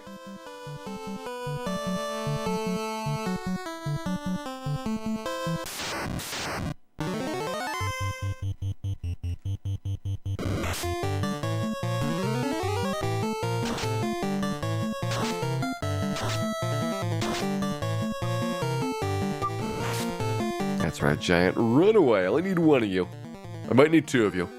Maybe the second one should stay around just in case. Don't want to come up short on this XP total. And another Avi.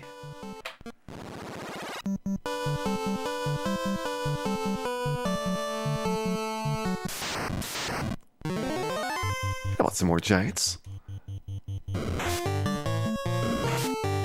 Too bad there's not a lot of really good spots that we can get the encounters to go for this. There's no trap tile that you can save like right next to. The only trap tiles are indoors, whether it's in a dungeon or in some type of dilapidated castle. So walking around in the overworld is as efficient as it gets for triggering the encounter. We need to reset in between each one.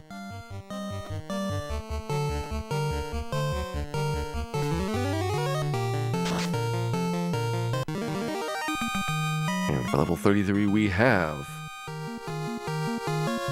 just AI. That is no stat points.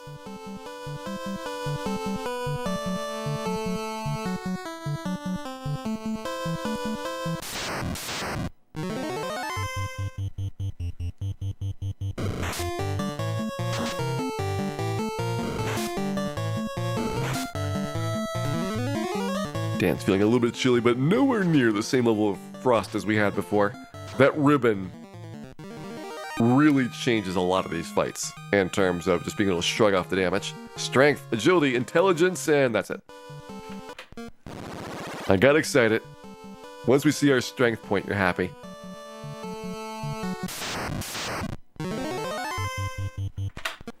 No Tyro burgers. We have been Tyro free for the last 16 hours.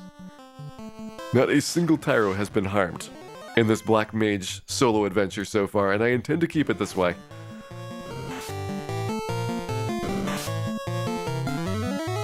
Tyro conservation, one of the big goals of the Black Mage this year. We will spread the Tyro habitat far and wide, and then have even more delicious steaks in the season to come.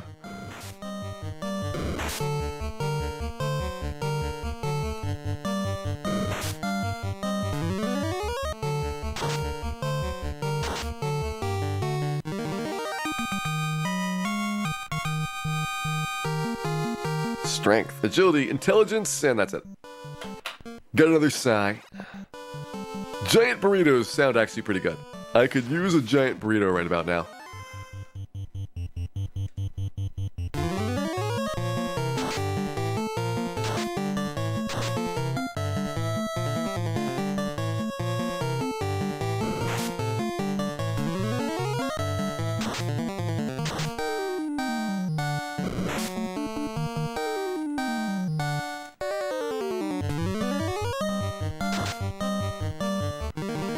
Alright, Dan, what is your level up? No strength point. Try again. I don't even want to see what wonderful things are past the lack of strength. Start me off with an S or there is no deal.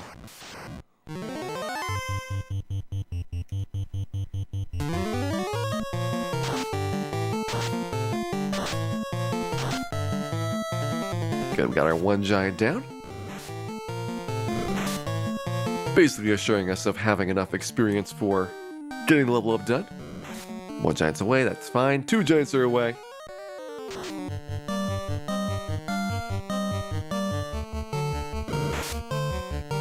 And giant number 3, foolishly sticking around to have Dan light up his life.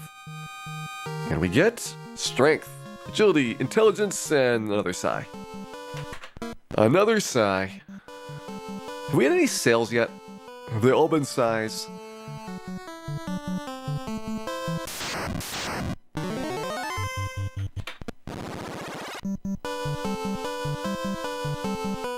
Just building out a mental model of what stat gains we have seen. Try and figure out how many different RNG values that we got. It's tough because you're going to get different amounts of damage for these rolls because you're using sometimes Fire 3, sometimes Ice 3, sometimes Lit 3.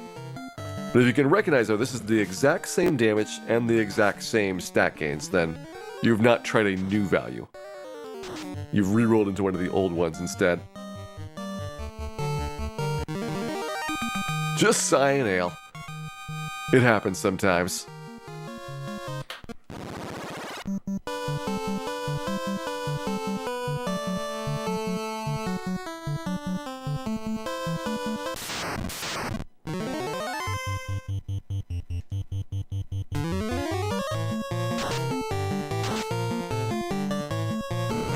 Alright, one giant down.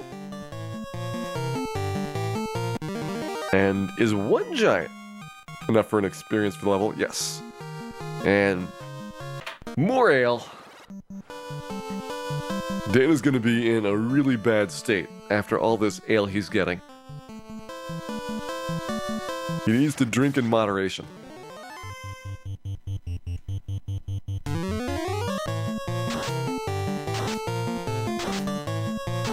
But at least good information that we are less than one giant worth of experience away from the level up. So probably not too much of a worry. You have to get like a Zombool troll and the Zombool runs away to get less than that. Or Frostwolves running away, which I don't think I've seen a Frostwolf run yet. I was surprised that they were not as cowardly as I thought. Because I was expecting Frostwolves to be panicking back in Ice Cave when we went there. But Frostwolves didn't run, Spectres didn't run, Images and Race didn't run. It was a rough dungeon. Just the A there.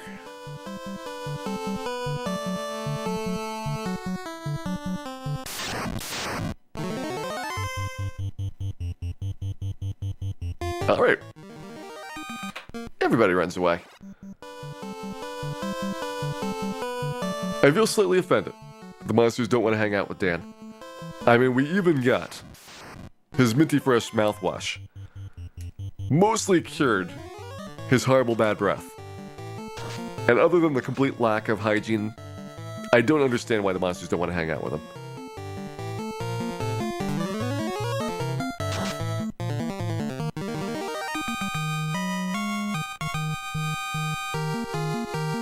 Strength, agility, intelligence, and sigh.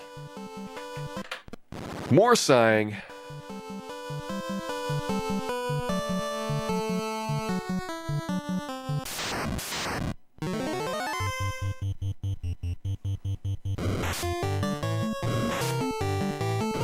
Does anything besides level determine if an NPC is going to run? It is the monster's morale score plus a random value compared against your lead character's level. So only the character in the first slot matters. Doesn't matter if they're alive or dead, it's the first slot that the level is picked from. And if the monster fails the morale check, then they run away. Otherwise, they do nothing for that particular test, and they recheck it at the start of every round, whenever they take their turn. Strength, agility, intelligence, and another psi. We're getting a lot of psis here. Surprised with that many psis that we have not had at least a savvy or a sail show up.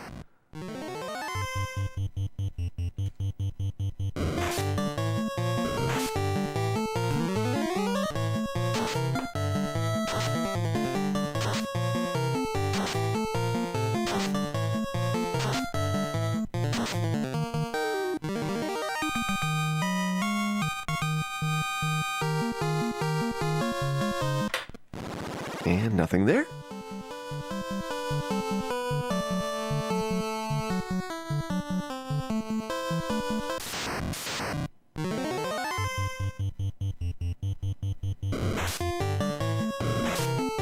Is morale got like a lore association? Well, bugs seem to have low morale. Things like cobras, peds, and things like that run away.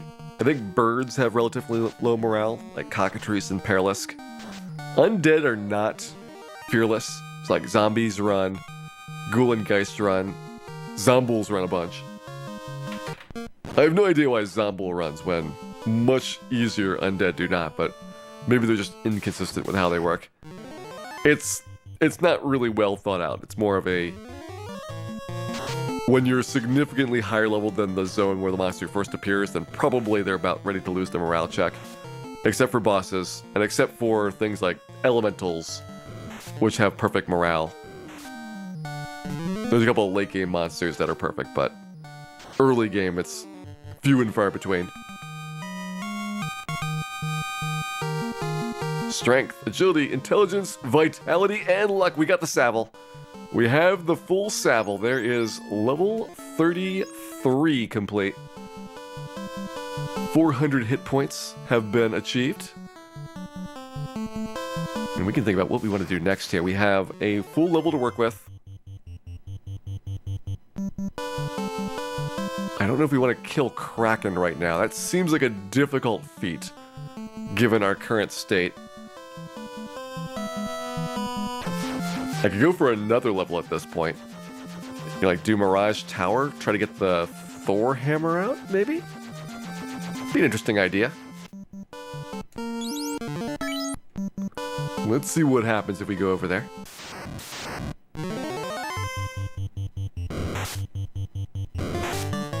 Oh, so much ankle damage. It's okay. It's for a good cause, Dan. You must withstand the pain.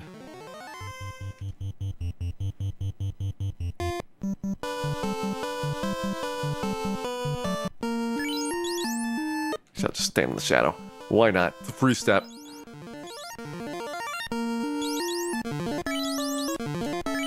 Okay, so if I start at the beginning, we get Guard, Vampire, Guard. Those are all good fights.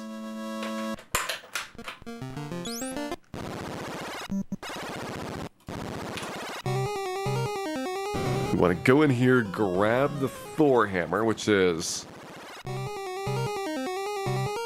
my last, well, it's the only item down at the bottom that I care about. We can get Pro Cape and Black Shirt upstairs.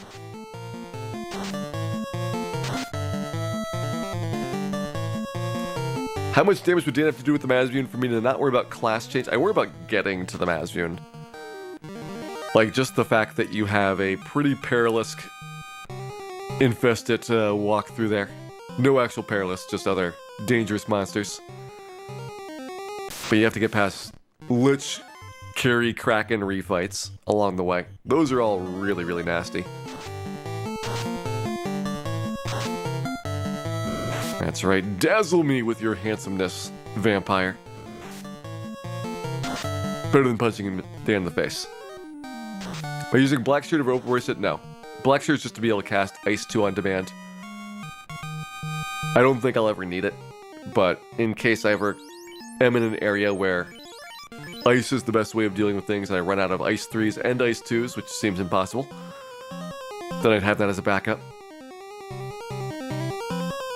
You could maybe do an Agama grind with it. I think it's kind of a stretch, but why not hold on to it? Got plenty of room in your inventory. There's one thing you got plenty of, it's inventory space.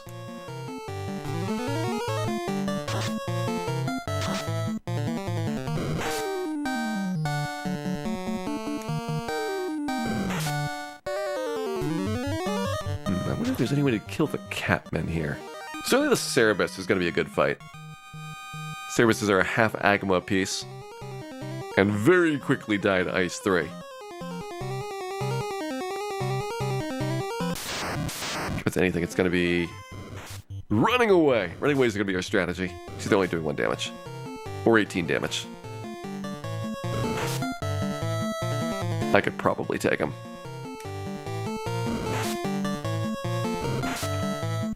Also, revenge. Revenge on the Catmen of Kathmandu. They took us out by ordeals our first time out there.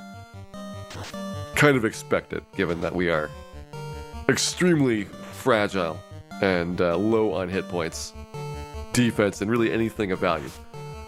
But still, I remember it. I remember it.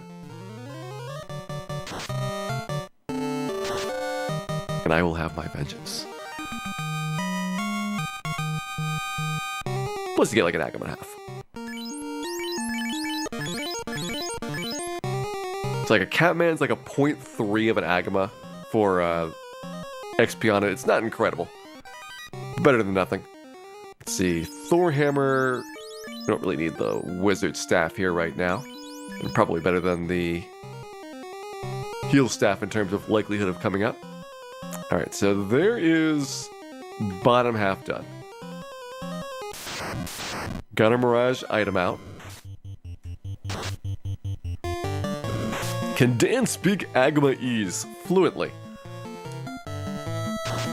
He doesn't understand what he's saying, but every sound he makes means something in the Agama language.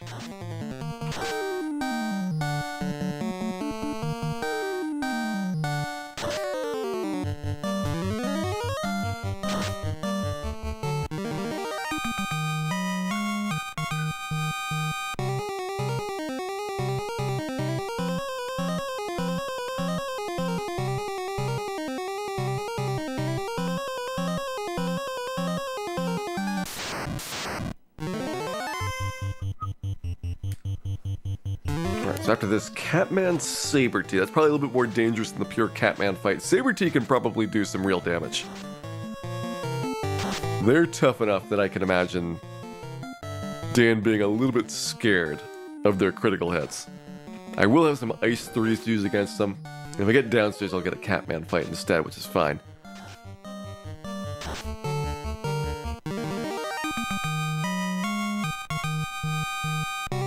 So how are we doing on experience overall?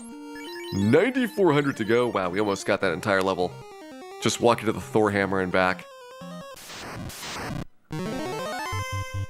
So I actually have to be careful about not getting too much experience now. I can do this one fight and I probably don't want to do the guards. Guards are like, they're half Agama, 1,200 experience. There could be as many as 5 in the formation. Yeah, 59 is not that bad. I've seen a lot worse.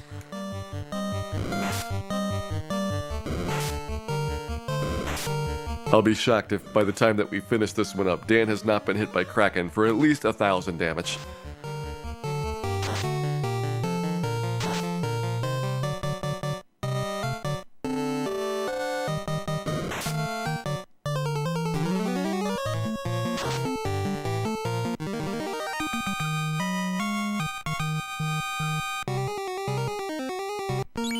Alright, 5,400 there.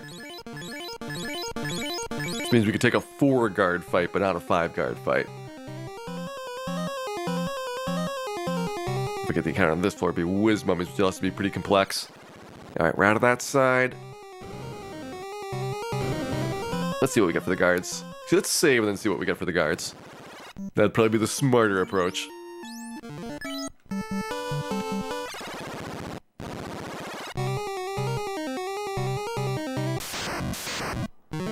And 3. Alright, so this will put us really close to level up.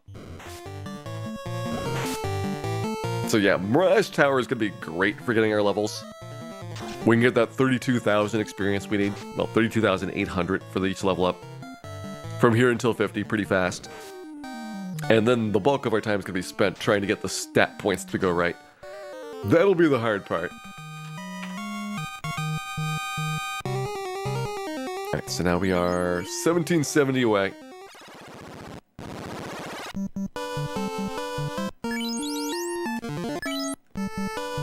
Probably don't want to do any encounters here. Most of the fights in this desert are going to be rather uncomfortable enemies for the Black Mage. But out we go. I will go ahead and restock on my heal potions.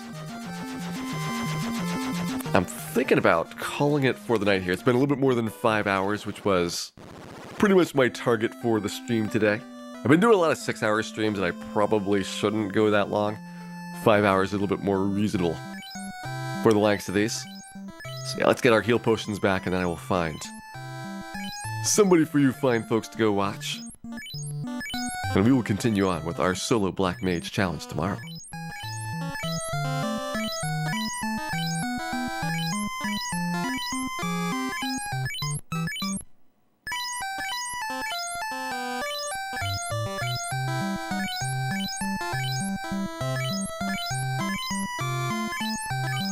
Yeah, stand by all the heal potions. He used a bunch up in there. Even just going through that one little stretch of Mirage. Every single fight felt like it was a couple of heal potions worth of recovery. Which is probably going to be true for the rest of the game here. The 8 defense we get from the Pro Cape is not going to do much to really fix that. Especially for monsters that only have one big attack. This is kind of where you're supposed to have that heavily armored knight in the front. That would have like 15 or 20 more defense than the Black Mage will here.